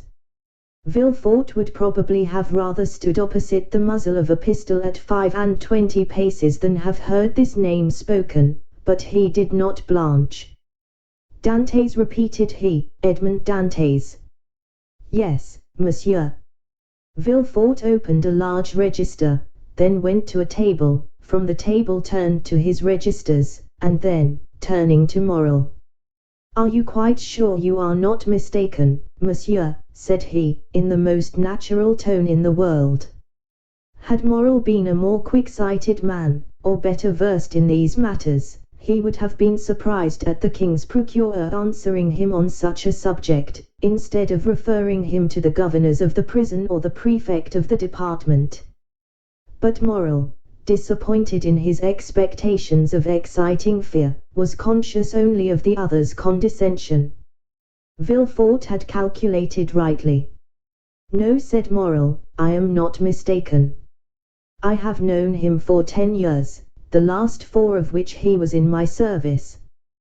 Do not you recollect, I came about 6 weeks ago to plead for clemency, as I come today to plead for justice. You received me very coldly. Oh, the royalists were very severe with the Bonapartists in those days." "Monsieur," returned Villefort, "I was then a royalist, because I believed the Bourbons not only the heirs to the throne, but the chosen of the nation. The miraculous return of Napoleon has conquered me. The legitimate monarch is he who is loved by his people." "That's right," cried Morrel. "I like to hear you speak thus, and I augur well for Edmond from it." "Wait a moment," said Villefort, turning over the leaves of a register. "I have it, a sailor, who was about to marry a young Catalan girl. I recollect now, it was a very serious charge." "How so?" "You know that when he left here he was taken to the Palais de Justice." "Well, I made my report to the authorities at Paris, and a week after he was carried off." "Carried off," said Morrel. "What can they have done with him?" "Oh, he has been taken to Fenestrelles, to Pignerol, or to the Sainte Marguerite Islands. Some fine morning he will return to take command of your vessel. Come when he will, it shall be kept for him." "But how is it he is not already returned?" "It seems to me the first care of government should be to set at liberty those who have suffered for their adherence to it." "Do not be too hasty, Morrel," replied Villefort. "The order of imprisonment came from high authority, and the order for his liberation must proceed from the same source, and, as Napoleon has scarcely been reinstated a fortnight, the letters have not yet been forwarded." "But," said Morrel, "is there no way of expediting all these formalities, of releasing him from arrest?" "There has been no arrest." "How?" "It is sometimes essential to government to cause a man's disappearance without leaving any traces, so that no written forms or documents may defeat their wishes. It might be so under the Bourbons, but at present—" "It has always been so, my dear Morrel, since the reign of Louis XIV. The Emperor is more strict in prison discipline than even Louis himself, and the number of prisoners whose names are not on the register is incalculable. Had Morrel even any suspicions, so much kindness would have dispelled them." "Well, M. de Villefort, how would you advise me to act?" asked he. "Petition the minister." "Oh, I know what that is. The minister receives 200 petitions every day, and does not read 3. "That is true, but he will read a petition countersigned and presented by me." "And will you undertake to deliver it?" "With the greatest pleasure. Dantes was then guilty, and now he is innocent, and it is as much my duty to free him as it was to condemn him." Villefort thus forestalled any danger of an inquiry, which, however improbable it might be, if it did take place would leave him defenseless. "But how shall I address the minister?" "Sit down there," said Villefort, giving up his place to Morrel, "and write what I dictate." "Will you be so good?" "Certainly. But lose no time, we have lost too much already." "That is true. Only think what the poor fellow may even now be suffering." Villefort shuddered at the suggestion, but he had gone too far to draw back. Dante's must be crushed to gratify Villefort's ambition. Villefort dictated a petition, in which, from an excellent intention, no doubt, Dante's patriotic services were exaggerated, and he was made out one of the most active agents of Napoleon's return. It was evident that at the sight of this document the minister would instantly release him. The petition finished, Villefort read it aloud. "That will do," said he, "leave the rest to me." "Will the petition go soon?" "Today. Countersigned by you. The best thing I can do will be to certify the truth of the contents of your petition." And, sitting down, Villefort wrote the certificate at the bottom. "What more is to be done? I will do whatever is necessary." This assurance delighted Morrel, who took leave of Villefort, and hastened to announce to old Dantes that he would soon see his son. As for Villefort, instead of sending to Paris, he carefully preserved the petition that so fearfully compromised Dantes, in the hopes of an event that seemed not unlikely, that is, a second restoration. Dantes remained a prisoner, and heard not the noise of the fall of Louis XVIII's throne, or the still more tragic destruction of the empire.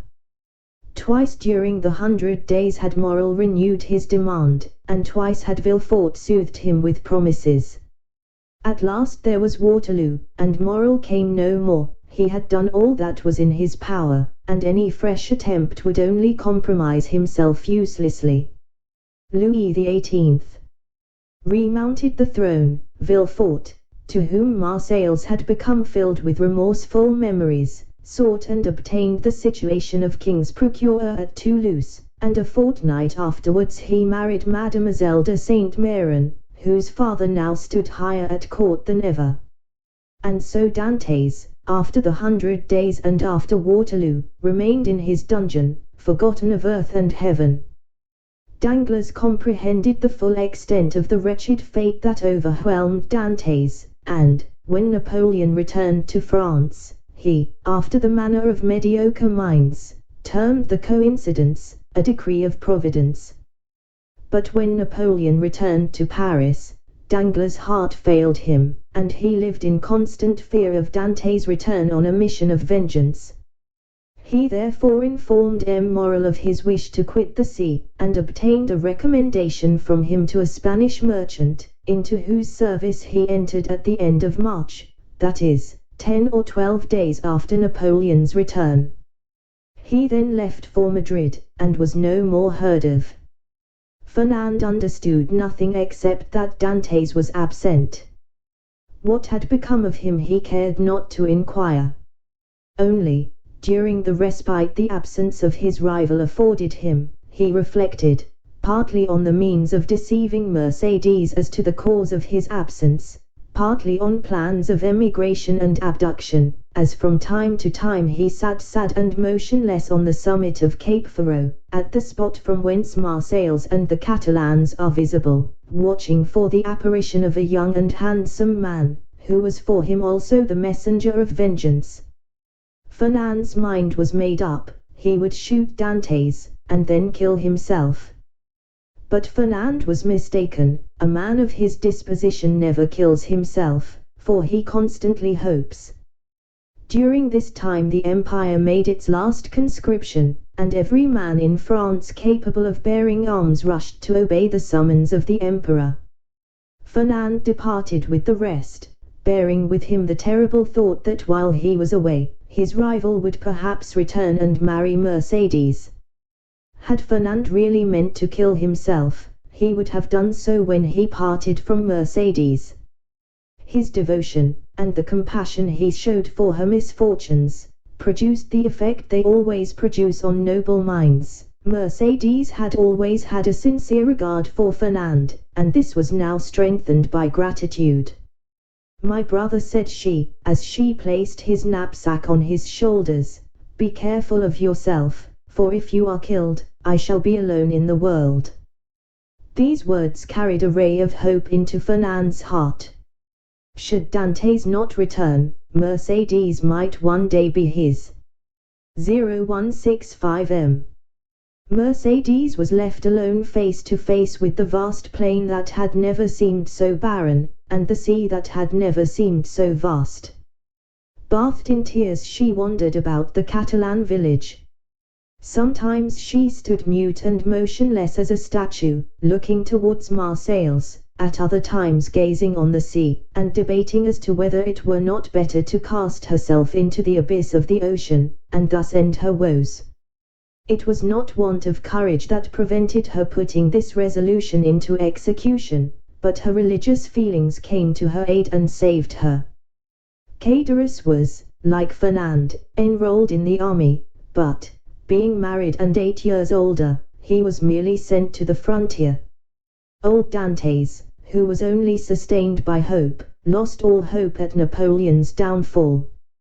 5 months after he had been separated from his son, and almost at the hour of his arrest, he breathed his last in Mercedes' arms. M. Morel paid the expenses of his funeral, and a few small debts the poor old man had contracted. There was more than benevolence in this action, there was courage. The South was aflame, and to assist, even on his deathbed, the father of so dangerous a Bonapartist as Dantes, was stigmatized as a crime. Chapter 14. The Two Prisoners. A year after Louis XVIII's restoration, a visit was made by the Inspector General of Prisons.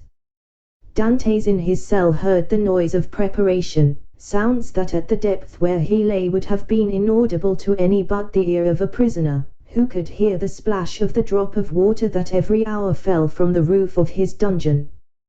He guessed something uncommon was passing among the living, but he had so long ceased to have any intercourse with the world, that he looked upon himself as dead.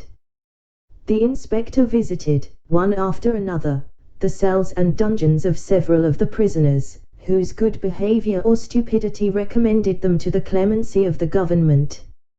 He inquired how they were fed, and if they had any request to make. The universal response was, that the fare was detestable, and that they wanted to be set free. The inspector asked if they had anything else to ask for.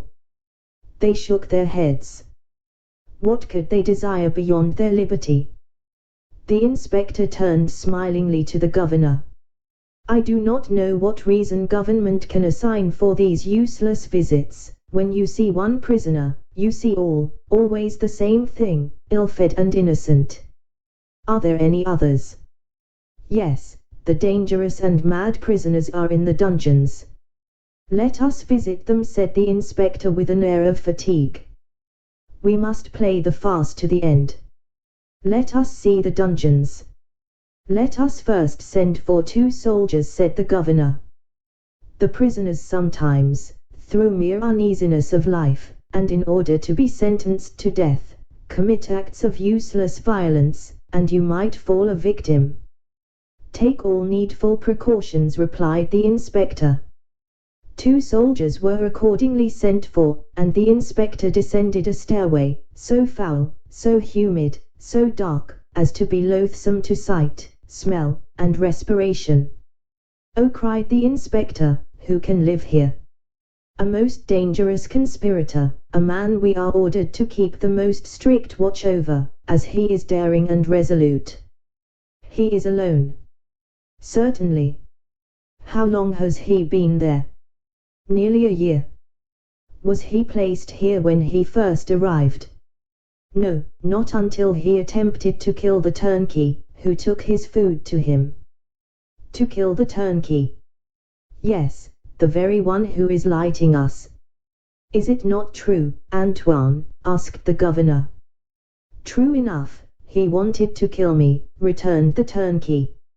He must be mad, said the inspector. He is worse than that, he is a devil, returned the turnkey. Shall I complain of him? Demanded the inspector. Oh, no, it is useless. Besides, he is almost mad now, and in another year he will be quite so. So much the better for him, he will suffer less, said the inspector. He was, as this remark shows, a man full of philanthropy, and in every way fit for his office.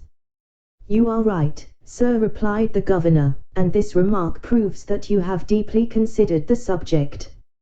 Now we have in a dungeon about 20 feet distant, and to which you descend by another stair, an old abbé, formerly leader of a party in Italy, who has been here since 1811, and in 1813 he went mad, and the change is astonishing.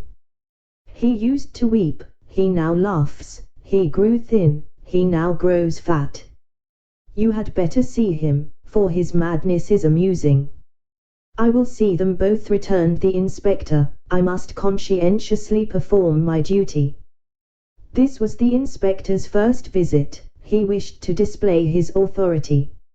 Let us visit this one first, added he.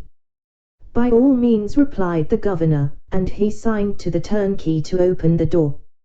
At the sound of the key turning in the lock, and the creaking of the hinges, Dantes, who was crouched in a corner of the dungeon, whence he could see the ray of light that came through a narrow iron grating above, raised his head. Seeing a stranger, escorted by 2 turnkeys holding torches and accompanied by 2 soldiers, and to whom the governor spoke bareheaded, Dantes, who guessed the truth, and that the moment to address himself to the superior authorities was come, sprang forward with clasped hands. The soldiers interposed their bayonets, for they thought that he was about to attack the inspector, and the latter recoiled 2 or 3 steps. Dantes saw that he was looked upon as dangerous. Then, infusing all the humility he possessed into his eyes and voice, he addressed the inspector, and sought to inspire him with pity. The inspector listened attentively, then, turning to the governor, observed, "He will become religious, he is already more gentle, he is afraid," and retreated before the bayonets. Madmen are not afraid of anything. I made some curious observations on this at Charenton. Then, turning to the prisoner, "What is it you want?" said he. "I want to know what crime I have committed, to be tried, and if I am guilty, to be shot, if innocent, to be set at liberty." "Are you well fed?" said the inspector. "I believe so. I don't know, it's of no consequence. What matters really, not only to me, but to officers of justice and the king, is that an innocent man should languish in prison, the victim of an infamous denunciation, to die here cursing his executioners." "You are very humble today," remarked the governor. "You are not so always. The other day, for instance, when you tried to kill the turnkey." "It is true, sir, and I beg his pardon, for he has always been very good to me, but I was mad." "And you are not so any longer?" "No, captivity has subdued me, I have been here so long." "So long? When were you arrested, then?" asked the inspector. The 28th of February, 1815, at 2:30 in the afternoon. Today is the 30th of July, 1816, why, it is but 17 months. "Only 17 months," replied Dantes. "Oh, you do not know what is 17 months in prison, 17 ages rather, especially to a man who, like me, had arrived at the summit of his ambition, to a man, who, like me, was on the point of marrying a woman he adored, who saw an honorable career opened before him, and who loses all in an instant, who sees his prospects destroyed, and is ignorant of the fate of his affianced wife, and whether his aged father be still living. 17 months' captivity to a sailor accustomed to the boundless ocean, is a worse punishment than human crime ever merited. Have pity on me, then, and ask for me, not intelligence, but a trial, not pardon, but a verdict. A trial, sir, I ask only for a trial, that, surely, cannot be denied to one who is accused." "We shall see," said the inspector. Then, turning to the governor, "On my word, the poor devil touches me. You must show me the proofs against him." "Certainly, but you will find terrible charges." "Monsieur," continued Dantes, "I know it is not in your power to release me, but you can plead for me, you can have me tried, and that is all I ask." Let me know my crime, and the reason why I was condemned. Uncertainty is worse than all. Go on with the lights, said the inspector. Monsieur, cried Dantes, I can tell by your voice you are touched with pity. Tell me at least to hope. I cannot tell you that, replied the inspector. I can only promise to examine into your case. Oh, I am free, then I am saved. Who arrested you? M. Villefort. See him, and hear what he says. M. Villefort is no longer at Marseilles, he is now at Toulouse. I am no longer surprised at my detention, murmured Dantes, since my only protector is removed. Had M. de Villefort any cause of personal dislike to you? None, on the contrary, he was very kind to me. I can, then, rely on the notes he has left concerning you? Entirely. That is well, wait patiently, then. Dantes fell on his knees, and prayed earnestly. The door closed, but this time a fresh inmate was left with Dantes. Hope. 0173M. Will you see the register at once, asked the governor, or proceed to the other cell? Let us visit them all, said the inspector. If I once went up those stairs, I should never have the courage to come down again. Ah, this one is not like the other, and his madness is less affecting than this one's display of reason. What is his folly? He fancies he possesses an immense treasure. The first year he offered government 1,000,000 of francs for his release, the second, 2, the third, 3, and so on progressively. He is now in his 5th year of captivity. He will ask to speak to you in private, and offer you 5 millions. How curious. What is his name? The Abbé Faria. Number 27, said the inspector. It is here. Unlock the door, Antoine. The turnkey obeyed, and the inspector gazed curiously into the chamber of the mad abbé, as the prisoner was usually called. In the center of the cell, in a circle traced with a fragment of plaster detached from the wall, sat a man whose tattered garments scarcely covered him. He was drawing in this circle geometrical lines, and seemed as much absorbed in his problem as Archimedes was when the soldier of Marcellus slew him.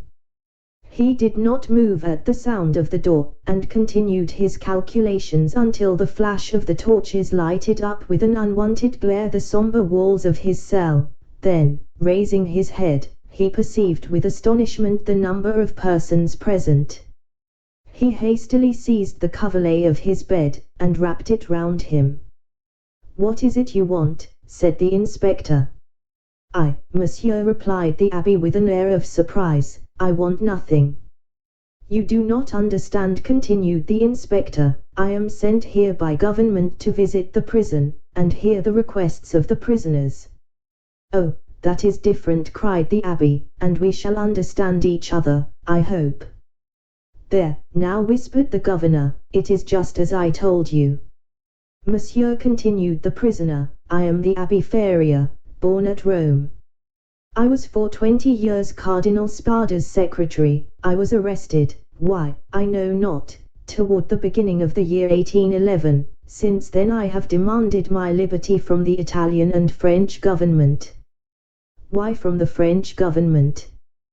Because I was arrested at Piombino, and I presume that, like Milan and Florence, Piombino has become the capital of some French department. Ah, said the inspector, you have not the latest news from Italy. My information dates from the day on which I was arrested, returned the Abbé Faria, and as the emperor had created the kingdom of Rome for his infant son, I presume that he has realized the dream of Machiavelli and Caesar Borgia, which was to make Italy a united kingdom. Monsieur, returned the inspector, Providence has changed this gigantic plan you advocate so warmly. It is the only means of rendering Italy strong, happy, and independent. Very possibly, only I am not come to discuss politics, but to inquire if you have anything to ask or to complain of. The food is the same as in other prisons, that is, very bad. The lodging is very unhealthful, but, on the whole, passable for a dungeon. But it is not that which I wish to speak of, but a secret I have to reveal of the greatest importance. We are coming to the point, whispered the governor. It is for that reason I am delighted to see you, continued the abbé, although you have disturbed me in a most important calculation, which, if it succeeded, would possibly change Newton's system. Could you allow me a few words in private? What did I tell you? Said the governor. You knew him, returned the inspector with a smile. What you ask is impossible, monsieur, continued he, addressing Ferrier. 0175M. But, said the abbé, I would speak to you of a large sum, amounting to 5 millions. The very sum you named, whispered the inspector in his turn. However, continued Ferrier, seeing that the inspector was about to depart, it is not absolutely necessary for us to be alone, the governor can be present. Unfortunately, said the governor, I know beforehand what you are about to say. It concerns your treasures, does it not? Ferrier fixed his eyes on him with an expression that would have convinced anyone else of his sanity. Of course, said he, of what else should I speak? Mr. Inspector, continued the governor, I can tell you the story as well as he, for it has been dinned in my ears for the last 4 or 5 years. That proves, returned the abbé, that you are like those of Holy Writ, who having eyes see not, and having ears hear not. My dear sir, the government is rich and does not want your treasures, replied the inspector. Keep them until you are liberated. The abbé's eyes glistened. He seized the inspector's hand. But what if I am not liberated, cried he, and am detained here until my death? This treasure will be lost. Had not government better profit by it? I will offer 6 millions, and I will content myself with the rest, if they will only give me my liberty. On my word, said the inspector in a low tone, had I not been told beforehand that this man was mad, I should believe what he says. I am not mad, replied Ferrier, with that acuteness of hearing peculiar to prisoners. The treasure I speak of really exists, and I offer to sign an agreement with you, in which I promise to lead you to the spot where you shall dig, and if I deceive you, bring me here again, I ask no more. The governor laughed. Is the spot far from here? 100 leagues. It is not ill planned, said the governor. If all the prisoners took it into their heads to travel 100 leagues, and their guardians consented to accompany them, they would have a capital chance of escaping. The scheme is well known, said the inspector, and the abbé's plan has not even the merit of originality. Then turning to Ferrier, I inquired if you are well fed, said he. Swear to me, replied Ferrier, to free me if what I tell you prove true, and I will stay here while you go to the spot. Are you well fed? Repeated the inspector. Monsieur, you run no risk, for, as I told you, I will stay here, so there is no chance of my escaping. You do not reply to my question, replied the inspector impatiently. Nor you to mine, cried the abbé. You will not accept my gold, I will keep it for myself. You refuse me my liberty, God will give it me. And the abbé, casting away his coverlet, resumed his place, and continued his calculations. 0177M. What is he doing there? Said the inspector. Counting his treasures, replied the governor. Ferrier replied to this sarcasm with a glance of profound contempt. They went out. The turnkey closed the door behind them. He was wealthy once, perhaps, said the inspector. Or dreamed he was, and awoke mad. After all, said the inspector, if he had been rich, he would not have been here. So the matter ended for the Abbé Ferrier. He remained in his cell, and this visit only increased the belief in his insanity. Caligula or Nero, those treasure seekers, those desirers of the impossible, would have accorded to the poor wretch, in exchange for his wealth, the liberty he so earnestly prayed for. But the kings of modern times, restrained by the limits of mere probability, have neither courage nor desire. They fear the ear that hears their orders, and the eye that scrutinizes their actions. Formerly they believed themselves sprung from Jupiter, and shielded by their birth, but nowadays they are not inviolable. It has always been against the policy of despotic governments to suffer the victims of their persecutions to reappear. As the Inquisition rarely allowed its victims to be seen with their limbs distorted and their flesh lacerated by torture, so madness is always concealed in its cell, from whence, should it depart, it is conveyed to some gloomy hospital, where the doctor has no thought for man or mind in the mutilated being the jailer delivers to him. The very madness of the Abbé Faria, gone mad in prison, condemned him to perpetual captivity. The inspector kept his word with Dantes. He examined the register, and found the following note concerning him. Edmond Dantes, violent Bonapartist, took an active part in the return from Elba. The greatest watchfulness and care to be exercised. This note was in a different hand from the rest, which showed that it had been added since his confinement. The inspector could not contend against this accusation. He simply wrote, "Nothing to be done." This visit had infused new vigor into Dantes. He had, till then, forgotten the date, but now, with a fragment of plaster, he wrote the date, the 30th of July 1816, and made a mark every day, in order not to lose his reckoning again. Days and weeks passed away, then months. Dantes still waited. He at first expected to be freed in a fortnight. This fortnight expired. He decided that the inspector would do nothing until his return to Paris, and that he would not reach there until his circuit was finished. He therefore fixed 3 months. 3 months passed away, then 6 more. Finally 10 months and a half had gone by and no favorable change had taken place, and Dantes began to fancy the inspector's visit but a dream, an illusion of the brain. At the expiration of a year the governor was transferred. He had obtained charge of the fortress at Ham. He took with him several of his subordinates, and amongst them Dantes' jailer.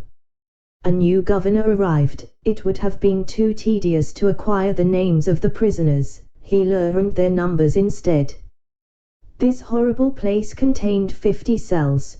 Their inhabitants were designated by the numbers of their cell, and the unhappy young man was no longer called Edmond Dantes. He was now number 34. Chapter 15.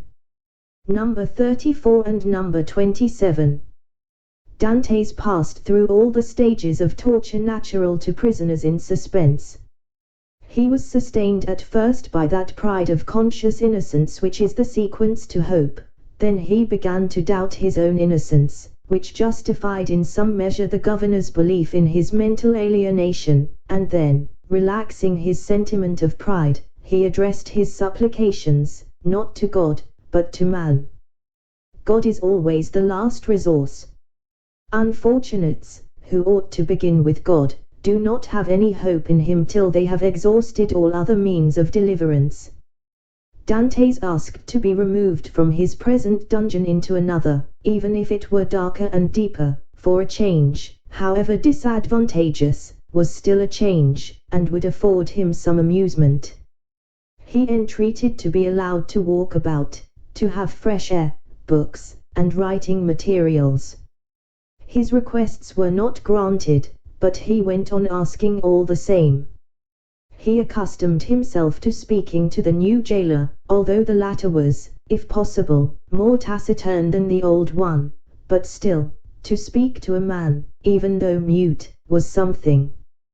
Dantes spoke for the sake of hearing his own voice. He had tried to speak when alone, but the sound of his voice terrified him. Often, before his captivity, Dantes' mind had revolted at the idea of assemblages of prisoners, made up of thieves, vagabonds, and murderers. he now wished to be amongst them, in order to see some other face besides that of his jailer. He sighed for the galleys, with the infamous costume, the chain, and the brand on the shoulder. The galley slaves breathed the fresh air of heaven, and saw each other. They were very happy. He besought the jailer one day to let him have a companion, were it even the mad abbé. The jailer, though rough and hardened by the constant sight of so much suffering, was yet a man. At the bottom of his heart he had often had a feeling of pity for this unhappy young man who suffered so, and he laid the request of number 34 before the governor, but the latter sapiently imagined that Dantes wished to conspire or attempt an escape, and refused his request. Dantes had exhausted all human resources, and he then turned to God. All the pious ideas that had been so long forgotten, returned. He recollected the prayers his mother had taught him, and discovered a new meaning in every word, for in prosperity prayers seem but a mere medley of words, until misfortune comes and the unhappy sufferer first understands the meaning of the sublime language in which he invokes the pity of heaven. He prayed, and prayed aloud, no longer terrified at the sound of his own voice, for he fell into a sort of ecstasy. He laid every action of his life before the Almighty, proposed tasks to accomplish, and at the end of every prayer introduced the entreaty oftener addressed to man than to God, "Forgive us our trespasses as we forgive them that trespass against us." Yet in spite of his earnest prayers, Dantes remained a prisoner.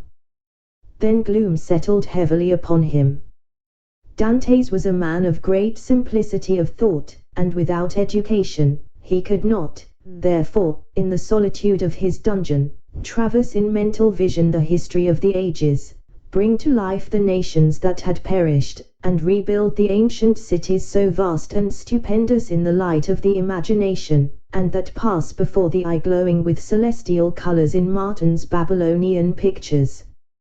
He could not do this, he whose past life was so short, whose present so melancholy, and his future so doubtful. 19 years of light to reflect upon in eternal darkness. No distraction could come to his aid. His energetic spirit, that would have exulted in thus revisiting the past, was imprisoned like an eagle in a cage. He clung to one idea, that of his happiness, destroyed, without apparent cause, by an unheard of fatality. He considered and reconsidered this idea, devoured it, so to speak, as the implacable Ugolino devours the skull of Archbishop Roger in the Inferno of Dante. Rage supplanted religious fervor.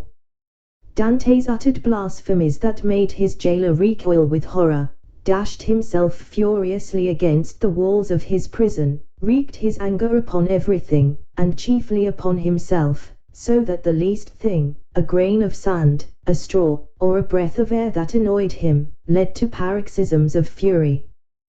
Then the letter that Villefort had showed to him recurred to his mind, and every line gleamed forth in fiery letters on the wall like the Tekel up Harsin of Belshazzar. He told himself that it was the enmity of man, and not the vengeance of heaven, that had thus plunged him into the deepest misery. He consigned his unknown persecutors to the most horrible tortures he could imagine, and found them all insufficient, because after torture came death, and after death, if not repose, at least the boon of unconsciousness. By dint of constantly dwelling on the idea that tranquility was death, and if punishment were the end in view other tortures than death must be invented, he began to reflect on suicide. Unhappy he, who, on the brink of misfortune, broods over ideas like these. Before him is a dead sea that stretches in azure calm before the eye, but he who unwarily ventures within its embrace finds himself struggling with a monster that would drag him down to perdition. Once thus ensnared, unless the protecting hand of God snatch him thence, all is over, and his struggles but tend to hasten his destruction. This state of mental anguish is, however, less terrible than the sufferings that precede or the punishment that possibly will follow. There is a sort of consolation at the contemplation of the yawning abyss, at the bottom of which lie darkness and obscurity. Edmund found some solace in these ideas. All his sorrows, all his sufferings, with their train of gloomy spectres, fled from his cell when the angel of death seemed about to enter. Dantes reviewed his past life with composure, and, looking forward with terror to his future existence, chose that middle line that seemed to afford him a refuge. Sometimes, said he, in my voyages, when I was a man and commanded other men, I have seen the heavens overcast, the sea rage and foam, the storm arise, and, like a monstrous bird, beating the two horizons with its wings. Then I felt that my vessel was a vain refuge, that trembled and shook before the tempest. Soon the fury of the waves and the sight of the sharp rocks announced the approach of death, and death then terrified me, and I used all my skill and intelligence as a man and a sailor to struggle against the wrath of God. But I did so because I was happy, because I had not courted death, because to be cast upon a bed of rocks and seaweed seemed terrible, because I was unwilling that I, a creature made for the service of God, should serve for food to the gulls and ravens. But now it is different. I have lost all that bound me to life. Death smiles and invites me to repose. I die after my own manner. I die exhausted and broken-spirited, as I fall asleep when I have paced 3,000 times round my cell, that is 30,000 steps, or about 10 leagues. No sooner had this idea taken possession of him than he became more composed, arranged his couch to the best of his power, ate little and slept less, and found existence almost supportable, because he felt that he could throw it off at pleasure, like a worn-out garment. Two methods of self-destruction were at his disposal. He could hang himself with his handkerchief to the window bars, or refuse food and die of starvation. But the first was repugnant to him. Dantes had always entertained the greatest horror of pirates, who are hung up to the yardarm. He would not die by what seemed an infamous death. He resolved to adopt the second, and began that day to carry out his resolve. 0185 Nearly 4 years had passed away. At the end of the second he had ceased to mark the lapse of time. Dantes said, I wish to die, and had chosen the manner of his death, and fearful of changing his mind, he had taken an oath to die. When my morning and evening meals are brought, thought he, I will cast them out of the window, and they will think that I have eaten them. He kept his word. Twice a day he cast out, through the barred aperture, the provisions his jailer brought him, at first gaily, then with deliberation, and at last with regret. Nothing but the recollection of his oath gave him strength to proceed. Hunger made viands once repugnant, now acceptable. He held the plate in his hand for an hour at a time, and gazed thoughtfully at the morsel of bad meat, of tainted fish, of black and mouldy bread. It was the last yearning for life contending with the resolution of despair. Then his dungeon seemed less sombre, his prospects less desperate. He was still young, he was only 4 or 25, he had nearly 50 years to live. What unforeseen events might not open his prison door, and restore him to liberty? Then he raised to his lips the repast that, like a voluntary Tantalus, he refused himself, but he thought of his oath, and he would not break it. He persisted until, at last, he had not sufficient strength to rise and cast his supper out of the loophole. The next morning he could not see or hear. The jailer feared he was dangerously ill. Edmund hoped he was dying. Thus the day passed away. Edmund felt a sort of stupor creeping over him which brought with it a feeling almost of content. The gnawing pain at his stomach had ceased, his thirst had abated. When he closed his eyes he saw myriads of lights dancing before them like the will-o'-the-wisps that play about the marshes. It was the twilight of that mysterious country called death. Suddenly, about 9 o'clock in the evening, Edmund heard a hollow sound in the wall against which he was lying. So many loathsome animals inhabited the prison, that their noise did not, in general, awake him, but whether abstinence had quickened his faculties, or whether the noise was really louder than usual. Edmund raised his head and listened. It was a continual scratching, as if made by a huge claw, a powerful tooth, or some iron instrument attacking the stones. Although weakened, the young man's brain instantly responded to the idea that haunts all prisoners: liberty. It seemed to him that heaven had at length taken pity on him, and had sent this noise to warn him on the very brink of the abyss. Perhaps one of those beloved ones he had so often thought of was thinking of him, and striving to diminish the distance that separated them. No, no, doubtless he was deceived, and it was but one of those dreams that forerun death. Edmund still heard the sound. It lasted nearly 3 hours. He then heard a noise of something falling, and all was silent. Some hours afterwards it began again, nearer and more distinct. Edmund was intensely interested. Suddenly the jailer entered. For a week since he had resolved to die, and during the 4 days that he had been carrying out his purpose, Edmund had not spoken to the attendant, had not answered him when he inquired what was the matter with him, and turned his face to the wall when he looked too curiously at him. But now the jailer might hear the noise and put an end to it, and so destroy a ray of something like hope that soothed his last moments. The jailer brought him his breakfast. Dantes raised himself up and began to talk about everything, about the bad quality of the food, about the coldness of his dungeon, grumbling and complaining, in order to have an excuse for speaking louder, and wearying the patience of his jailer, who out of kindness of heart had brought broth and white bread for his prisoner. Fortunately, he fancied that Dantes was delirious, and placing the food on the rickety table, he withdrew. Edmund listened, and the sound became more and more distinct. There can be no doubt about it, thought he, it is some prisoner who is striving to obtain his freedom. Oh, if I were only there to help him! Suddenly another idea took possession of his mind, so used to misfortune, that it was scarcely capable of hope, the idea that the noise was made by workmen the governor had ordered to repair the neighboring dungeon. It was easy to ascertain this, but how could he risk the question?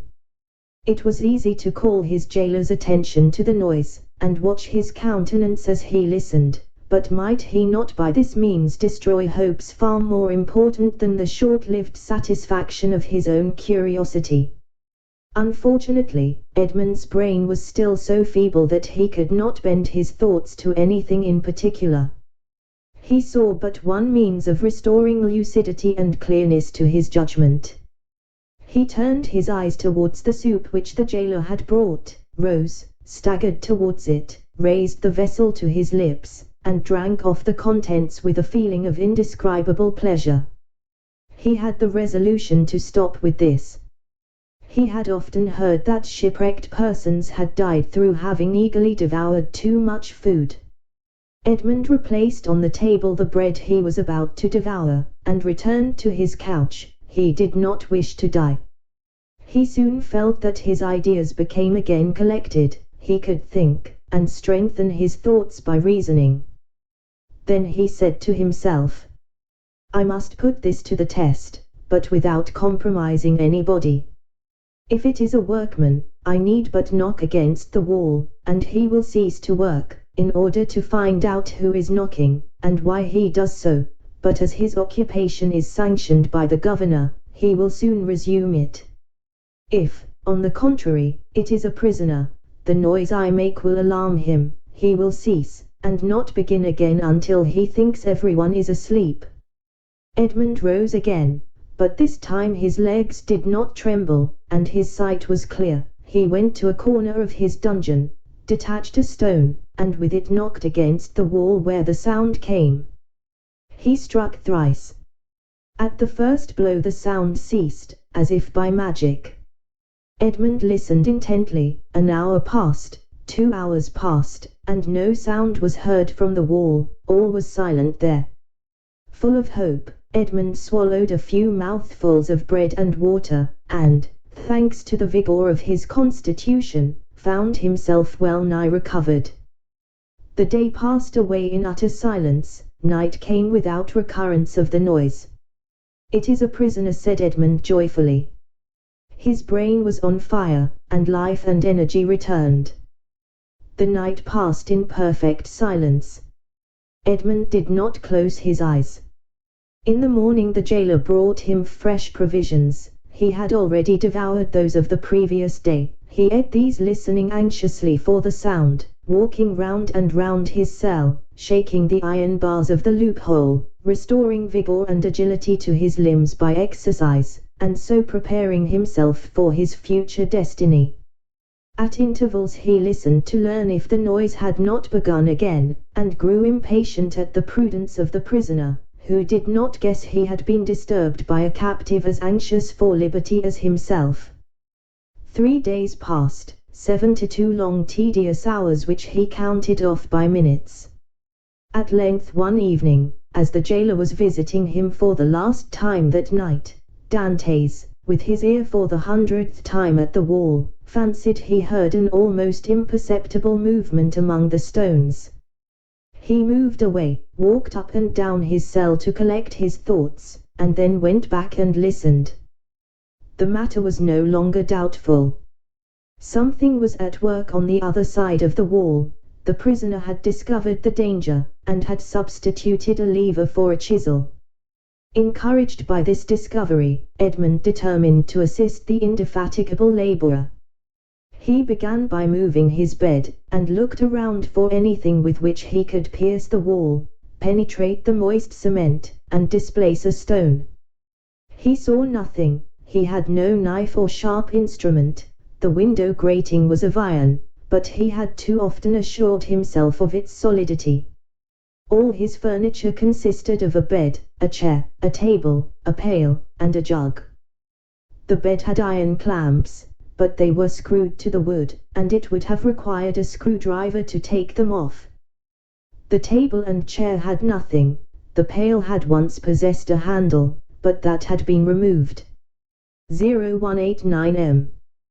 Dantes had but one resource, which was to break the jug, and with one of the sharp fragments attack the wall. He let the jug fall on the floor, and it broke in pieces. Dantes concealed 2 or 3 of the sharpest fragments in his bed, leaving the rest on the floor. The breaking of his jug was too natural an accident to excite suspicion. Edmund had all the night to work in, but in the darkness he could not do much, and he soon felt that he was working against something very hard. He pushed back his bed, and waited for day. All night he heard the subterranean workman, who continued to mine his way. Day came, the jailer entered. Dantes told him that the jug had fallen from his hands while he was drinking, and the jailer went grumblingly to fetch another, without giving himself the trouble to remove the fragments of the broken one. He returned speedily, advised the prisoner to be more careful, and departed. Dantes heard joyfully the key grate in the lock. He listened until the sound of steps died away, and then, hastily displacing his bed, saw by the faint light that penetrated into his cell, that he had labored uselessly the previous evening in attacking the stone instead of removing the plaster that surrounded it. The damp had rendered it friable, and Dantes was able to break it off, in small morsels, it is true, but at the end of half an hour he had scraped off a handful. A mathematician might have calculated that in 2 years, supposing that the rock was not encountered, a passage 20 feet long and 2 feet broad might be formed.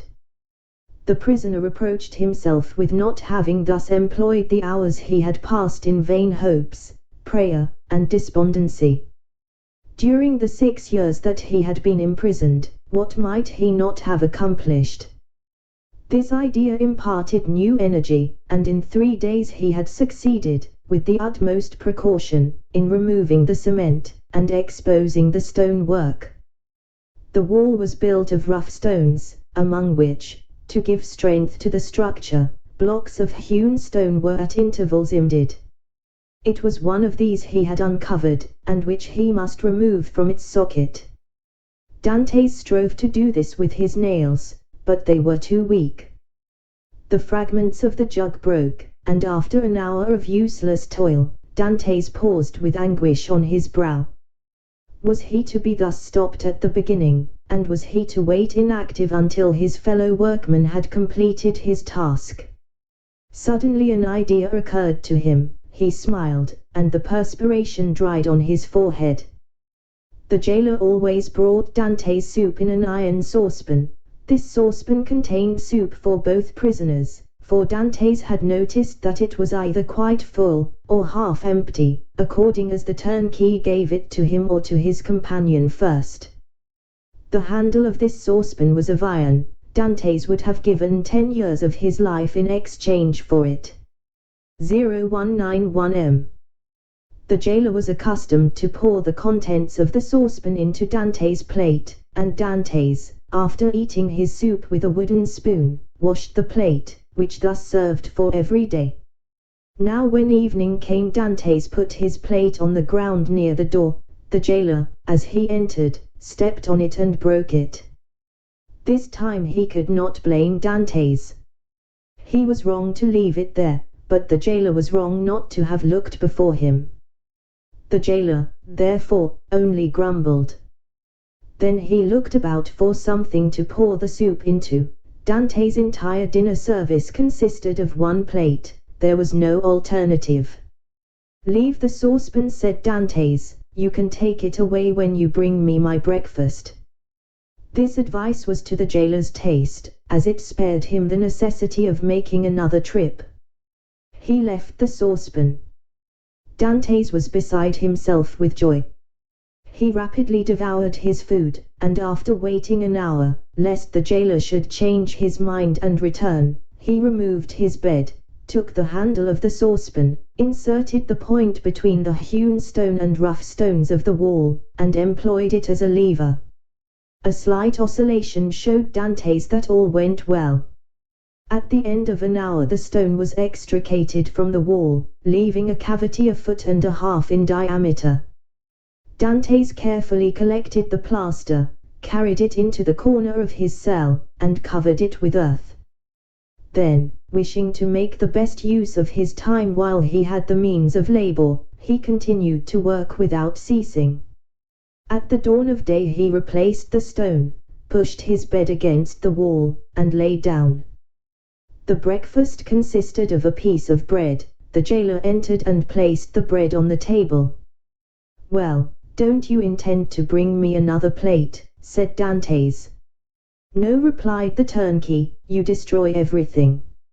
First you break your jug, then you make me break your plate. If all the prisoners followed your example, the government would be ruined. I shall leave you the saucepan, and pour your soup into that. So for the future I hope you will not be so destructive." Dante's raised his eyes to heaven and clasped his hands beneath the coverlet.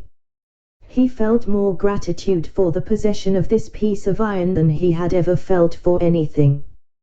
He had noticed, however, that the prisoner on the other side had ceased to labor. No matter, this was a greater reason for proceeding. If his neighbor would not come to him, he would go to his neighbor. All day he toiled on untiringly, and by the evening he had succeeded in extracting 10 handfuls of plaster and fragments of stone. When the hour for his jailer's visit arrived, Dante straightened the handle of the saucepan as well as he could, and placed it in its accustomed place. The turnkey poured his ration of soup into it, together with the fish, for thrice a week the prisoners were deprived of meat. This would have been a method of reckoning time, had not Dante's long ceased to do so. Having poured out the soup, the turnkey retired. Dante's wished to ascertain whether his neighbor had really ceased to work. He listened. All was silent, as it had been for the last 3 days. Dante's sighed. It was evident that his neighbor distrusted him. However, he toiled on all the night without being discouraged. But after 2 or 3 hours he encountered an obstacle. The iron made no impression, but met with a smooth surface. Dantes touched it, and found that it was a beam. This beam crossed, or rather blocked up, the hole Dantes had made. It was necessary, therefore, to dig above or under it. The unhappy young man had not thought of this. "Oh, my God, murmured he, I have so earnestly prayed to you, that I hoped my prayers had been heard. After having deprived me of my liberty, after having deprived me of death, after having recalled me to existence, my God, have pity on me, and do not let me die in despair." 0193M. "Who talks of God and despair at the same time?" said a voice that seemed to come from beneath the earth, and, deadened by the distance, sounded hollow and sepulchral in the young man's ears. Edmund's hair stood on end, and he rose to his knees. "Ah," said he, "I hear a human voice." Edmund had not heard anyone speak save his jailer for 4 or 5 years, and a jailer is no man to a prisoner. He is a living door, a barrier of flesh and blood adding strength to restraints of oak and iron. "In the name of heaven," cried Dantes, "speak again, though the sound of your voice terrifies me." "Who are you? Who are you?" said the voice. "An unhappy prisoner," replied Dantes, who made no hesitation in answering. "Of what country?" "A Frenchman." "Your name?" "Edmond Dantes." "Your profession?" "A sailor." "How long have you been here?" "Since the 28th of February, 1815. "Your crime?" "I am innocent." "But of what are you accused?" "Of having conspired to aid the Emperor's return." "What for the Emperor's return? The Emperor is no longer on the throne, then." "He abdicated at Fontainebleau in 1814, and was sent to the island of Elba." "But how long have you been here that you are ignorant of all this?" "Since 1811. Dantes shuddered. This man had been 4 years longer than himself in prison. "Do not dig any more," said the voice, "only tell me how high up is your excavation." "On a level with the floor." "How is it concealed?" "Behind my bed." "Has your bed been moved since you have been a prisoner?" "No." "What does your chamber open on?" "A corridor." "And the corridor?" "On a court." "Alas," murmured the voice. "Oh, what is the matter?" cried Dantes. "I have made a mistake owing to an error in my plans. I took the wrong angle, and have come out 15 feet from where I intended. I took the wall you are mining for the outer wall of the fortress. But then you would be close to the sea." "That is what I hoped." "And supposing you had succeeded?" "I should have thrown myself into the sea, gained one of the islands near here, the Isle de Dorme or the Isle de Tiburon, and then I should have been safe." "Could you have swum so far?" "Heaven would have given me strength, but now all is lost." "All?" "Yes, stop up your excavation carefully, do not work any more, and wait until you hear from me. Tell me, at least, who you are." I am number 27. "You mistrust me, then," said Dantes. Edmund fancied he heard a bitter laugh resounding from the depths. "Oh, I am a Christian," cried Dantes, guessing instinctively that this man meant to abandon him. "I swear to you by him who died for us that naught shall induce me to breathe one syllable to my jailers, but I conjure you do not abandon me. If you do, I swear to you, for I have got to the end of my strength, that I will dash my brains out against the wall, and you will have my death to reproach yourself with." "How old are you?" "Your voice is that of a young man." "I do not know my age, for I have not counted the years I have been here. All I do know is, that I was just 19 when I was arrested, the 28th of February, 1815. "Not quite 26, murmured the voice, "at that age he cannot be a traitor." "Oh, no, no," cried Dantes. "I swear to you again, rather than betray you, I would allow myself to be hacked in pieces. You have done well to speak to me, and ask for my assistance, for I was about to form another plan, and leave you, but your age reassures me. I will not forget you. Wait. How long? I must calculate our chances. I will give you the signal. But you will not leave me, you will come to me, or you will let me come to you. We will escape, and if we cannot escape we will talk, you of those whom you love, and I of those whom I love. You must love somebody. No, I am alone in the world. Then you will love me. If you are young, I will be your comrade, if you are old, I will be your son. I have a father who is 70 if he yet lives, I only love him and a young girl called Mercedes. My father has not yet forgotten me, I am sure, but God alone knows if she loves me still. I shall love you as I loved my father. It is well, returned the voice, tomorrow. These few words were uttered with an accent that left no doubt of his sincerity. Dantes rose, dispersed the fragments with the same precaution as before, and pushed his bed back against the wall. He then gave himself up to his happiness. He would no longer be alone. He was, perhaps, about to regain his liberty. At the worst, he would have a companion, and captivity that is shared is but half captivity. Plaints made in common are almost prayers, and prayers where 2 or 3 are gathered together invoke the mercy of heaven. All day Dantes walked up and down his cell. He sat down occasionally on his bed, pressing his hand on his heart. At the slightest noise he bounded towards the door. Once or twice the thought crossed his mind that he might be separated from this unknown, whom he loved already, and then his mind was made up. When the jailer moved his bed and stooped to examine the opening, he would kill him with his water jug. He would be condemned to die, but he was about to die of grief and despair when this miraculous noise recalled him to life. The jailer came in the evening. Dantes was on his bed. It seemed to him that thus he better guarded the unfinished opening. Doubtless there was a strange expression in his eyes, for the jailer said, "Come, are you going mad again?" Dantes did not answer. He feared that the emotion of his voice would betray him. The jailer went away shaking his head. Night came. Dantes hoped that his neighbor would profit by the silence to address him, but he was mistaken. The next morning, however, just as he removed his bed from the wall, he heard 3 knocks. He threw himself on his knees. "Is it you?" said he. "I am here." "Is your jailer gone?" "Yes," said Dantes. "He will not return until the evening, so that we have 12 hours before us." "I can work, then," said the voice. "Oh, yes, yes, this instant, I entreat you."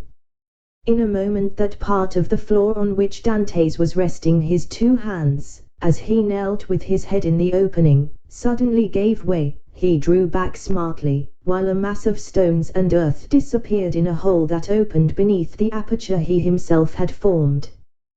Then from the bottom of this passage, the depth of which it was impossible to measure, he saw appear, first the head, then the shoulders, and lastly the body of a man, who sprang lightly into his cell.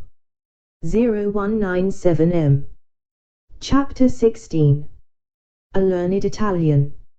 Seizing in his arms the friend so long and ardently desired, Dantes almost carried him towards the window, in order to obtain a better view of his features by the aid of the imperfect light that struggled through the grating. He was a man of small stature, with hair blanched rather by suffering and sorrow than by age. He had a deep-set, penetrating eye, almost buried beneath the thick grey eyebrow, and a long, and still black, beard reaching down to his breast. His thin face, deeply furrowed by care, and the bold outline of his strongly marked features, betokened a man more accustomed to exercise his mental faculties than his physical strength. Large drops of perspiration were now standing on his brow, while the garments that hung about him were so ragged that one could only guess at the pattern upon which they had originally been fashioned. The stranger might have numbered 60 or 65 years, but a certain briskness and appearance of vigor in his movements made it probable that he was aged more from captivity than the course of time. He received the enthusiastic greeting of his young acquaintance with evident pleasure, as though his chilled affections were rekindled and invigorated by his contact with one so warm and ardent. He thanked him with grateful cordiality for his kindly welcome, although he must at that moment have been suffering bitterly to find another dungeon where he had fondly reckoned on discovering a means of regaining his liberty. "Let us first see," said he, "whether it is possible to remove the traces of my entrance here. Our future tranquillity depends upon our jailers being entirely ignorant of it." Advancing to the opening, he stooped and raised the stone easily in spite of its weight. Then, fitting it into its place, he said, "You removed this stone very carelessly, but I suppose you had no tools to aid you." "Why," exclaimed Dantes, with astonishment, "do you possess any?" "I made myself some, and with the exception of a file, I have all that are necessary, a chisel, pincers, and lever." 0201M. "Oh, how I should like to see these products of your industry and patience." "Well, in the first place, here is my chisel." So saying, he displayed a sharp strong blade, with a handle made of beech wood. "And with what did you contrive to make that?" inquired Dantes. "With one of the clamps of my bedstead, and this very tool has sufficed me to hollow out the road by which I came hither, a distance of about 50 feet. 50 feet, responded Dantes, almost terrified. "Do not speak so loud, young man, don't speak so loud. It frequently occurs in a state prison like this, that persons are stationed outside the doors of the cells purposely to overhear the conversation of the prisoners. But they believe I am shut up alone here. That makes no difference. And you say that you dug your way a distance of 50 feet to get here?" "I do. That is about the distance that separates your chamber from mine, only, unfortunately, I did not curve aright, for want of the necessary geometrical instruments to calculate my scale of proportion. Instead of taking an ellipsis of 40 feet, I made it 50.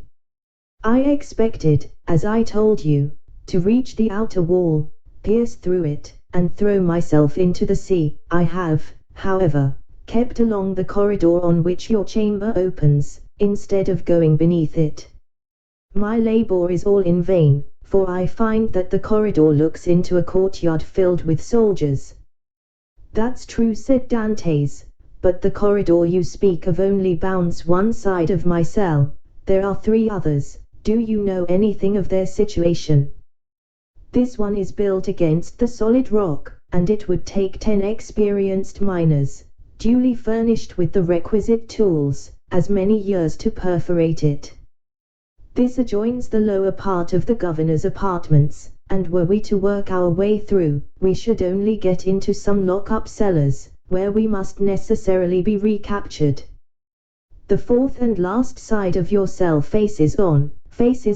Stop a minute, now where does it face?" The wall of which he spoke was the one in which was fixed the loophole by which light was admitted to the chamber. This loophole, which gradually diminished in size as it approached the outside, to an opening through which a child could not have passed, was, for better security, furnished with 3 iron bars, so as to quiet all apprehensions even in the mind of the most suspicious jailer as to the possibility of a prisoner's escape. As the stranger asked the question, he dragged the table beneath the window. "Climb up," said he to Dantes. The young man obeyed, mounted on the table, and, divining the wishes of his companion, placed his back securely against the wall and held out both hands. The stranger, whom as yet Dantes knew only by the number of his cell, sprang up with an agility by no means to be expected in a person of his years, and, light and steady on his feet as a cat or a lizard, climbed from the table to the outstretched hands of Dante's, and from them to his shoulders. Then, bending double, for the ceiling of the dungeon prevented him from holding himself erect, he managed to slip his head between the upper bars of the window, so as to be able to command a perfect view from top to bottom. An instant afterwards he hastily drew back his head, saying, "I thought so," and sliding from the shoulders of Dante's as dexterously as he had ascended, he nimbly leaped from the table to the ground. "What was it that you thought?" asked the young man anxiously, in his turn descending from the table. The elder prisoner pondered the matter. "Yes," said he at length, "it is so. This side of your chamber looks out upon a kind of open gallery, where patrols are continually passing, and sentries keep watch day and night." "Are you quite sure of that?" "Certain. I saw the soldier's shape and the top of his musket. That made me draw in my head so quickly, for I was fearful he might also see me."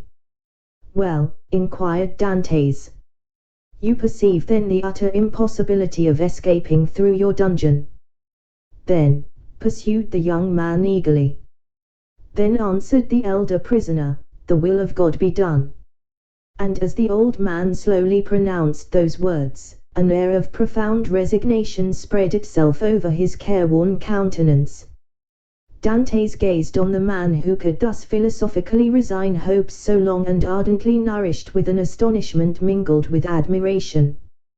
"Tell me, I entreat of you, who and what you are," said he at length. "Never have I met with so remarkable a person as yourself." "Willingly," answered the stranger, "if, indeed, you feel any curiosity respecting one, now, alas, powerless to aid you in any way. Say not so, you can console and support me by the strength of your own powerful mind.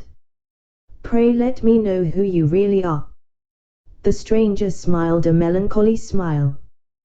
"Then listen," said he. "I am the Abbé Faria, and have been imprisoned as you know in this Château d'If since the year 1811, previously to which I had been confined for 3 years in the fortress of Fenestrelle. In the year 1811 I was transferred to Piedmont in France. It was at this period I learned that the destiny which seemed subservient to every wish formed by Napoleon, had bestowed on him a son, named King of Rome even in his cradle. I was very far then from expecting the change you have just informed me of, namely, that 4 years afterwards, this colossus of power would be overthrown. Then who reigns in France at this moment? Napoleon II. No, Louis XVIII. The brother of Louis XVI. How inscrutable are the ways of Providence! For what great and mysterious purpose has it pleased Heaven to abase the man once so elevated, and raise up him who was so abased? Dante's whole attention was riveted on a man who could thus forget his own misfortunes while occupying himself with the destinies of others. "Yes, yes," continued he, "'twill be the same as it was in England. After Charles I, Cromwell, after Cromwell, Charles II, and then James II, and then some son-in-law or relation, some Prince of Orange, a stadtholder who becomes a king. Then new concessions to the people, then a constitution, then liberty." "Ah, my friend," said the abbé, turning towards Dante's, and surveying him with the kindling gaze of a prophet, "you are young, you will see all this come to pass." "Probably, if ever I get out of prison." "True," replied Faria, "we are prisoners, but I forget this sometimes, and there are even moments when my mental vision transports me beyond these walls, and I fancy myself at liberty." "But wherefore are you here?" "Because in 1807 I dreamed of the very plan Napoleon tried to realize in 1811, because, like Machiavelli, I desired to alter the political face of Italy, and instead of allowing it to be split up into a quantity of petty principalities, each held by some weak or tyrannical ruler, I sought to form one large, compact, and powerful empire, and, lastly, because I fancied I had found my Caesar Borgia in a crowned simpleton, who feigned to enter into my views only to betray me. It was the plan of Alexander VI and Clement VII, but it will never succeed now, for they attempted it fruitlessly, and Napoleon was unable to complete his work. Italy seems fated to misfortune. And the old man bowed his head. Dantes could not understand a man risking his life for such matters. Napoleon certainly he knew something of, inasmuch as he had seen and spoken with him, but of Clement VII and Alexander VI he knew nothing. Are you not, he asked, the priest who here in the Chateau d'If is generally thought to be ill? Mad, you mean, don't you? I did not like to say so, answered Dantes, smiling. Well, then, resumed Faria with a bitter smile, let me answer your question in full, by acknowledging that I am the poor mad prisoner of the Chateau d'If, for many years permitted to amuse the different visitors with what is said to be my insanity, and, in all probability, I should be promoted to the honor of making sport for the children, if such innocent beings could be found in an abode devoted like this to suffering and despair. Dantes remained for a short time mute and motionless. At length he said, "Then you abandon all hope of escape?" "I perceive its utter impossibility, and I consider it impious to attempt that which the Almighty evidently does not approve." "Nay, be not discouraged. Would it not be expecting too much to hope to succeed at your first attempt? Why not try to find an opening in another direction from that which has so unfortunately failed? Alas, it shows how little notion you can have of all it has cost me to effect a purpose so unexpectedly frustrated, that you talk of beginning over again. In the first place, I was 4 years making the tools I possess, and have been 2 years scraping and digging out earth, hard as granite itself. Then what toil and fatigue has it not been to remove huge stones I should once have deemed impossible to loosen? Whole days have I passed in these titanic efforts, considering my labor well repaid if, by night time I had contrived to carry away a square inch of this hard-bound cement, changed by ages into a substance unyielding as the stones themselves. Then to conceal the mass of earth and rubbish I dug up, I was compelled to break through a staircase, and throw the fruits of my labor into the hollow part of it, but the well is now so completely choked up, that I scarcely think it would be possible to add another handful of dust without leading to discovery. Consider also that I fully believed I had accomplished the end and aim of my undertaking, for which I had so exactly husbanded my strength as to make it just hold out to the termination of my enterprise, and now, at the moment when I reckoned upon success, my hopes are forever dashed from me. No, I repeat again, that nothing shall induce me to renew attempts evidently at variance with the Almighty's pleasure." Dantes held down his head, that the other might not see how joy at the thought of having a companion outweighed the sympathy he felt for the failure of the abbess' plans. The abbé sank upon Edmund's bed, while Edmund himself remained standing. Escape had never once occurred to him. There are, indeed, some things which appear so impossible that the mind does not dwell on them for an instant. To undermine the ground for 50 feet, to devote 3 years to a labor which, if successful, would conduct you to a precipice overhanging the sea, to plunge into the waves from the height of 50, 60, perhaps 100 feet, at the risk of being dashed to pieces against the rocks, should you have been fortunate enough to have escaped the fire of the sentinels, and even, supposing all these perils past, then to have to swim for your life a distance of at least 3 miles ere you could reach the shore, were difficulties so startling and formidable that Dantes had never even dreamed of such a scheme, resigning himself rather to death. But the sight of an old man clinging to life with so desperate a courage, gave a fresh turn to his ideas, and inspired him with new courage. Another, older and less strong than he, had attempted what he had not had sufficient resolution to undertake, and had failed only because of an error in calculation. This same person, with almost incredible patience and perseverance, had contrived to provide himself with tools requisite for so unparalleled an attempt. Another had done all this. Why, then, was it impossible to Dantes? Ferrier had dug his way through 50 feet, Dantes would dig 100. Ferrier, at the age of 50, had devoted 3 years to the task. He, who was but half as old, would sacrifice 6. Ferrier, a priest and savant, had not shrunk from the idea of risking his life by trying to swim a distance of 3 miles to one of the islands, Dorme, Ratonio, or Lemaire. Should a hardy sailor, an experienced diver, like himself, shrink from a similar task? Should he, who had so often for mere amusement's sake plunged to the bottom of the sea to fetch up the bright coral branch, hesitate to entertain the same project? He could do it in an hour, and how many times had he, for pure pastime, continued in the water for more than twice as long? At once Dantes resolved to follow the brave example of his energetic companion, and to remember that what has once been done may be done again.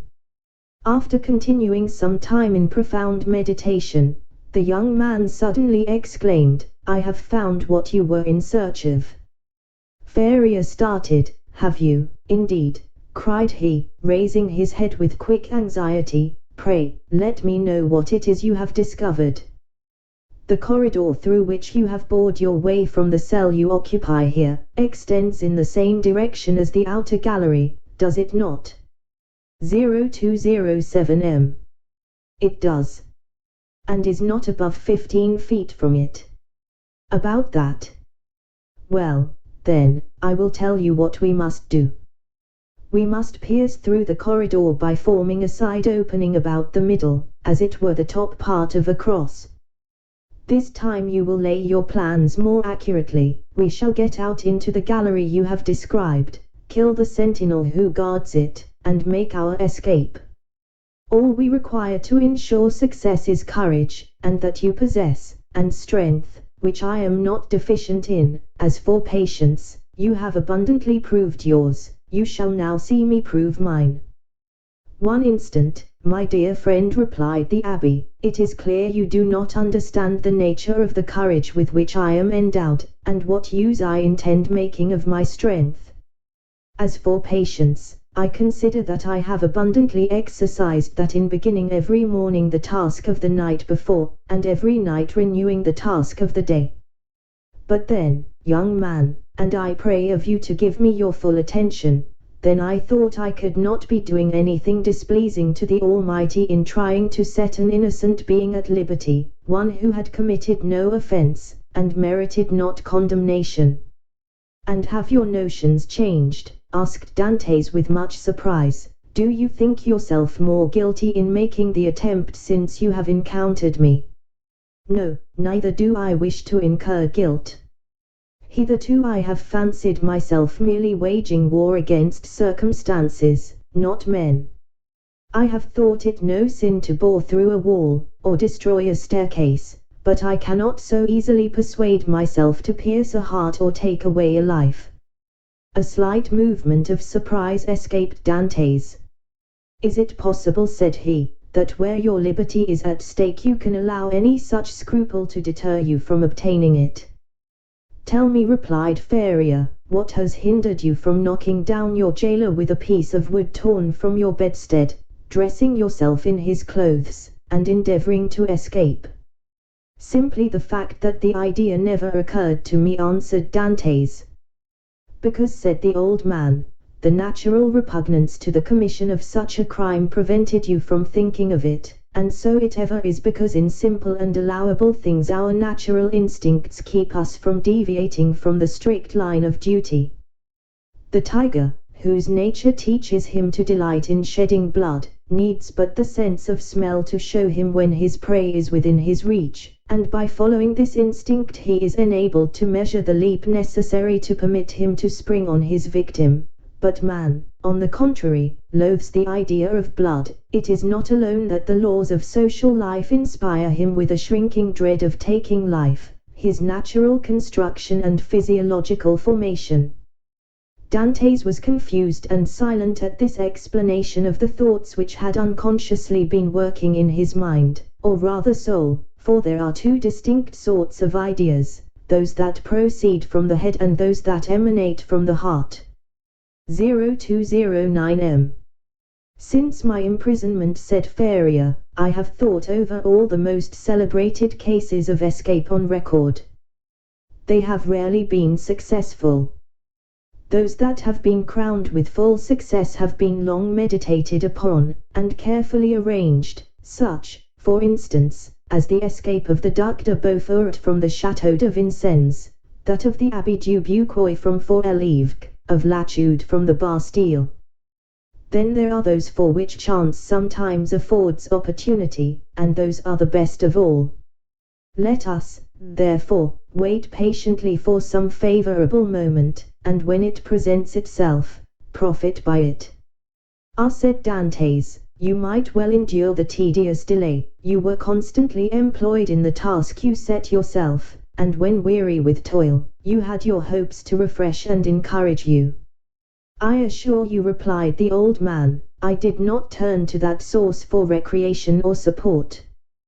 What did you do then? I wrote or studied. Were you then permitted the use of pens, ink, and paper? Oh, no, answered the abbé, I had none but what I made for myself. You made paper, pens and ink? Yes. Dantes gazed with admiration, but he had some difficulty in believing. Faria saw this. When you pay me a visit in my cell, my young friend, said he, I will show you an entire work, the fruits of the thoughts and reflections of my whole life, many of them meditated over in the shades of the Colosseum at Rome, at the foot of St. Mark's Column at Venice, and on the borders of the Arno at Florence, little imagining at the time that they would be arranged in order within the walls of the Château d'If. The work I speak of is called A Treatise on the Possibility of a General Monarchy in Italy, and will make one large quarto volume. And on what have you written all this? On 2 of my shirts. I invented a preparation that makes linen as smooth and as easy to write on as parchment. You are, then, a chemist. Somewhat. I know Lavoisier, and was the intimate friend of Cabanis. But for such a work you must have needed books. Had you any? I had nearly 5,000 volumes in my library at Rome, but after reading them over many times, I found out that with 150 well-chosen books a man possesses, if not a complete summary of all human knowledge, at least all that a man need really know. I devoted 3 years of my life to reading and studying these 150 volumes, till I knew them nearly by heart, so that since I have been in prison, a very slight effort of memory has enabled me to recall their contents as readily as though the pages were open before me. I could recite you the whole of Thucydides, Xenophon, Plutarch, Titus Livius, Tacitus, Strada, Jornandes, Dante, Montaigne, Shakespeare, Spinoza, Machiavelli, and Bossuet. I name only the most important. You are, doubtless, acquainted with a variety of languages, so as to have been able to read all these. Yes, I speak 5 of the modern tongues, that is to say, German, French, Italian, English, and Spanish. By the aid of ancient Greek I learned modern Greek. I don't speak it so well as I could wish, but I am still trying to improve myself. Improve yourself, repeated Dantes. Why, how can you manage to do so?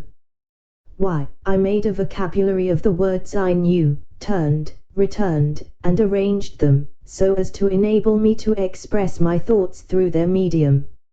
I know nearly 1,000 words, which is all that is absolutely necessary, although I believe there are nearly 100,000 in the dictionaries. I cannot hope to be very fluent, but I certainly should have no difficulty in explaining my wants and wishes, and that would be quite as much as I should ever require. Stronger grew the wonder of Dante's, who almost fancied he had to do with one gifted with supernatural powers, still hoping to find some imperfection which might bring him down to a level with human beings. He added, "Then if you were not furnished with pens, how did you manage to write the work you speak of?" "I made myself some excellent ones, which would be universally preferred to all others if once known. You are aware what huge whitings are served to us on maigre days. Well, I selected the cartilages of the heads of these fishes, and you can scarcely imagine the delight with which I welcomed the arrival of each Wednesday, Friday, and Saturday, as affording me the means of increasing my stock of pens, for I will freely confess that my historical labors have been my greatest solace and relief.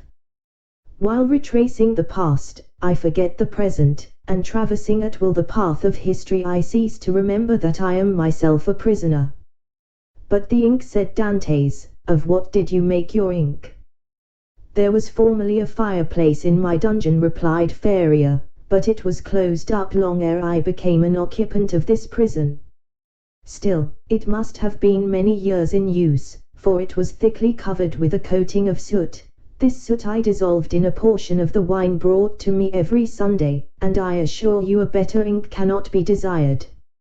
For very important notes, for which closer attention is required, I pricked one of my fingers, and wrote with my own blood." And when asked Dantes, "May I see all this?" "Whenever you please," replied the abbé. "Oh, then let it be directly," exclaimed the young man. "Follow me," then said the abbé, as he re-entered the subterranean passage, in which he soon disappeared, followed by Dantes. Chapter 17. The abbé's chamber. After having passed with tolerable ease through the subterranean passage, which, however, did not admit of their holding themselves erect, the two friends reached the further end of the corridor, into which the abbé's cell opened. From that point the passage became much narrower, and barely permitted one to creep through on hands and knees. The floor of the abbé's cell was paved, and it had been by raising one of the stones in the most obscure corner that Faria had been able to commence the laborious task of which Dantes had witnessed the completion.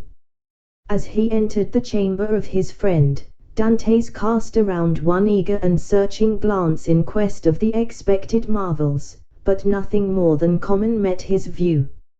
"It is well," said the abbé, "we have some hours before us. It is now just 12:15 o'clock. Instinctively Dantes turned round to observe by what watch or clock the abbé had been able so accurately to specify the hour. "Look at this ray of light which enters by my window," said the abbé, "and then observe the lines traced on the wall. Well, by means of these lines, which are in accordance with the double motion of the earth, and the ellipse it describes round the sun, I am enabled to ascertain the precise hour with more minuteness than if I possessed a watch, for that might be broken or deranged in its movements, while the sun and earth never vary in their appointed paths." This last explanation was wholly lost upon Dantes, who had always imagined, from seeing the sun rise from behind the mountains and set in the Mediterranean, that it moved, and not the earth. A double movement of the globe he inhabited, and of which he could feel nothing, appeared to him perfectly impossible.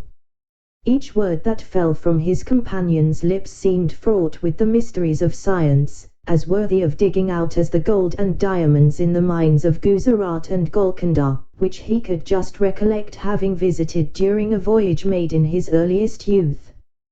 "Come," said he to the abbé, "I am anxious to see your treasures." The abbé smiled, and, proceeding to the disused fireplace, raised, by the help of his chisel, a long stone, which had doubtless been the hearth, beneath which was a cavity of considerable depth, serving as a safe depository of the articles mentioned to Dantes. 0213 M. "What do you wish to see first?" asked the abbé. "Oh, your great work on the monarchy of Italy." Faria then drew forth from his hiding place 3 or 4 rolls of linen, laid one over the other, like folds of papyrus. These rolls consisted of slips of cloth about 4 inches wide and 18 long. They were all carefully numbered and closely covered with writing, so legible that Dantes could easily read it, as well as make out the sense, it being in Italian, a language he, as a Provençal, perfectly understood. "There," said he, "there is the work complete. I wrote the word finis at the end of the 68th strip about a week ago. I have torn up 2 of my shirts, and as many handkerchiefs as I was master of, to complete the precious pages. Should I ever get out of prison and find in all Italy a printer courageous enough to publish what I have composed, my literary reputation is forever secured." "I see," answered Dantes. "Now let me behold the curious pens with which you have written your work." "Look," said Faria, showing to the young man a slender stick about 6 inches long, and much resembling the size of the handle of a fine painting brush, to the end of which was tied, by a piece of thread, one of those cartilages of which the abbé had before spoken to Dantes. It was pointed, and divided at the nib like an ordinary pen. Dantes examined it with intense admiration, then looked around to see the instrument with which it had been shaped so correctly into form. "Ah, yes," said Faria, "the penknife. That's my masterpiece. I made it, as well as this larger knife, out of an old iron candlestick." The penknife was sharp and keen as a razor. As for the other knife, it would serve a double purpose, and with it one could cut and thrust. Dantes examined the various articles shown to him with the same attention that he had bestowed on the curiosities and strange tools exhibited in the shops at Marseilles as the works of the savages in the South Seas from whence they had been brought by the different trading vessels. "As for the ink," said Faria, "I told you how I managed to obtain that, and I only just make it from time to time, as I require it." "One thing still puzzles me," observed Dantes, "and that is how you managed to do all this by daylight." "I worked at night also," replied Faria. "Night? Why, for heaven's sake, are your eyes like cats, that you can see to work in the dark?" "Indeed they are not, but God has supplied man with the intelligence that enables him to overcome the limitations of natural conditions. I furnished myself with a light." "You did? Pray tell me how." "I separated the fat from the meat served to me, melted it, and so made oil. Here is my lamp." So saying, the abbé exhibited a sort of torch very similar to those used in public illuminations. "But how do you procure light?" "Oh, here are 2 flints and a piece of burnt linen." "And matches?" "I pretended that I had a disorder of the skin, and asked for a little sulphur, which was readily supplied." Dantes laid the different things he had been looking at on the table, and stood with his head drooping on his breast, as though overwhelmed by the perseverance and strength of Faria's mind.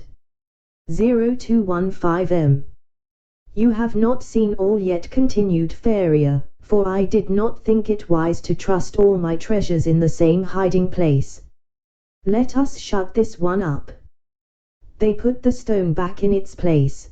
The abbé sprinkled a little dust over it to conceal the traces of its having been removed, rubbed his foot well on it to make it assume the same appearance as the other, and then, going towards his bed, he removed it from the spot it stood in. Behind the head of the bed, and concealed by a stone fitting in so closely as to defy all suspicion, was a hollow space, and in this space a ladder of cords between 25 and 30 feet in length. Dantes closely and eagerly examined it. He found it firm, solid, and compact enough to bear any weight.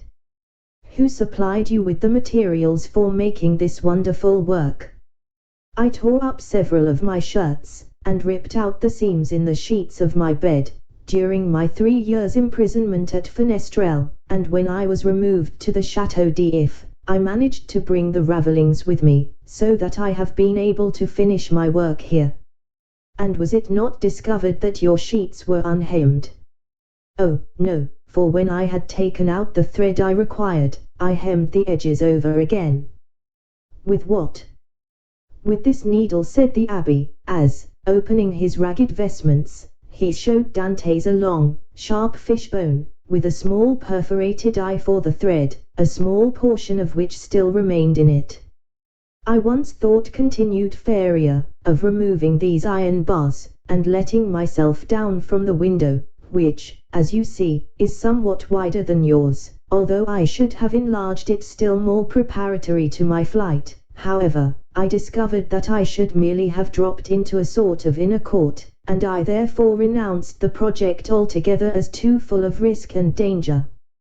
Nevertheless, I carefully preserved my ladder against one of those unforeseen opportunities of which I spoke just now, and which sudden chance frequently brings about.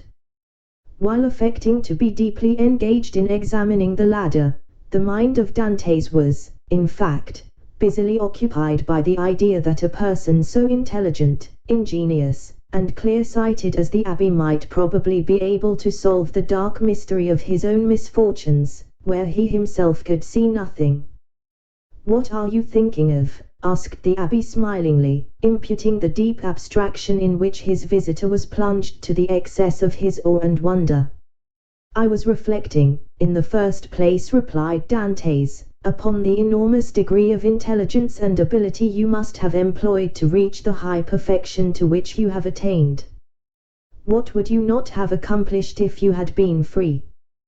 Possibly nothing at all.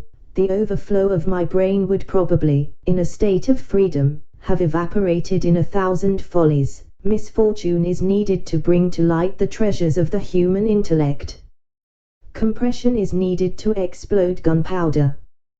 Captivity has brought my mental faculties to a focus, and you are well aware that from the collision of clouds electricity is produced, from electricity, lightning, from lightning, illumination."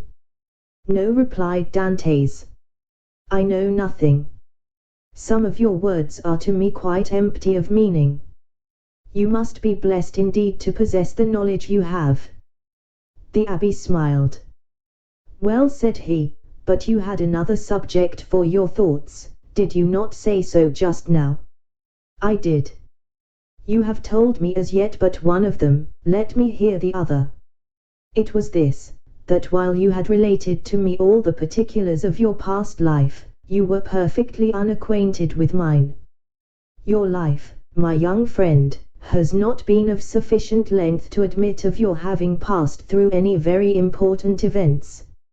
It has been long enough to inflict on me a great and undeserved misfortune. I would fain fix the source of it on man that I may no longer vent reproaches upon heaven." "Then you profess ignorance of the crime with which you are charged?" "I do, indeed, and this I swear by the two beings most dear to me upon earth, my father and Mercedes." "Come," said the abbé, closing his hiding place, and pushing the bed back to its original situation, "let me hear your story." Dantes obeyed, and commenced what he called his history, but which consisted only of the account of a voyage to India, and 2 or 3 voyages to the Levant, until he arrived at the recital of his last cruise, with the death of Captain Leclerc, and the receipt of a packet to be delivered by himself to the Grand Marshal, his interview with that personage, and his receiving, in place of the packet brought, a letter addressed to a Monsieur Noirtier, his arrival at Marseilles, and interview with his father, his affection for Mercedes, and their nuptial feast, his arrest and subsequent examination, his temporary detention at the Palais de Justice, and his final imprisonment in the Château d'If. From this point everything was a blank to Dantes. He knew nothing more, not even the length of time he had been imprisoned. His recital finished, the abbé reflected long and earnestly. "There is," said he, at the end of his meditations, "a clever maxim, which bears upon what I was saying to you some little while ago, and that is, that unless wicked ideas take root in a naturally depraved mind, human nature, in a right and wholesome state, revolts at crime. Still, from an artificial civilization have originated wants, vices, and false tastes, which occasionally become so powerful as to stifle within us all good feelings, and ultimately to lead us into guilt and wickedness. From this view of things, then, comes the axiom that if you visit to discover the author of any bad action, seek first to discover the person to whom the perpetration of that bad action could be in any way advantageous. Now, to apply it in your case, to whom could your disappearance have been serviceable? To no one, by heaven. I was a very insignificant person. Do not speak thus, for your reply evinces neither logic nor philosophy. Everything is relative, my dear young friend, from the king who stands in the way of his successor, to the employee who keeps his rival out of a place. Now, in the event of the king's death, his successor inherits a crown. When the employee dies, the supernumerary steps into his shoes, and receives his salary of 12,000 livres. Well, these 12,000 livres are his civil list, and are as essential to him as the 12 millions of a king. Everyone, from the highest to the lowest degree, has his place on the social ladder, and is beset by stormy passions and conflicting interests, as in Descartes' theory of pressure and impulsion. But these forces increase as we go higher, so that we have a spiral which in defiance of reason rests upon the apex and not on the base. Now let us return to your particular world. You say you were on the point of being made captain of the Pharaon. Yes. And about to become the husband of a young and lovely girl. Yes. Now, could anyone have had any interest in preventing the accomplishment of these two things? But let us first settle the question as to its being the interest of anyone to hinder you from being captain of the Pharaon. What say you? I cannot believe such was the case. I was generally liked on board, and had the sailors possessed the right of selecting a captain themselves, I feel convinced their choice would have fallen on me. There was only one person among the crew who had any feeling of ill will towards me. I had quarrelled with him some time previously, and had even challenged him to fight me, but he refused. Now we are getting on. And what was this man's name? Danglars. What rank did he hold on board? He was supercargo.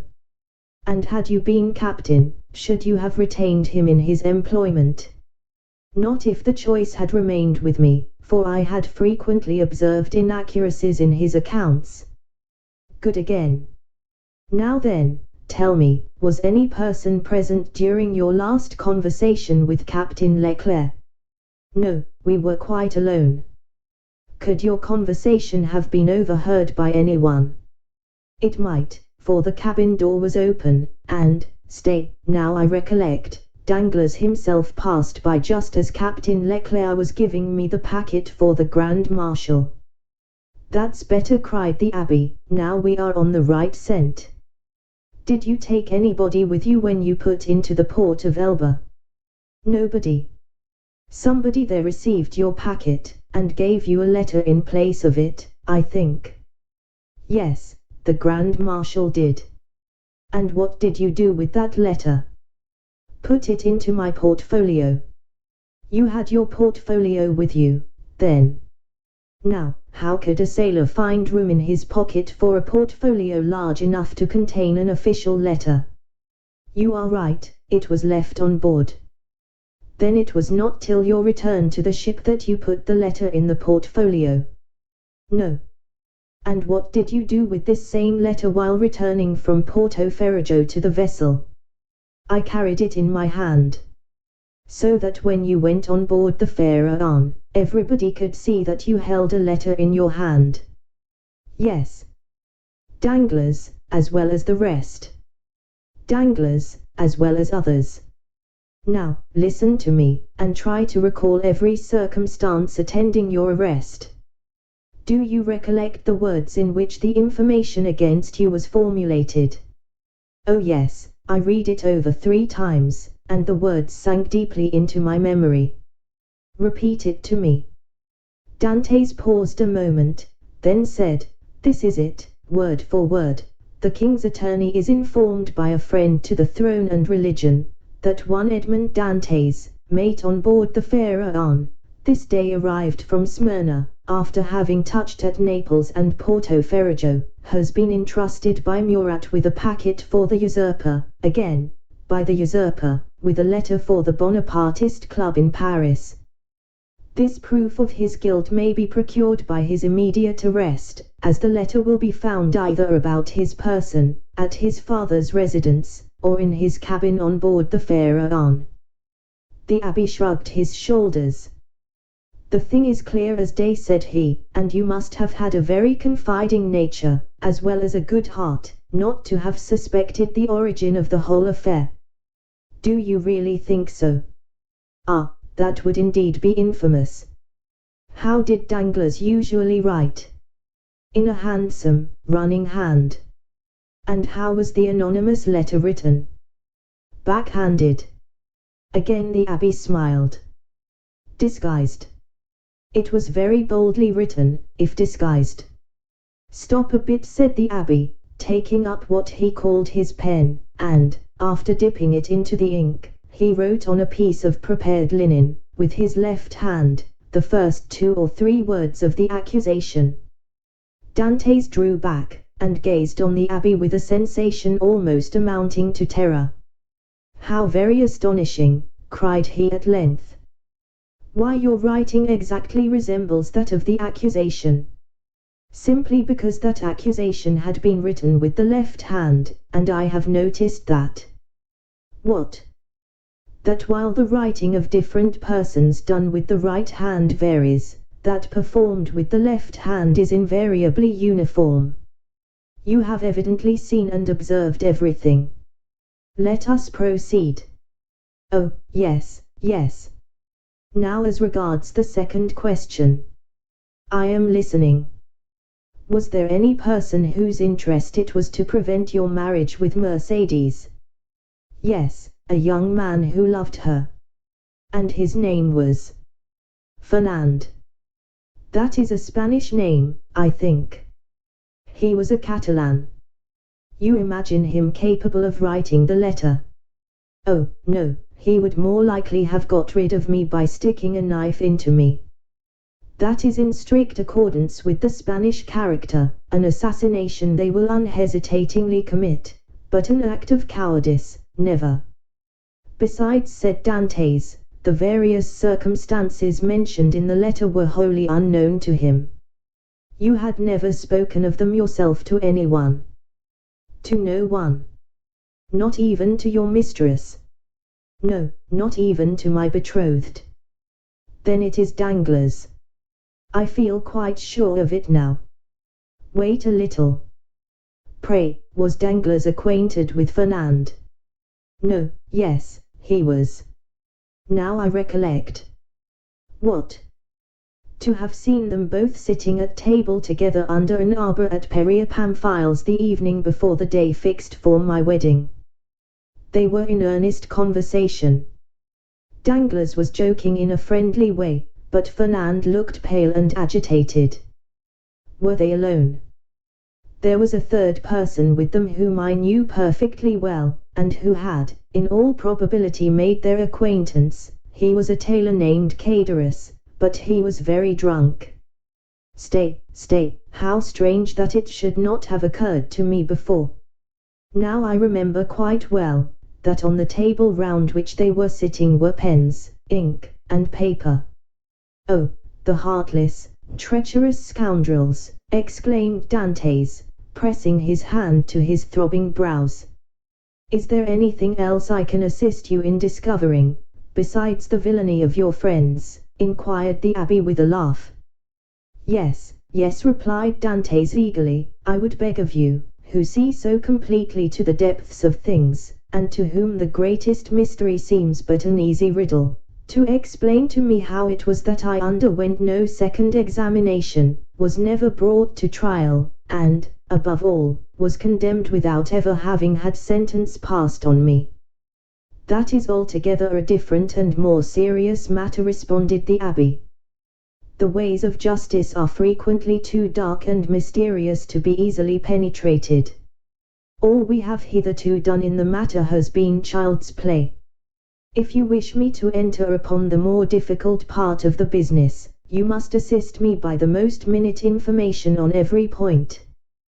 Pray ask me whatever questions you please, for, in good truth, you see more clearly into my life than I do myself. In the first place, then, who examined you, the king's attorney, his deputy, or a magistrate? The deputy. Was he young or old? About 6 or 27 years of age, I should say. So answered the abbé. Old enough to be ambitious, but too young to be corrupt.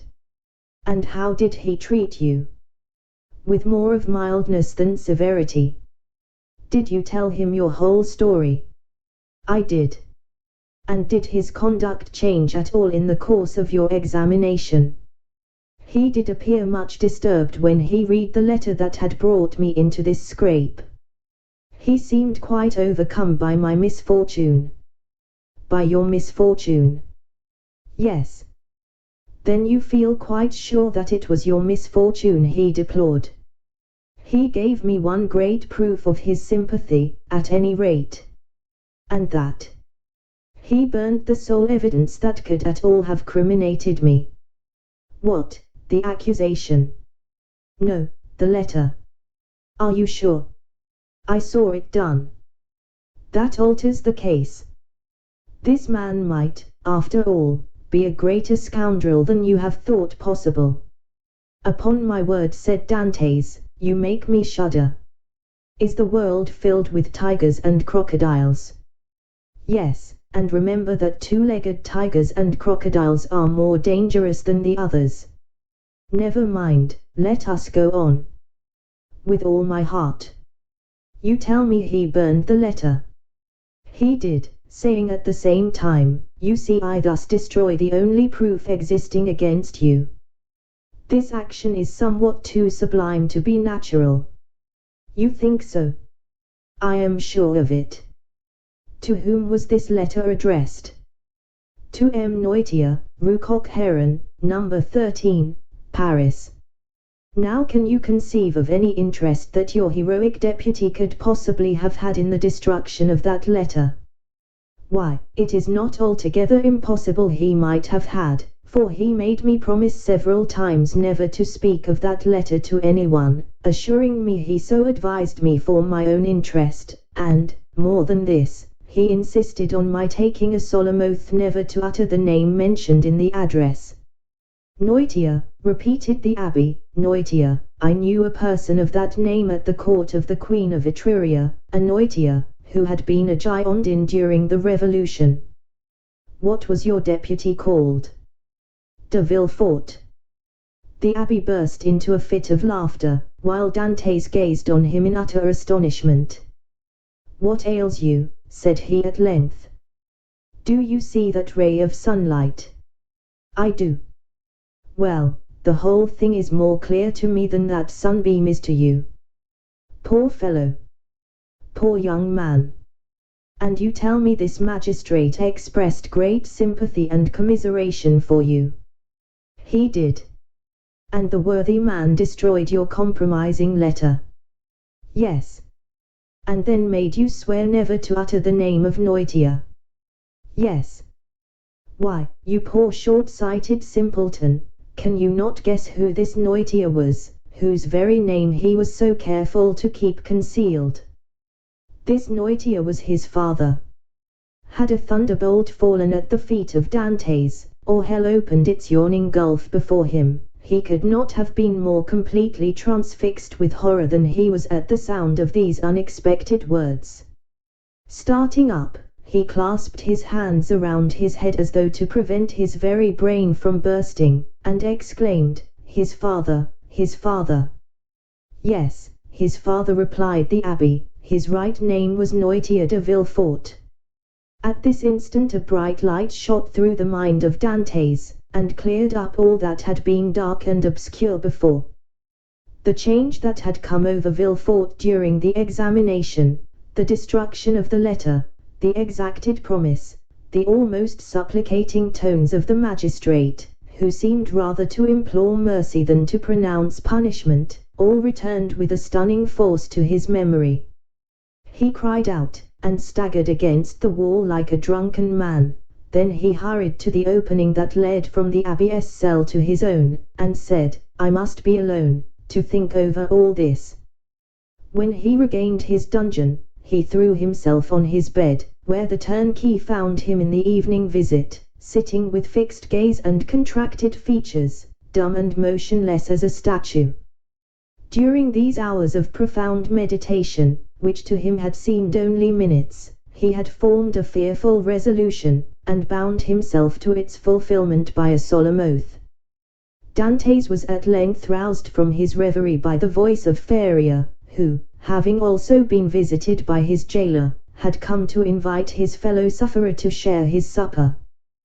The reputation of being out of his mind, though harmlessly and even amusingly so, had procured for the abbé unusual privileges. He was supplied with bread of a finer, whiter quality than the usual prison fare, and even regaled each Sunday with a small quantity of wine. Now this was a Sunday, and the abbé had come to ask his young companion to share the luxuries with him. Dantes followed him. His features were no longer contracted, and now wore their usual expression, but there was that in his whole appearance that bespoke one who had come to a fixed and desperate resolve. Faria bent on him his penetrating eye. "I regret now," said he, "having helped you in your late inquiries, or having given you the information I did." "Why so?" inquired Dantes. "Because it has instilled a new passion in your heart, that of vengeance." Dantes smiled. "Let us talk of something else," said he. Again the abbé looked at him, then mournfully shook his head, but in accordance with Dantes' request, he began to speak of other matters. The elder prisoner was one of those persons whose conversation, like that of all who have experienced many trials, contained many useful and important hints as well as sound information, but it was never egotistical, for the unfortunate man never alluded to his own sorrows. Dantes listened with admiring attention to all he said. Some of his remarks corresponded with what he already knew, or applied to the sort of knowledge his nautical life had enabled him to acquire.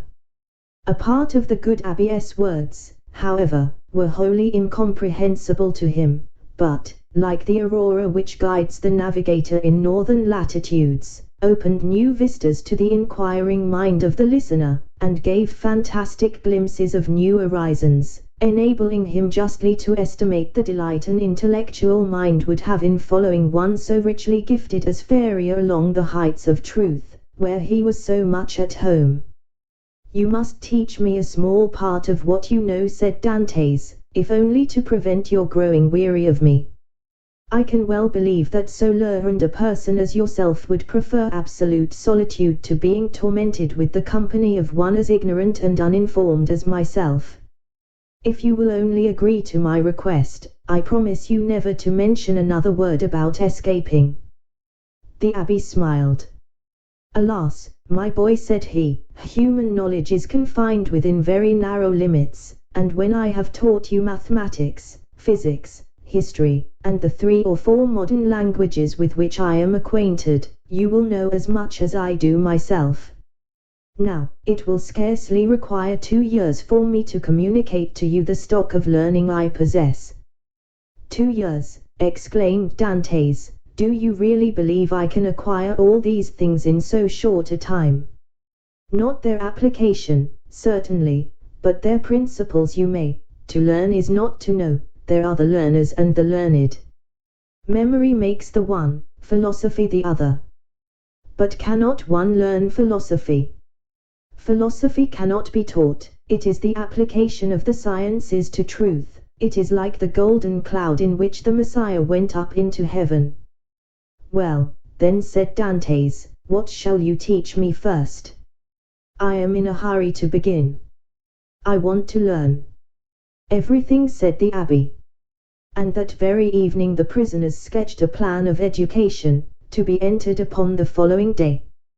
Dante's possessed a prodigious memory, combined with an astonishing quickness and readiness of conception.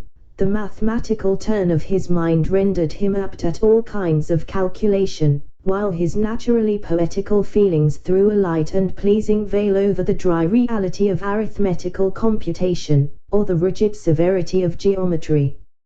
He already knew Italian, and had also picked up a little of the Romaic dialect during voyages to the East, and by the aid of these two languages he easily comprehended the construction of all the others, so that at the end of 6 months he began to speak Spanish, English, and German. In strict accordance with the promise made to the abbé, Dante spoke no more of escape. Perhaps the delight his studies afforded him left no room for such thoughts.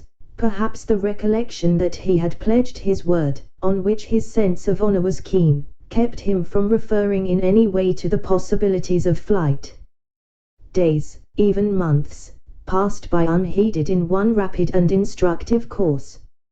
At the end of a year Dante's was a new man. Dante's observed, however, that Faria, in spite of the relief his society afforded, daily grew sadder. One thought seemed incessantly to harass and distract his mind. Sometimes he would fall into long reveries, sigh heavily and involuntarily, then suddenly rise, and, with folded arms, begin pacing the confined space of his dungeon. One day he stopped all at once, and exclaimed, "Ah, if there were no sentinel!" "There shall not be one a minute longer than you please," said Dante's, who had followed the working of his thoughts as accurately as though his brain were enclosed in crystal so clear as to display its minutest operations. "I have already told you," answered the abbé, "that I loathe the idea of shedding blood.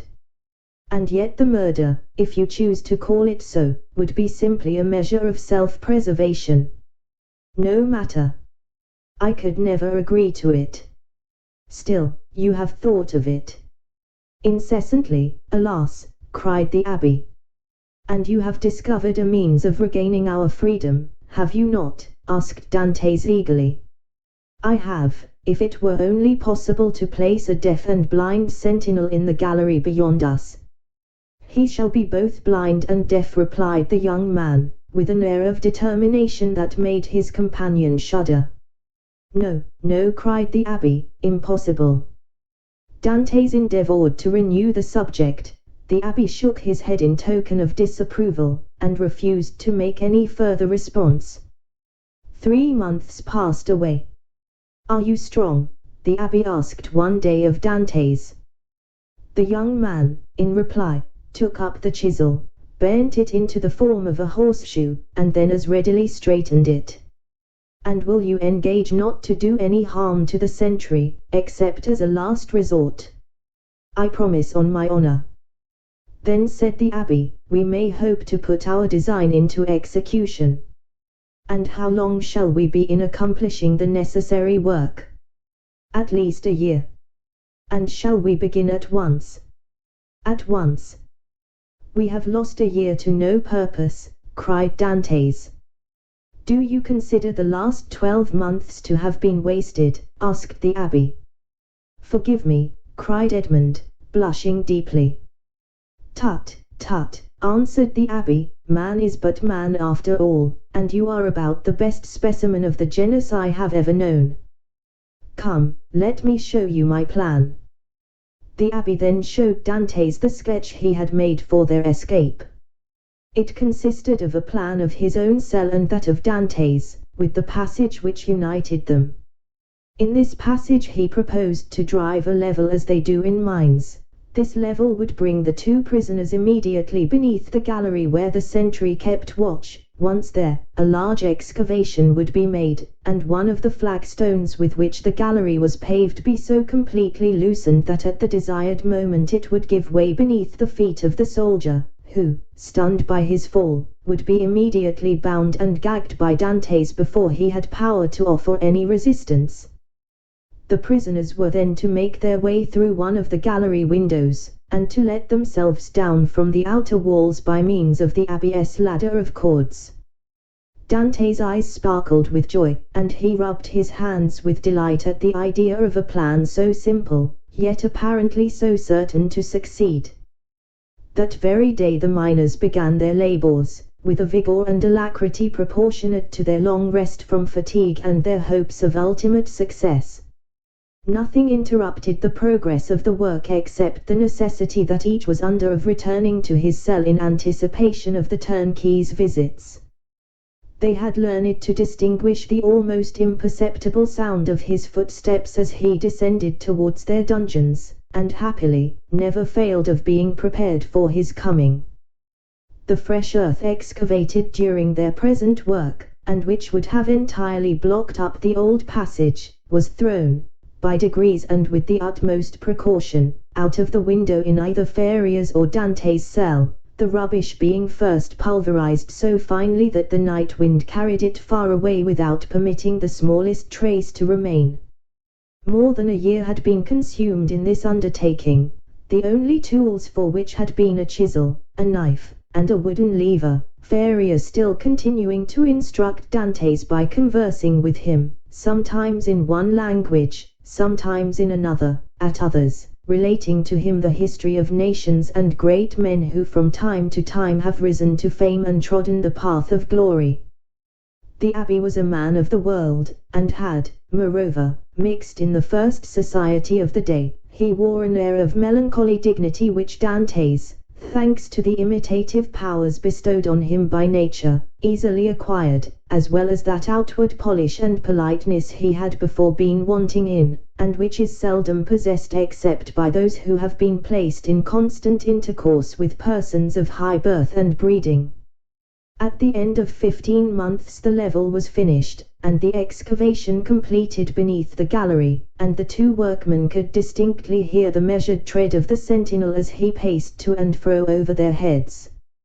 Compelled, as they were, to await a night sufficiently dark to favor their flight, they were obliged to defer their final attempt till that auspicious moment should arrive. Their greatest dread now was lest the stone through which the sentry was doomed to fall should give way before its right time, and this they had in some measure provided against by propping it up with a small beam which they had discovered in the walls through which they had worked their way. Dante's was occupied in arranging this piece of wood when he heard Feria, who had remained in Edmund's cell for the purpose of cutting a peg to secure their rope ladder, call to him in a tone indicative of great suffering. Dante's hastened to his dungeon, where he found him standing in the middle of the room, pale as death, his forehead streaming with perspiration, and his hands clenched tightly together.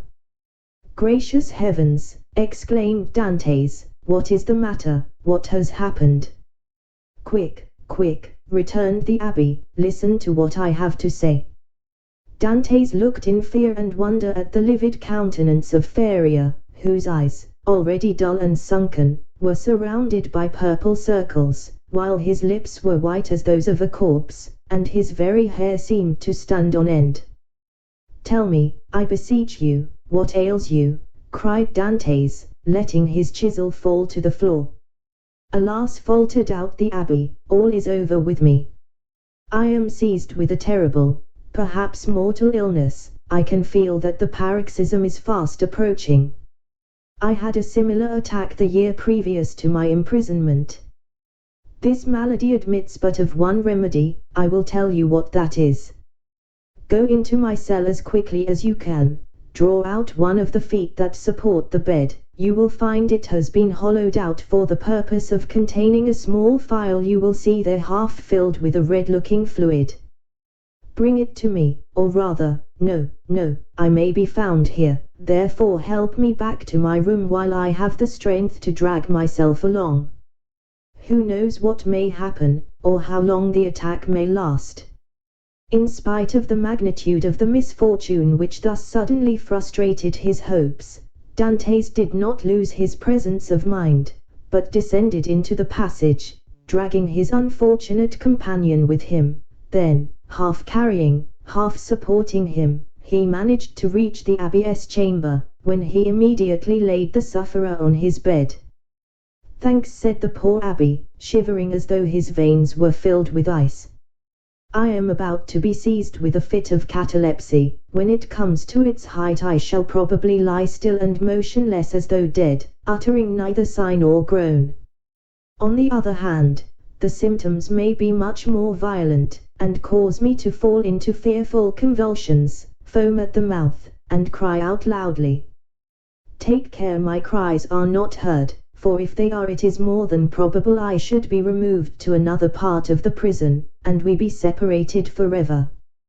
When I become quite motionless, cold, and rigid as a corpse, then, and not before, be careful about this, force open my teeth with the knife, pour from 8 to 10 drops of the liquor contained in the phial down my throat, and I may perhaps revive. Perhaps, exclaimed Dantes in grief-stricken tones. Help, help, cried the abbé, I die, 0229 So sudden and violent was the fit that the unfortunate prisoner was unable to complete the sentence. A violent convulsion shook his whole frame, his eyes started from their sockets, his mouth was drawn on one side, his cheeks became purple, he struggled, foamed, dashed himself about, and uttered the most dreadful cries, which, however, Dantes prevented from being heard by covering his head with the blanket. The fit lasted 2 hours, then, more helpless than an infant, and colder and paler than marble, more crushed and broken than a reed trampled underfoot, he fell back, doubled up in one last convulsion, and became as rigid as a corpse. Edmund waited till life seemed extinct in the body of his friend, then, taking up the knife, he with difficulty forced open the closely fixed jaws, carefully administered the appointed number of drops, and anxiously awaited the result. An hour passed away and the old man gave no sign of returning animation. Dantes began to fear he had delayed too long ere he administered the remedy, and, thrusting his hands into his hair, continued gazing on the lifeless features of his friend. At length a slight color tinged the livid cheeks, consciousness returned to the dull, open eyeballs, a faint sigh issued from the lips, and the sufferer made a feeble effort to move. He is saved, cried Dantes in a paroxysm of delight. The sick man was not yet able to speak, but he pointed with evident anxiety towards the door. Dantes listened, and plainly distinguished the approaching steps of the jailer. It was therefore near 7 o'clock, but Edmund's anxiety had put all thoughts of time out of his head. The young man sprang to the entrance, darted through it, carefully drawing the stone over the opening, and hurried to his cell. He had scarcely done so before the door opened, and the jailer saw the prisoner seated as usual on the side of his bed. Almost before the key had turned in the lock, and before the departing steps of the jailer had died away in the long corridor he had to traverse, Dantes, whose restless anxiety concerning his friend left him no desire to touch the food brought him, hurried back to the abbé's chamber, and raising the stone by pressing his head against it, was soon beside the sick man's couch. Faria had now fully regained his consciousness, but he still lay helpless and exhausted on his miserable bed. I did not expect to see you again, said he feebly, to Dantes. And why not? Asked the young man. Did you fancy yourself dying? No, I had no such idea, but, knowing that all was ready for flight, I thought you might have made your escape. The deep glow of indignation suffused the cheeks of Dantes. Without you? Did you really think me capable of that? At least, said the abbé, I now see how wrong such an opinion would have been. Alas, alas! I am fearfully exhausted and debilitated by this attack. Be of good cheer, replied Dantes, your strength will return. And as he spoke he seated himself near the bed beside Faria, and took his hands. The abbé shook his head. The last attack I had, said he, lasted but half an hour, and after it I was hungry, and got up without help. Now I can move neither my right arm nor leg, and my head seems uncomfortable, which shows that there has been a suffusion of blood on the brain. The third attack will either carry me off, or leave me paralyzed for life. No, no, cried Dantes, you are mistaken, you will not die. And your third attack, if, indeed, you should have another, will find you at liberty. We shall save you another time, as we have done this, only with a better chance of success, because we shall be able to command every requisite assistance. My good Edmund, answered the abbé, be not deceived. The attack which has just passed away, condemns me forever to the walls of a prison. None can fly from a dungeon who cannot walk. Well, we will wait, a week, a month, 2 months, if need be, and meanwhile your strength will return. Everything is in readiness for our flight, and we can select any time we choose. As soon as you feel able to swim we will go. I shall never swim again, replied Faria. This arm is paralyzed, not for a time, but forever. Lift it, and judge if I am mistaken. The young man raised the arm, which fell back by its own weight, perfectly inanimate and helpless. A sigh escaped him. You are convinced now, Edmund, are you not? Asked the abbé. Depend upon it, I know what I say. Since the first attack I experienced of this malady, I have continually reflected on it. Indeed, I expected it, for it is a family inheritance. Both my father and grandfather died of it in a third attack. The physician who prepared for me the remedy I have twice successfully taken, was no other than the celebrated Cabanis, and he predicted a similar end for me. 0233 M. The physician may be mistaken, exclaimed Dantes. And as for your poor arm, what difference will that make? I can take you on my shoulders, and swim for both of us. My son, said the abbé, you, who are a sailor and a swimmer, must know as well as I do that a man so loaded would sink before he had done 50 strokes. Cease, then, to allow yourself to be duped by vain hopes, that even your own excellent heart refuses to believe in. Here I shall remain till the hour of my deliverance arrives, and that, in all human probability, will be the hour of my death. As for you, who are young and active, delay not on my account, but fly, go, I give you back your promise. It is well, said Dantes. Then I shall also remain. Then, rising and extending his hand with an air of solemnity over the old man's head, he slowly added, by the blood of Christ I swear never to leave you while you live. Faria gazed fondly on his noble-minded, single-hearted, high-principled young friend, and read in his countenance ample confirmation of the sincerity of his devotion and the loyalty of his purpose. Thanks, murmured the invalid, extending one hand. I accept. You may one of these days reap the reward of your disinterested devotion. But as I cannot, and you will not, quit this place, it becomes necessary to fill up the excavation beneath the soldiers' gallery. He might, by chance, hear the hollow sound of his footsteps, and call the attention of his officer to the circumstance. That would bring about a discovery which would inevitably lead to our being separated.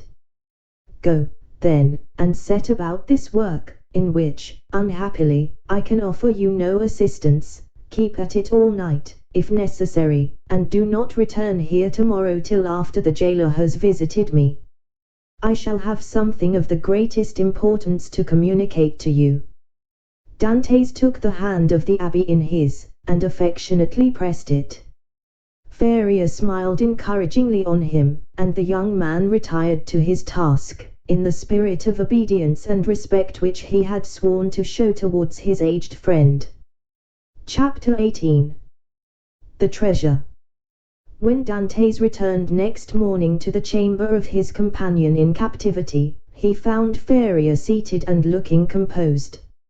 In the ray of light which entered by the narrow window of his cell, he held open in his left hand, of which alone, it will be recollected, he retained the use, a sheet of paper, which, from being constantly rolled into a small compass, had the form of a cylinder, and was not easily kept open. He did not speak, but showed the paper to Dantes. "What is that?" he inquired. "Look at it," said the abbé with a smile. "I have looked at it with all possible attention," said Dantes, "and I only see a half-burnt paper, on which are traces of Gothic characters inscribed with a peculiar kind of ink." "This paper, my friend," said Faria, "I may now avow to you, since I have the proof of your fidelity, this paper is my treasure, of which, from this day forth, one half belongs to you." The sweat started forth on Dante's brow. Until this day, and for how long a time, he had refrained from talking of the treasure, which had brought upon the abbé the accusation of madness. With his instinctive delicacy, Edmund had preferred avoiding any touch on this painful chord, and Faria had been equally silent. He had taken the silence of the old man for a return to reason, and now these few words uttered by Faria, after so painful a crisis, seemed to indicate a serious relapse into mental alienation. "Your treasure," stammered Dantes. Faria smiled. "Yes," said he. "You have, indeed, a noble nature, Edmund, and I see by your paleness and agitation what is passing in your heart at this moment. No, be assured, I am not mad. This treasure exists, Dantes, and if I have not been allowed to possess it, you will. Yes, you. No one would listen or believe me, because everyone thought me mad, but you, who must know that I am not, listen to me, and believe me so afterwards if you will." "Alas," murmured Edmund to himself, "this is a terrible relapse. There was only this blow wanting." Then he said aloud, "My dear friend, your attack has, perhaps, fatigued you. Had you not better repose a while? Tomorrow, if you will, I will hear your narrative, but today I wish to nurse you carefully. Besides," he said, "a treasure is not a thing we need hurry about. On the contrary, it is a matter of the utmost importance, Edmund," replied the old man. "Who knows if tomorrow, or the next day after, the third attack may not come on, and then must not all be over? Yes, indeed, I have often thought with a bitter joy that these riches, which would make the wealth of a dozen families, will be forever lost to those men who persecute me. This idea was one of vengeance to me, and I tasted it slowly in the night of my dungeon and the despair of my captivity. But now I have forgiven the world for the love of you, now that I see you, young and with a promising future, now that I think of all that may result to you in the good fortune of such a disclosure, I shudder at any delay, and tremble lest I should not assure to one as worthy as yourself the possession of so vast an amount of hidden wealth." Edmund turned away his head with a sigh. "You persist in your incredulity, Edmund," continued Faria. "My words have not convinced you. I see you require proofs. Well, then, read this paper, which I have never shown to anyone." "Tomorrow, my dear friend," said Edmund, desirous of not yielding to the old man's madness. "I thought it was understood that we should not talk of that until tomorrow." "Then we will not talk of it until tomorrow, but read this paper today." "I will not irritate him," thought Edmund, and taking the paper, of which half was wanting, having been burnt, no doubt, by some accident, he read: "This treasure, which may amount to 2 of Roman crowns in the most distant of the second opening WH, declare to belong to him ALO. 25th April, 149. "Well," said Faria, when the young man had finished reading it.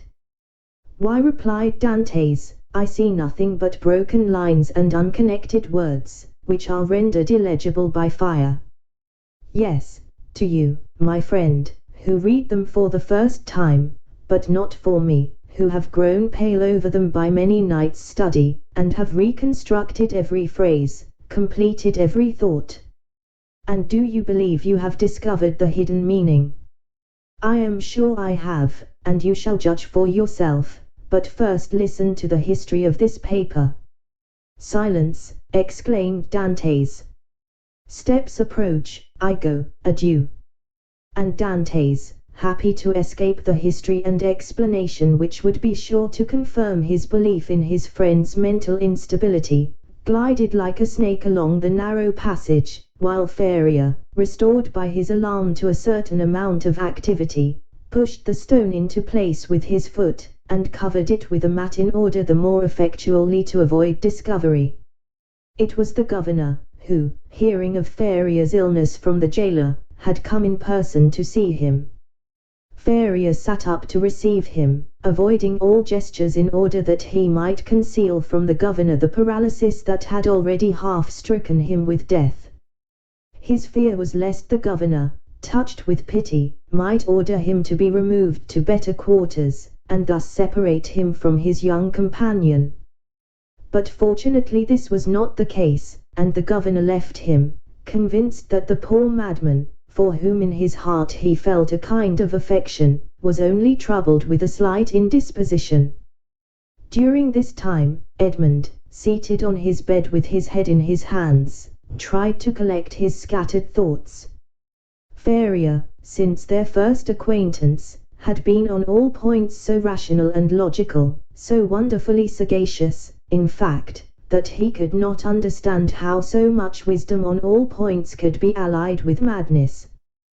Was Faria deceived as to his treasure, or was all the world deceived as to Faria?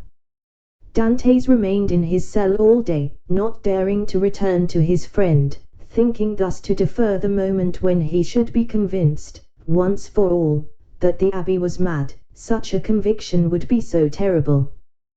But, towards the evening after the hour for the customary visit had gone by, Faria, not seeing the young man appear, tried to move and get over the distance which separated them. Edmund shuddered when he heard the painful efforts which the old man made to drag himself along. His leg was inert, and he could no longer make use of one arm.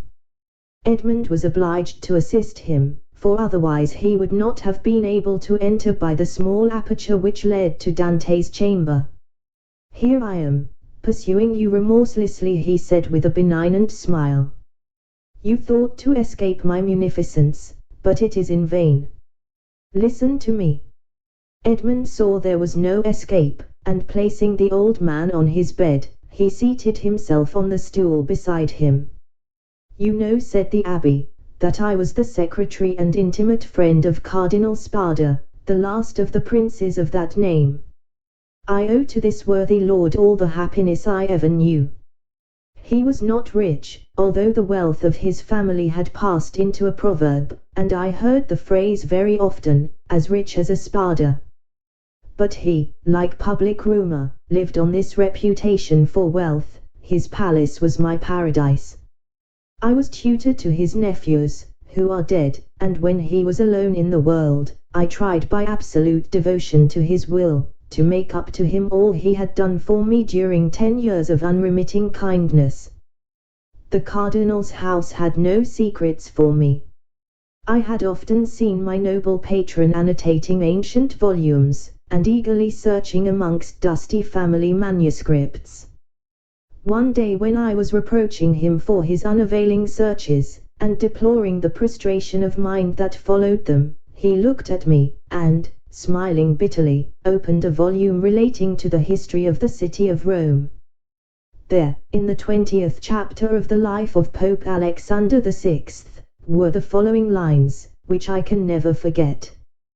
The great wars of Romagna had ended. Caesar Borgia, who had completed his conquest, had need of money to purchase all Italy. The Pope had also need of money to bring matters to an end with Louis XII, King of France, who was formidable still in spite of his recent reverses, and it was necessary, therefore, to have recourse to some profitable scheme, which was a matter of great difficulty in the impoverished condition of exhausted Italy. His Holiness had an idea. He determined to make 2 cardinals. by choosing two of the greatest personages of Rome, especially rich men. This was the return the Holy Father looked for. In the first place, he could sell the great appointments and splendid offices which the cardinals already held, and then he had the two hats to sell besides.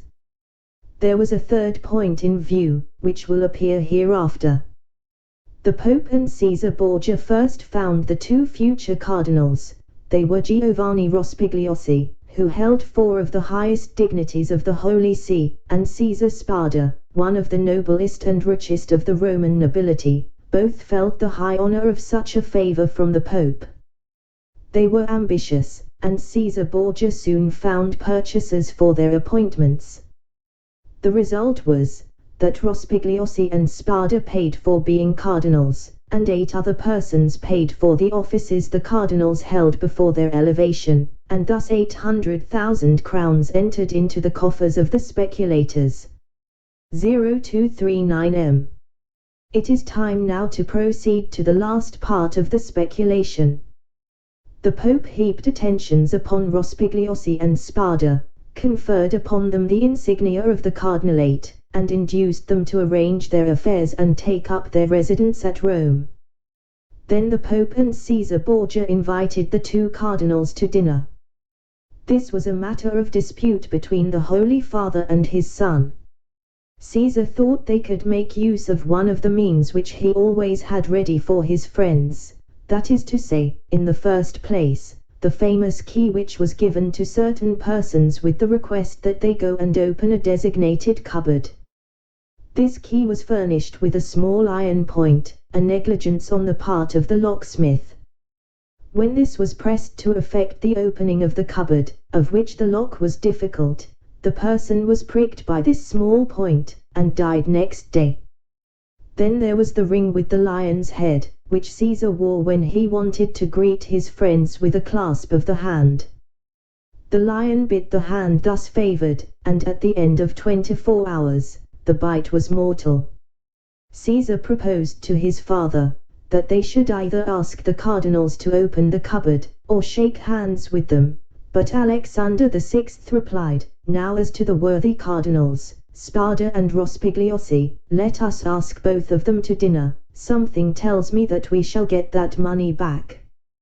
Besides, you forget, Caesar, an indigestion declares itself immediately, while a prick or a bite occasions a delay of a day or two." Caesar gave way before such cogent reasoning, and the cardinals were consequently invited to dinner. The table was laid in a vineyard belonging to the Pope, near San Pier d'Arena, a charming retreat which the cardinals knew very well by report. Rospigliosi, quite set up with his new dignities, went with a good appetite and his most ingratiating manner. Spada, a prudent man, and greatly attached to his only nephew, a young captain of the highest promise, took paper and pen, and made his will.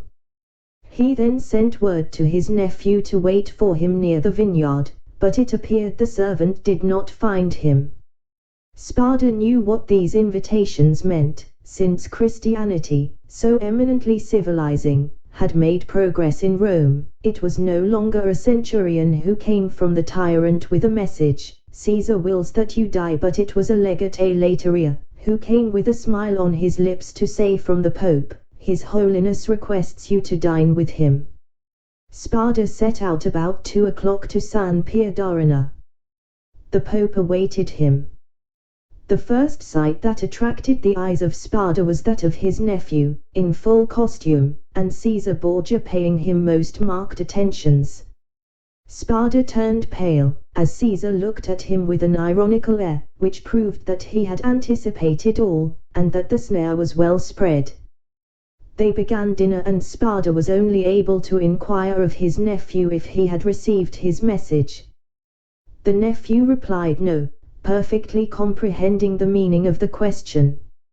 It was too late, for he had already drunk a glass of excellent wine, placed for him expressly by the Pope's butler.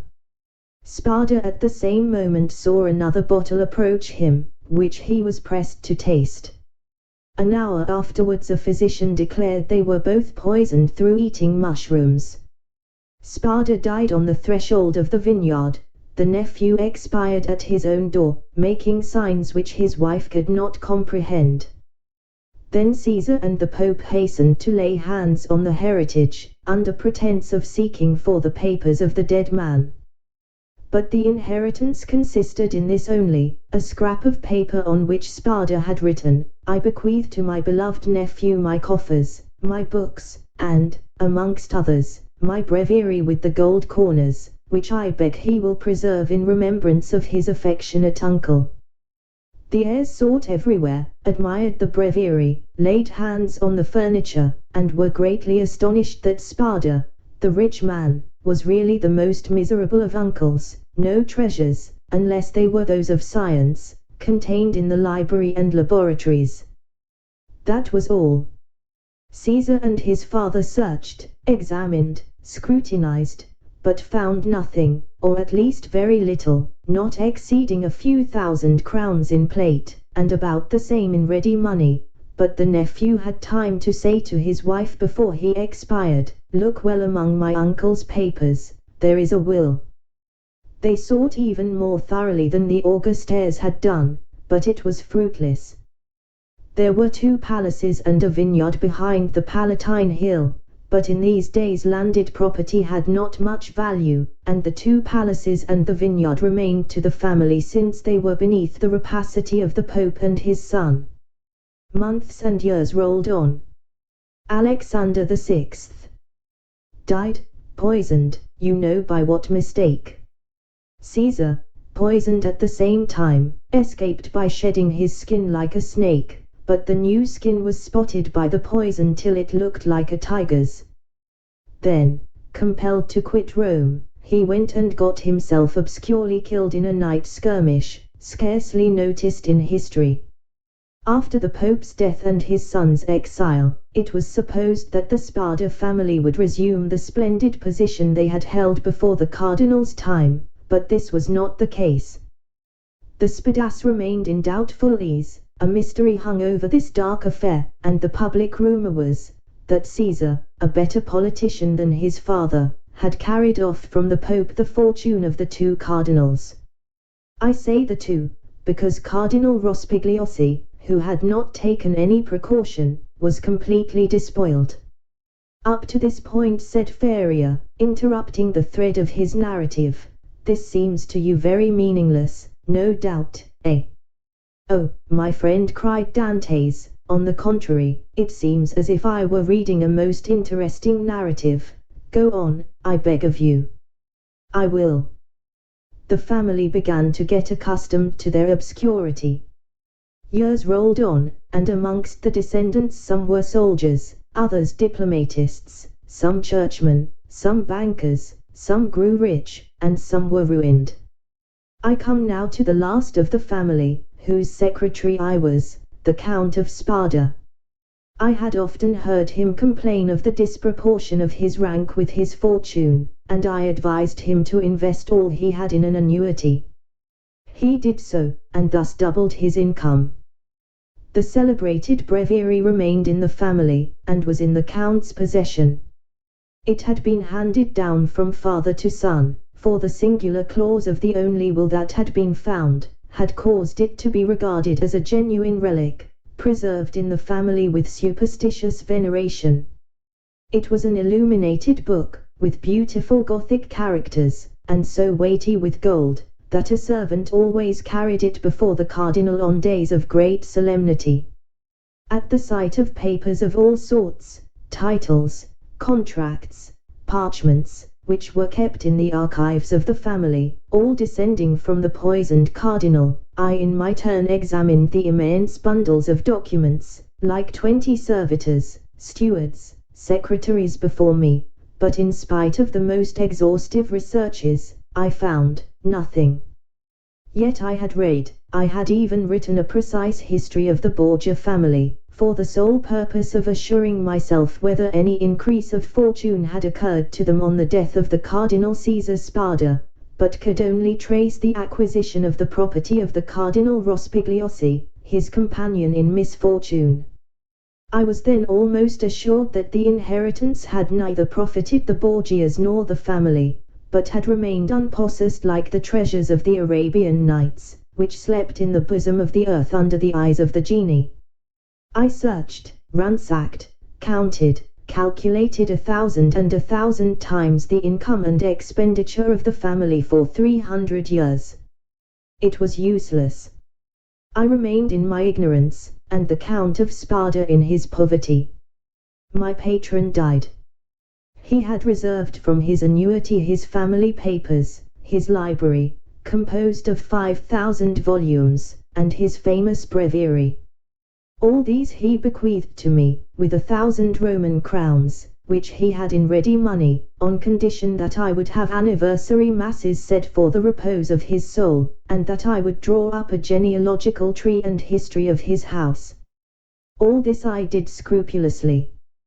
Be easy, my dear Edmund, we are near the conclusion. In 1807, a month before I was arrested, and a fortnight after the death of the Count of Spada, on the 25th of December, you will see presently how the date became fixed in my memory, I was reading, for the 1,000th time, the papers I was arranging, for the palace was sold to a stranger, and I was going to leave Rome and settle at Florence, intending to take with me 12,000 francs I possessed, my library, and the famous breviary, when, tired with my constant labor at the same thing, and overcome by a heavy dinner I had eaten, my head dropped on my hands, and I fell asleep about 3 o'clock in the afternoon. 0243 m. I awoke as the clock was striking 6. I raised my head, I was in utter darkness. I rang for a light, but, as no one came, I determined to find one for myself. It was indeed but anticipating the simple manners which I should soon be under the necessity of adopting. I took a wax candle in one hand, and with the other groped about for a piece of paper, my matchbox being empty, with which I proposed to get a light from the small flame still playing on the embers. Fearing, however, to make use of any valuable piece of paper, I hesitated for a moment, then recollected that I had seen in the famous breviary, which was on the table beside me, an old paper quite yellow with age, and which had served as a marker for centuries, kept there by the request of the heirs. I felt for it, found it, twisted it up together, and putting it into the expiring flame, set light to it. But beneath my fingers, as if by magic, in proportion as the fire ascended, I saw yellowish characters appear on the paper. I grasped it in my hand, put out the flame as quickly as I could, lighted my taper in the fire itself, and opened the crumpled paper with inexpressible emotion, recognizing, when I had done so, that these characters had been traced in mysterious and sympathetic ink, only appearing when exposed to the fire. Nearly 1/3 of the paper had been consumed by the flame. It was that paper you read this morning, read it again, Dante's, and then I will complete for you the incomplete words and unconnected sense. Faria, with an air of triumph, offered the paper to Dante's, who this time read the following words, traced with an ink of a reddish color resembling rust. This 25th day of April, 1498, b.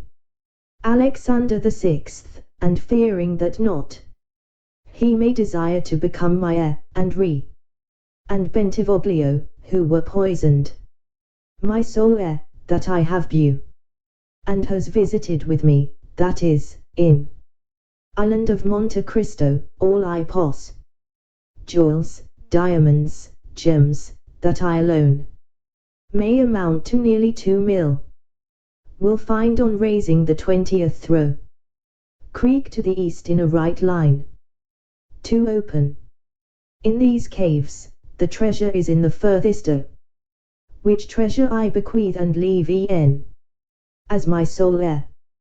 25th April, 1498. Kais. And now, said the abbé, read this other paper, and he presented to Dante's a second leaf with fragments of lines written on it, which Edmund read as follows. Ing invited to dine by His Holiness. Content with making me pay for my hat. Serves for me the fate of Cardinals Caprera. I declare to my nephew, Guido Spada. Read in a place he knows. The caves of the small est of ingots, gold, money. Know of the existence of this treasure, which lions of Roman crowns, and which he ck from the small ings have been made. Ngle in the second. Tire to him. Spada. Faria followed him with an excited look. And now he said, when he saw that Dantes had read the last line, put the two fragments together, and judge for yourself. Dantes obeyed, and the conjointed pieces gave the following. 0245 m. This 25th day of April, 1498, b. Ing invited to dine by His Holiness Alexander VI, and fearing that not content with making me pay for my hat, he may desire to become my heir, and serves for me the fate of Cardinals Caprera and Bentivoglio, who were poisoned, I declare to my nephew, Guido Spada, my sole heir, that I have read in a place he knows and has visited with me, that is, in the caves of the small island of Monte Cristo, all I est of ingots, gold, money, jewels, diamonds, gems, that I alone know of the existence of this treasure, which may amount to nearly 2 lions of Roman crowns, and which he will find on raising the 20th row, ck from the small creek to the east in a right line. 2 open ings have been made in these caves. The treasure is in the furthest Ngle in the second, which treasure I bequeath and leave tire to him as my sole heir. 25th April, 1498. Kais, Spada. Well, do you comprehend now? Inquired Faria. It is the declaration of Cardinal Spada, and the will so long sought for, replied Edmund, still incredulous. Yes, 1,000 times, yes. And who completed it as it now is? I did. Aided by the remaining fragment, I guessed the rest, measuring the length of the lines by those of the paper, and divining the hidden meaning by means of what was in part revealed, as we are guided in a cavern by the small ray of light above us. And what did you do when you arrived at this conclusion?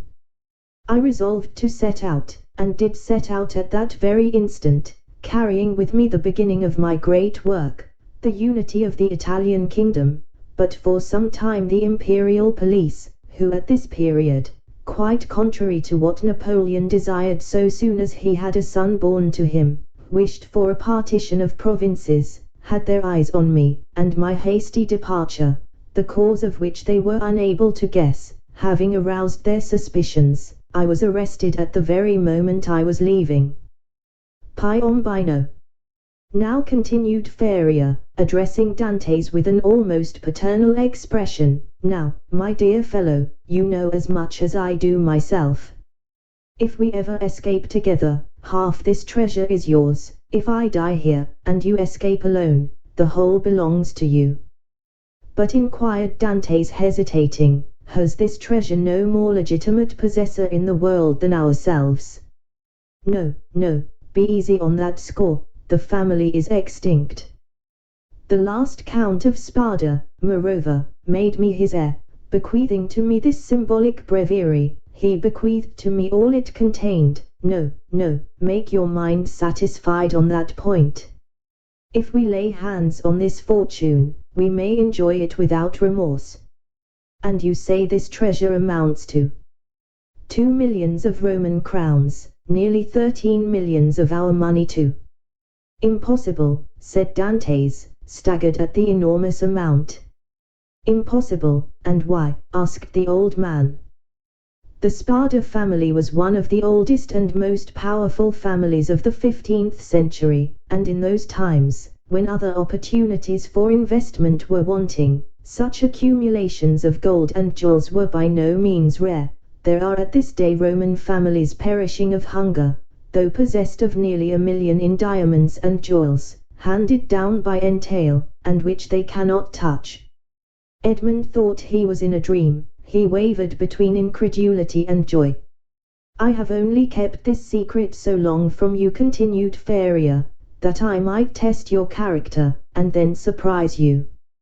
Had we escaped before my attack of catalepsy, I should have conducted you to Monte Cristo. Now, he added, with a sigh, it is you who will conduct me thither. Well, Dantes, you do not thank me. This treasure belongs to you, my dear friend, replied Dantes, and to you only. I have no right to it. I am no relation of yours. You are my son, Dantes, exclaimed the old man. You are the child of my captivity. My profession condemns me to celibacy. God has sent you to me to console, at one and the same time, the man who could not be a father, and the prisoner who could not get free. And Faria extended the arm of which alone the use remained to him to the young man, who threw himself upon his neck and wept.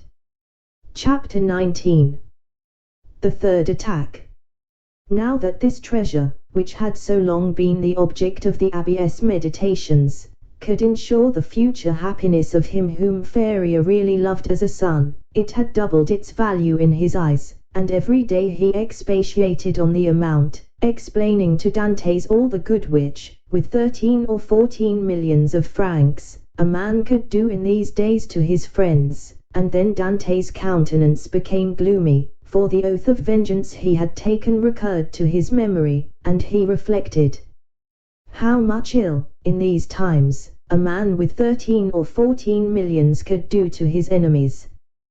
The abbé did not know the island of Monte Cristo, but Dantes knew it, and had often passed it, situated 25 miles from Pianosa, between Corsica and the island of Elba, and had once touched there. This island was, always had been, and still is, completely deserted. It is a rock of almost conical form, which looks as though it had been thrust up by volcanic force from the depth to the surface of the ocean.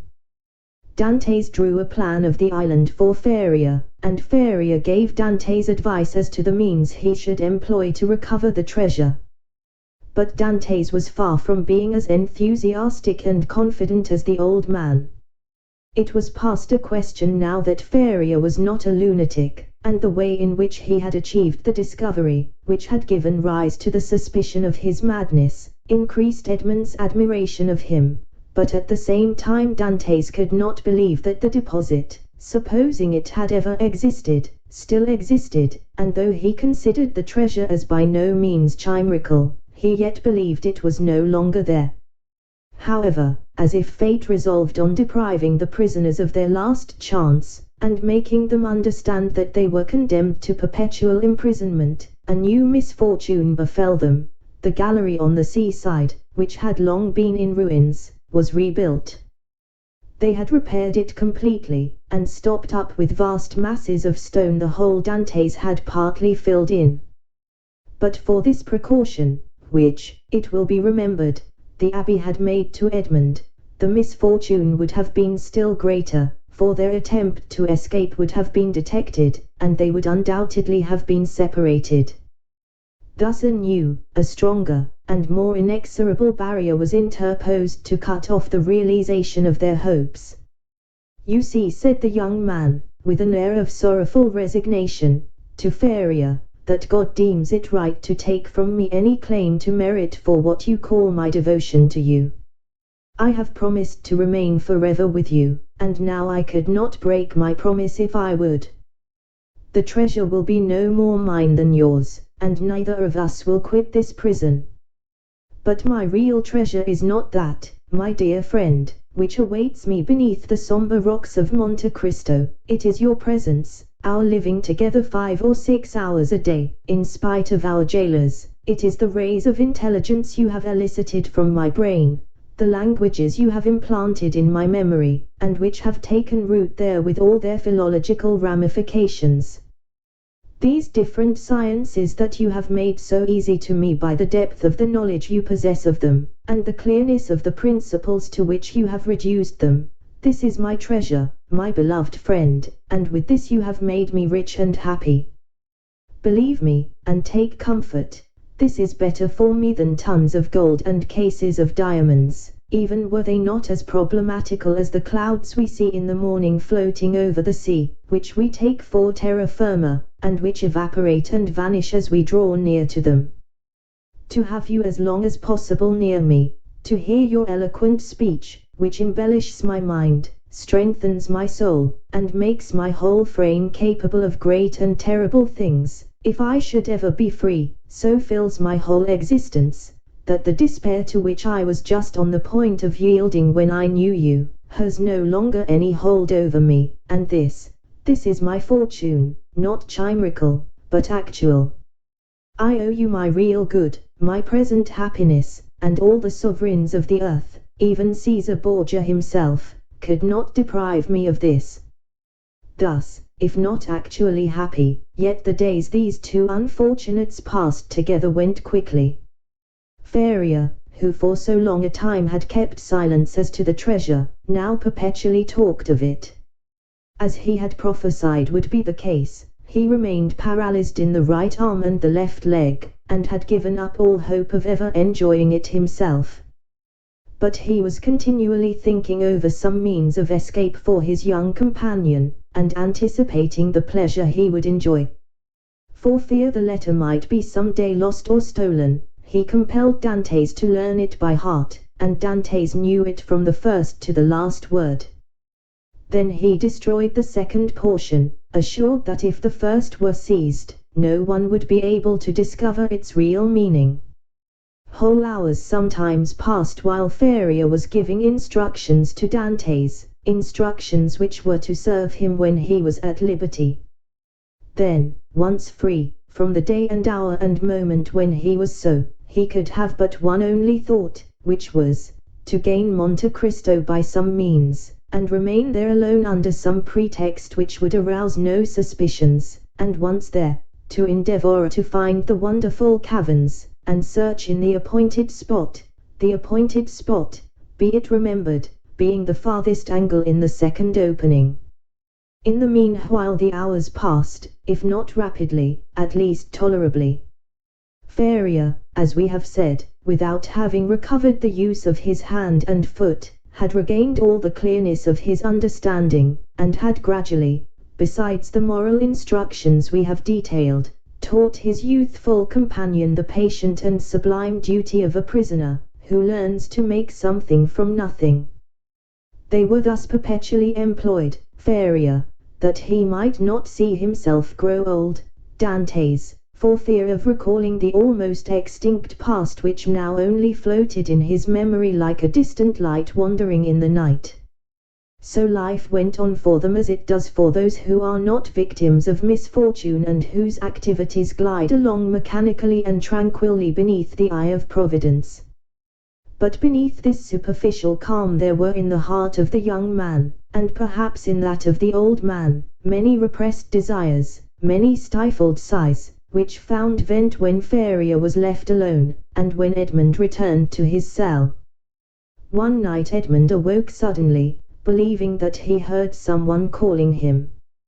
He opened his eyes upon utter darkness. His name, or rather a plaintive voice which essayed to pronounce his name, reached him. He sat up in bed and a cold sweat broke out upon his brow. Undoubtedly the call came from Feria's dungeon. "Alas," murmured Edmund, "can it be?" He moved his bed, drew up the stone, rushed into the passage, and reached the opposite extremity. The secret entrance was open. By the light of the wretched and wavering lamp, of which we have spoken, Dantes saw the old man, pale, but yet erect, clinging to the bedstead. His features were writhing with those horrible symptoms which he already knew, and which had so seriously alarmed him when he saw them for the first time. "Alas, my dear friend," said Feria in a resigned tone, "you understand, do you not, and I need not attempt to explain to you." Edmund uttered a cry of agony, and, quite out of his senses, rushed towards the door, exclaiming, "Help! Help!" Feria had just sufficient strength to restrain him. "Silence," he said, "or you are lost. We must now only think of you, my dear friend, and so act as to render your captivity supportable or your flight possible. It would require years to do again what I have done here, and the results would be instantly destroyed if our jailers knew we had communicated with each other. Besides, be assured, my dear Edmund, the dungeon I am about to leave will not long remain empty. Some other unfortunate being will soon take my place, and to him you will appear like an angel of salvation. Perhaps he will be young, strong, and enduring, like yourself, and will aid you in your escape, while I have been but a hindrance. You will no longer have half a dead body tied to you as a drag to all your movements. At length Providence has done something for you. He restores to you more than he takes away, and it was time I should die." Edmund could only clasp his hands and exclaim, "Oh, my friend, speak not thus," and then resuming all his presence of mind, which had for a moment staggered under this blow, and his strength, which had failed at the words of the old man, he said, "Oh, I have saved you once, and I will save you a second time."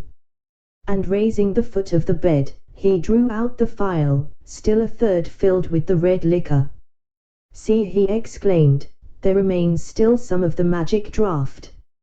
Quick, quick! Tell me what I must do this time. Are there any fresh instructions? Speak, my friend, I listen." "There is not a hope," replied Feria, shaking his head, "but no matter. God wills it that man whom he has created, and in whose heart he has so profoundly rooted the love of life, should do all in his power to preserve that existence, which, however painful it may be, is yet always so dear." "Oh, yes, yes," exclaimed Dantes, "and I tell you that I will save you yet." "Well, then, try." "The cold gains upon me. I feel the blood flowing towards my brain. These horrible chills, which make my teeth chatter and seem to dislocate my bones, begin to pervade my whole frame. In 5 minutes the malady will reach its height, and in a quarter of an hour there will be nothing left of me but a corpse." "Oh," exclaimed Dantes, his heart wrung with anguish. "Do as you did before, only do not wait so long. All the springs of life are now exhausted in me, and death," he continued, looking at his paralyzed arm and leg, "has but half its work to do. If, after having made me swallow 12 drops instead of 10, you see that I do not recover, then pour the rest down my throat. Now lift me on my bed, for I can no longer support myself." Edmund took the old man in his arms, and laid him on the bed.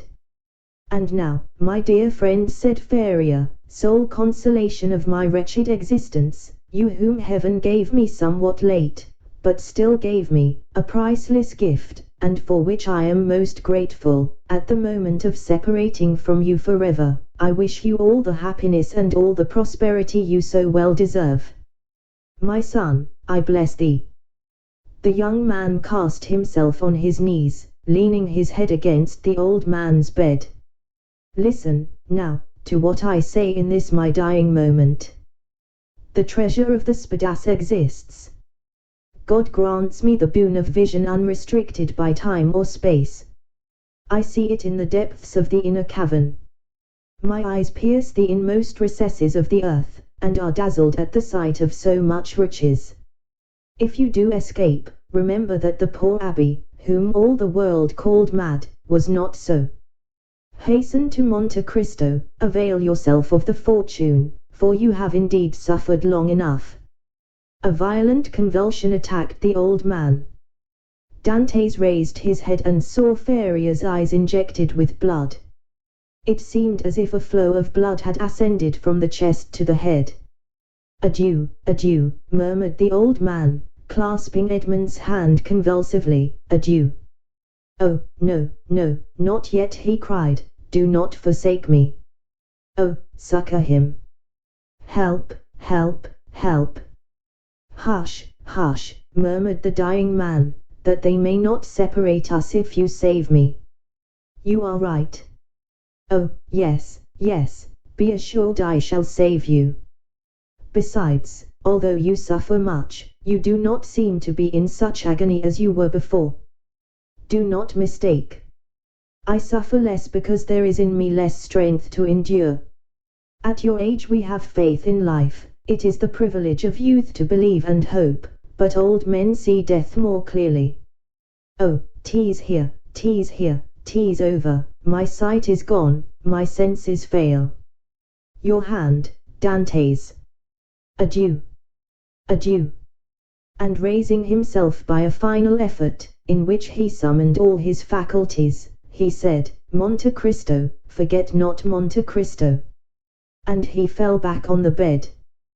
The crisis was terrible, and a rigid form with twisted limbs, swollen eyelids, and lips flecked with bloody foam, lay on the bed of torture, in place of the intellectual being who so lately rested there.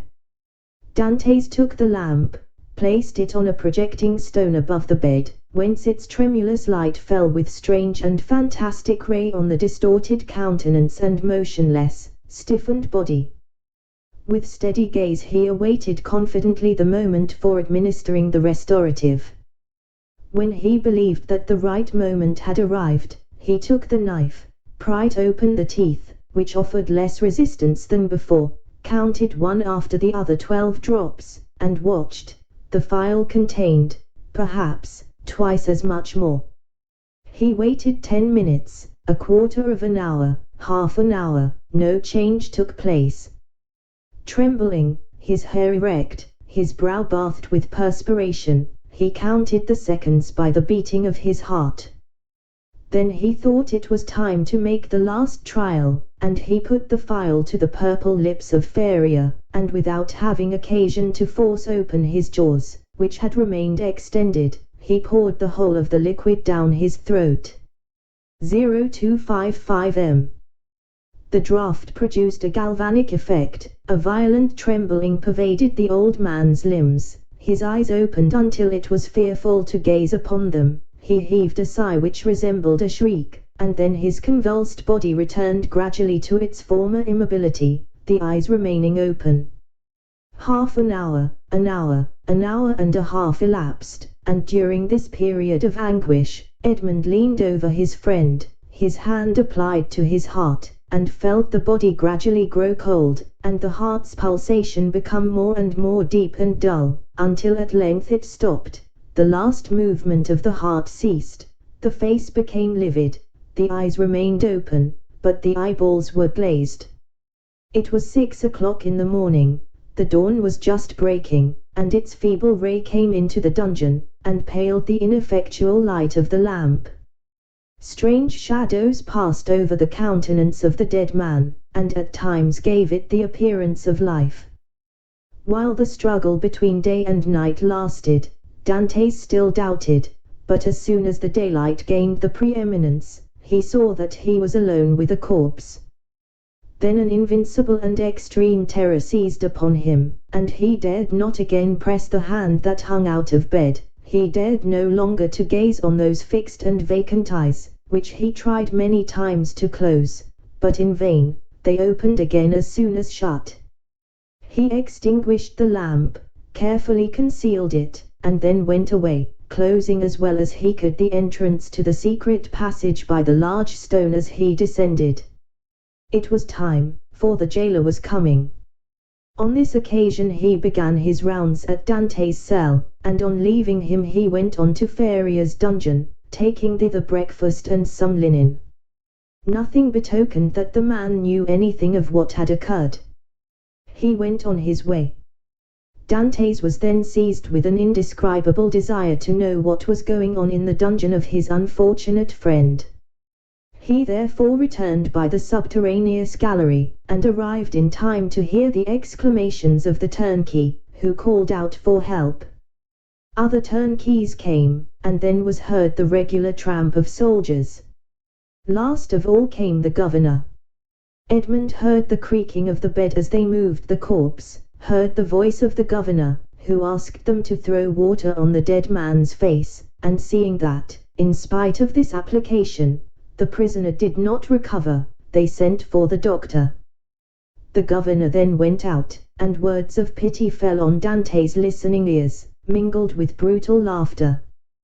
"Well, well," said one, "the madman has gone to look after his treasure. Good journey to him. With all his millions, he will not have enough to pay for his shroud," said another. "Oh," added a third voice, "the shrouds of the Chateau d'If are not dear." 0257 "Perhaps," said one of the previous speakers, "as he was a churchman, they may go to some expense in his behalf. They may give him the honors of the sack." Edmund did not lose a word, but comprehended very little of what was said. The voices soon ceased, and it seemed to him as if everyone had left the cell. Still he dared not to enter, as they might have left some turnkey to watch the dead.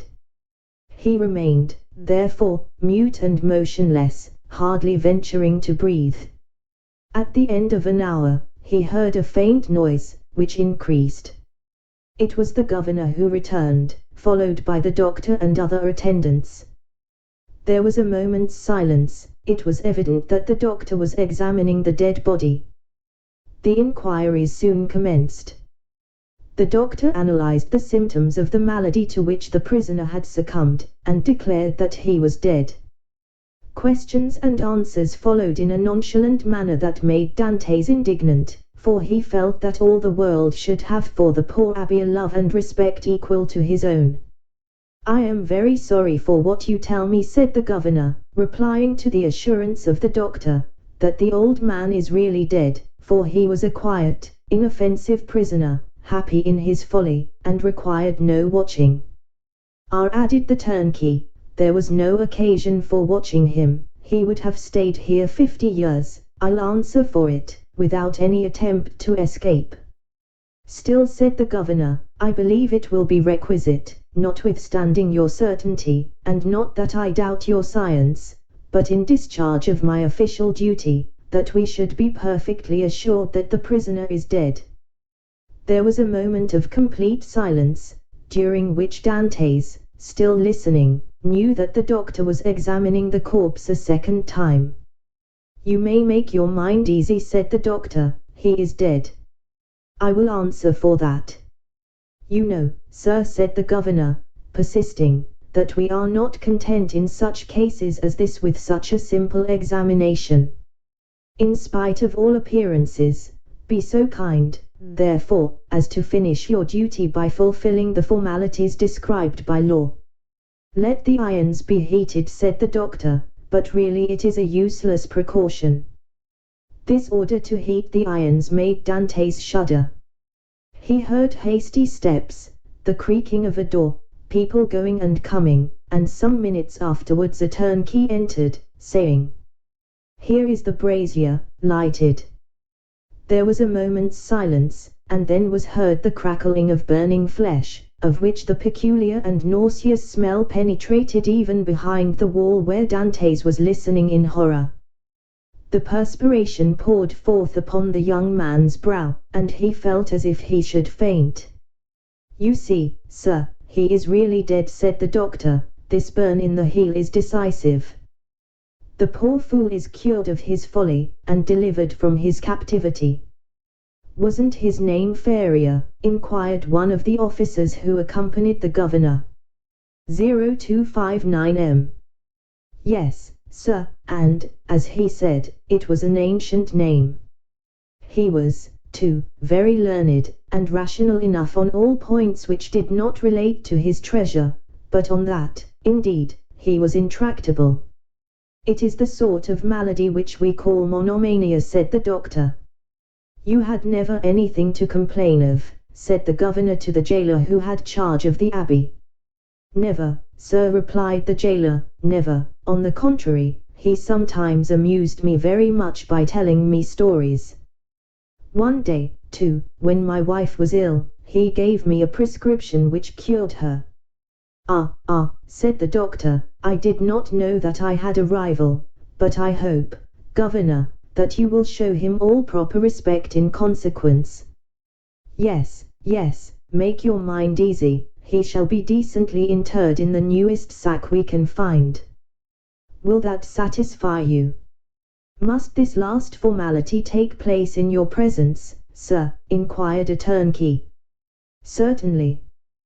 But make haste, I cannot stay here all day. Other footsteps, going and coming, were now heard, and a moment afterwards the noise of rustling canvas reached Dante's ears, the bed creaked, and the heavy footfall of a man who lifts a weight sounded on the floor, then the bed again creaked under the weight deposited upon it.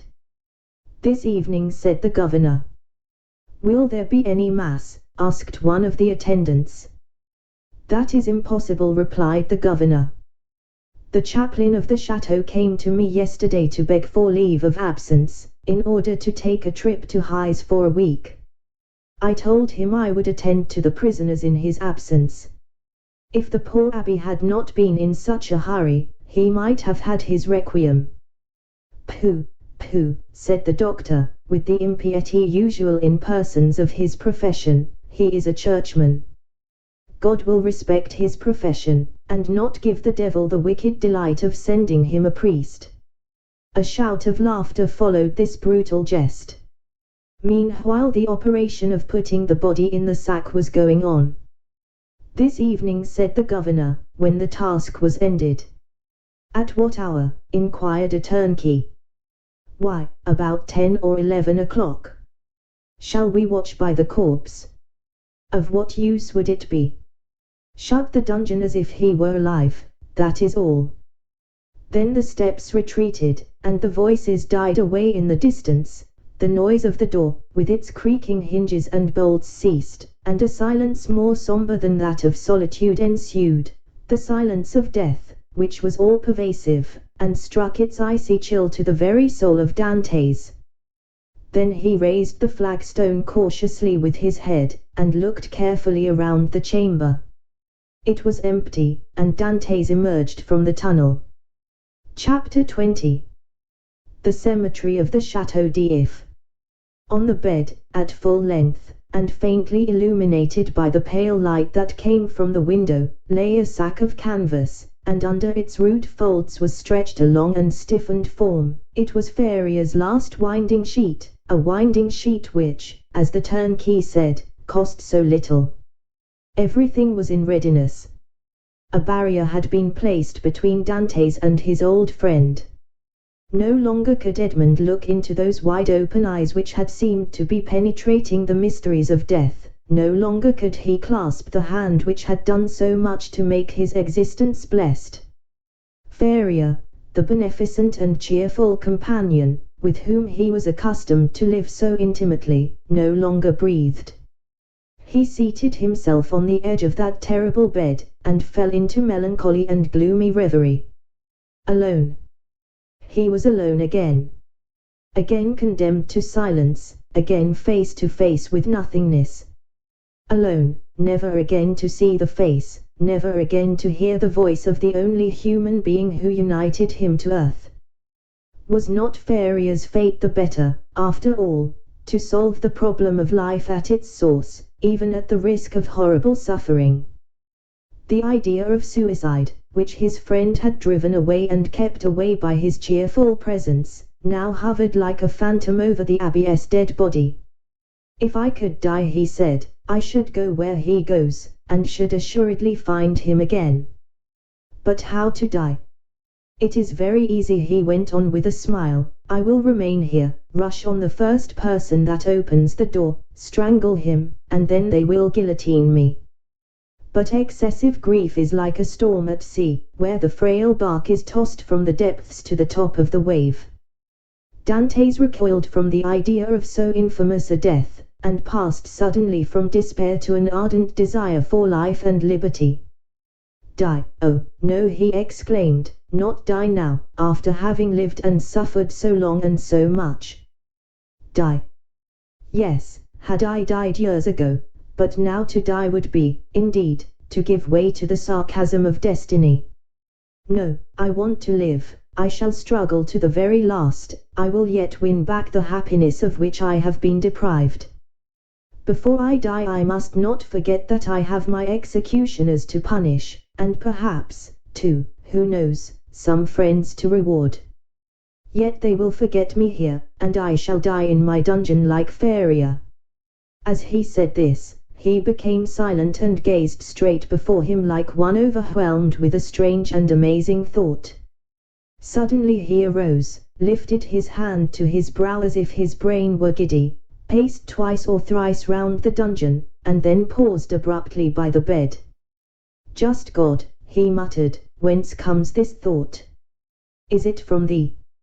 Since none but the dead pass freely from this dungeon, let me take the place of the dead."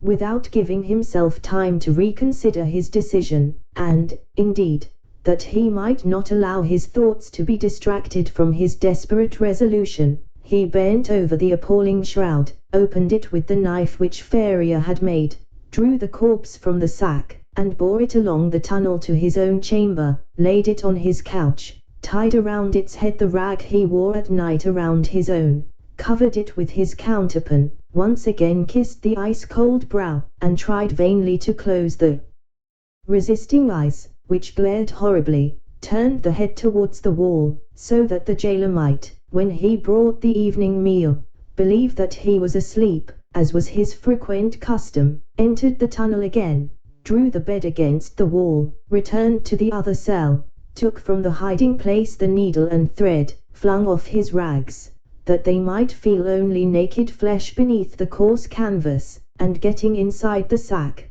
placed himself in the posture in which the dead body had been laid, and sewed up the mouth of the sack from the inside. He would have been discovered by the beating of his heart, if by any mischance the jailers had entered at that moment. Dantes might have waited until the evening visit was over, but he was afraid that the governor would change his mind, and order the dead body to be removed earlier. In that case his last hope would have been destroyed. Now his plans were fully made, and this is what he intended to do. If while he was being carried out the grave diggers should discover that they were bearing a live instead of a dead body, Dantes did not intend to give them time to recognize him, but with a sudden cut of the knife, he meant to open the sack from top to bottom, and, profiting by their alarm, escape. If they tried to catch him, he would use his knife to better purpose. 0263M. If they took him to the cemetery and laid him in a grave, he would allow himself to be covered with earth, and then, as it was night, the grave diggers could scarcely have turned their backs before he would have worked his way through the yielding soil and escaped. He hoped that the weight of earth would not be so great that he could not overcome it. If he was detected in this and the earth proved too heavy, he would be stifled, and then, so much the better, all would be over. Dantes had not eaten since the preceding evening, but he had not thought of hunger, nor did he think of it now. His situation was too precarious to allow him even time to reflect on any thought but one. The first risk that Dantes ran was, that the jailer, when he brought him his supper at 7 o'clock, might perceive the change that had been made, fortunately, 20 times at least, from misanthropy or fatigue. Dantes had received his jailer in bed, and then the man placed his bread and soup on the table, and went away without saying a word. This time the jailer might not be as silent as usual, but speak to Dantes, and seeing that he received no reply, go to the bed, and thus discover all. When 7 o'clock came, Dantes' agony really began. His hand placed upon his heart was unable to redress its throbbings, while, with the other he wiped the perspiration from his temples. From time to time chills ran through his whole body, and clutched his heart in a grasp of ice. Then he thought he was going to die. Yet the hours passed on without any unusual disturbance, and Dantes knew that he had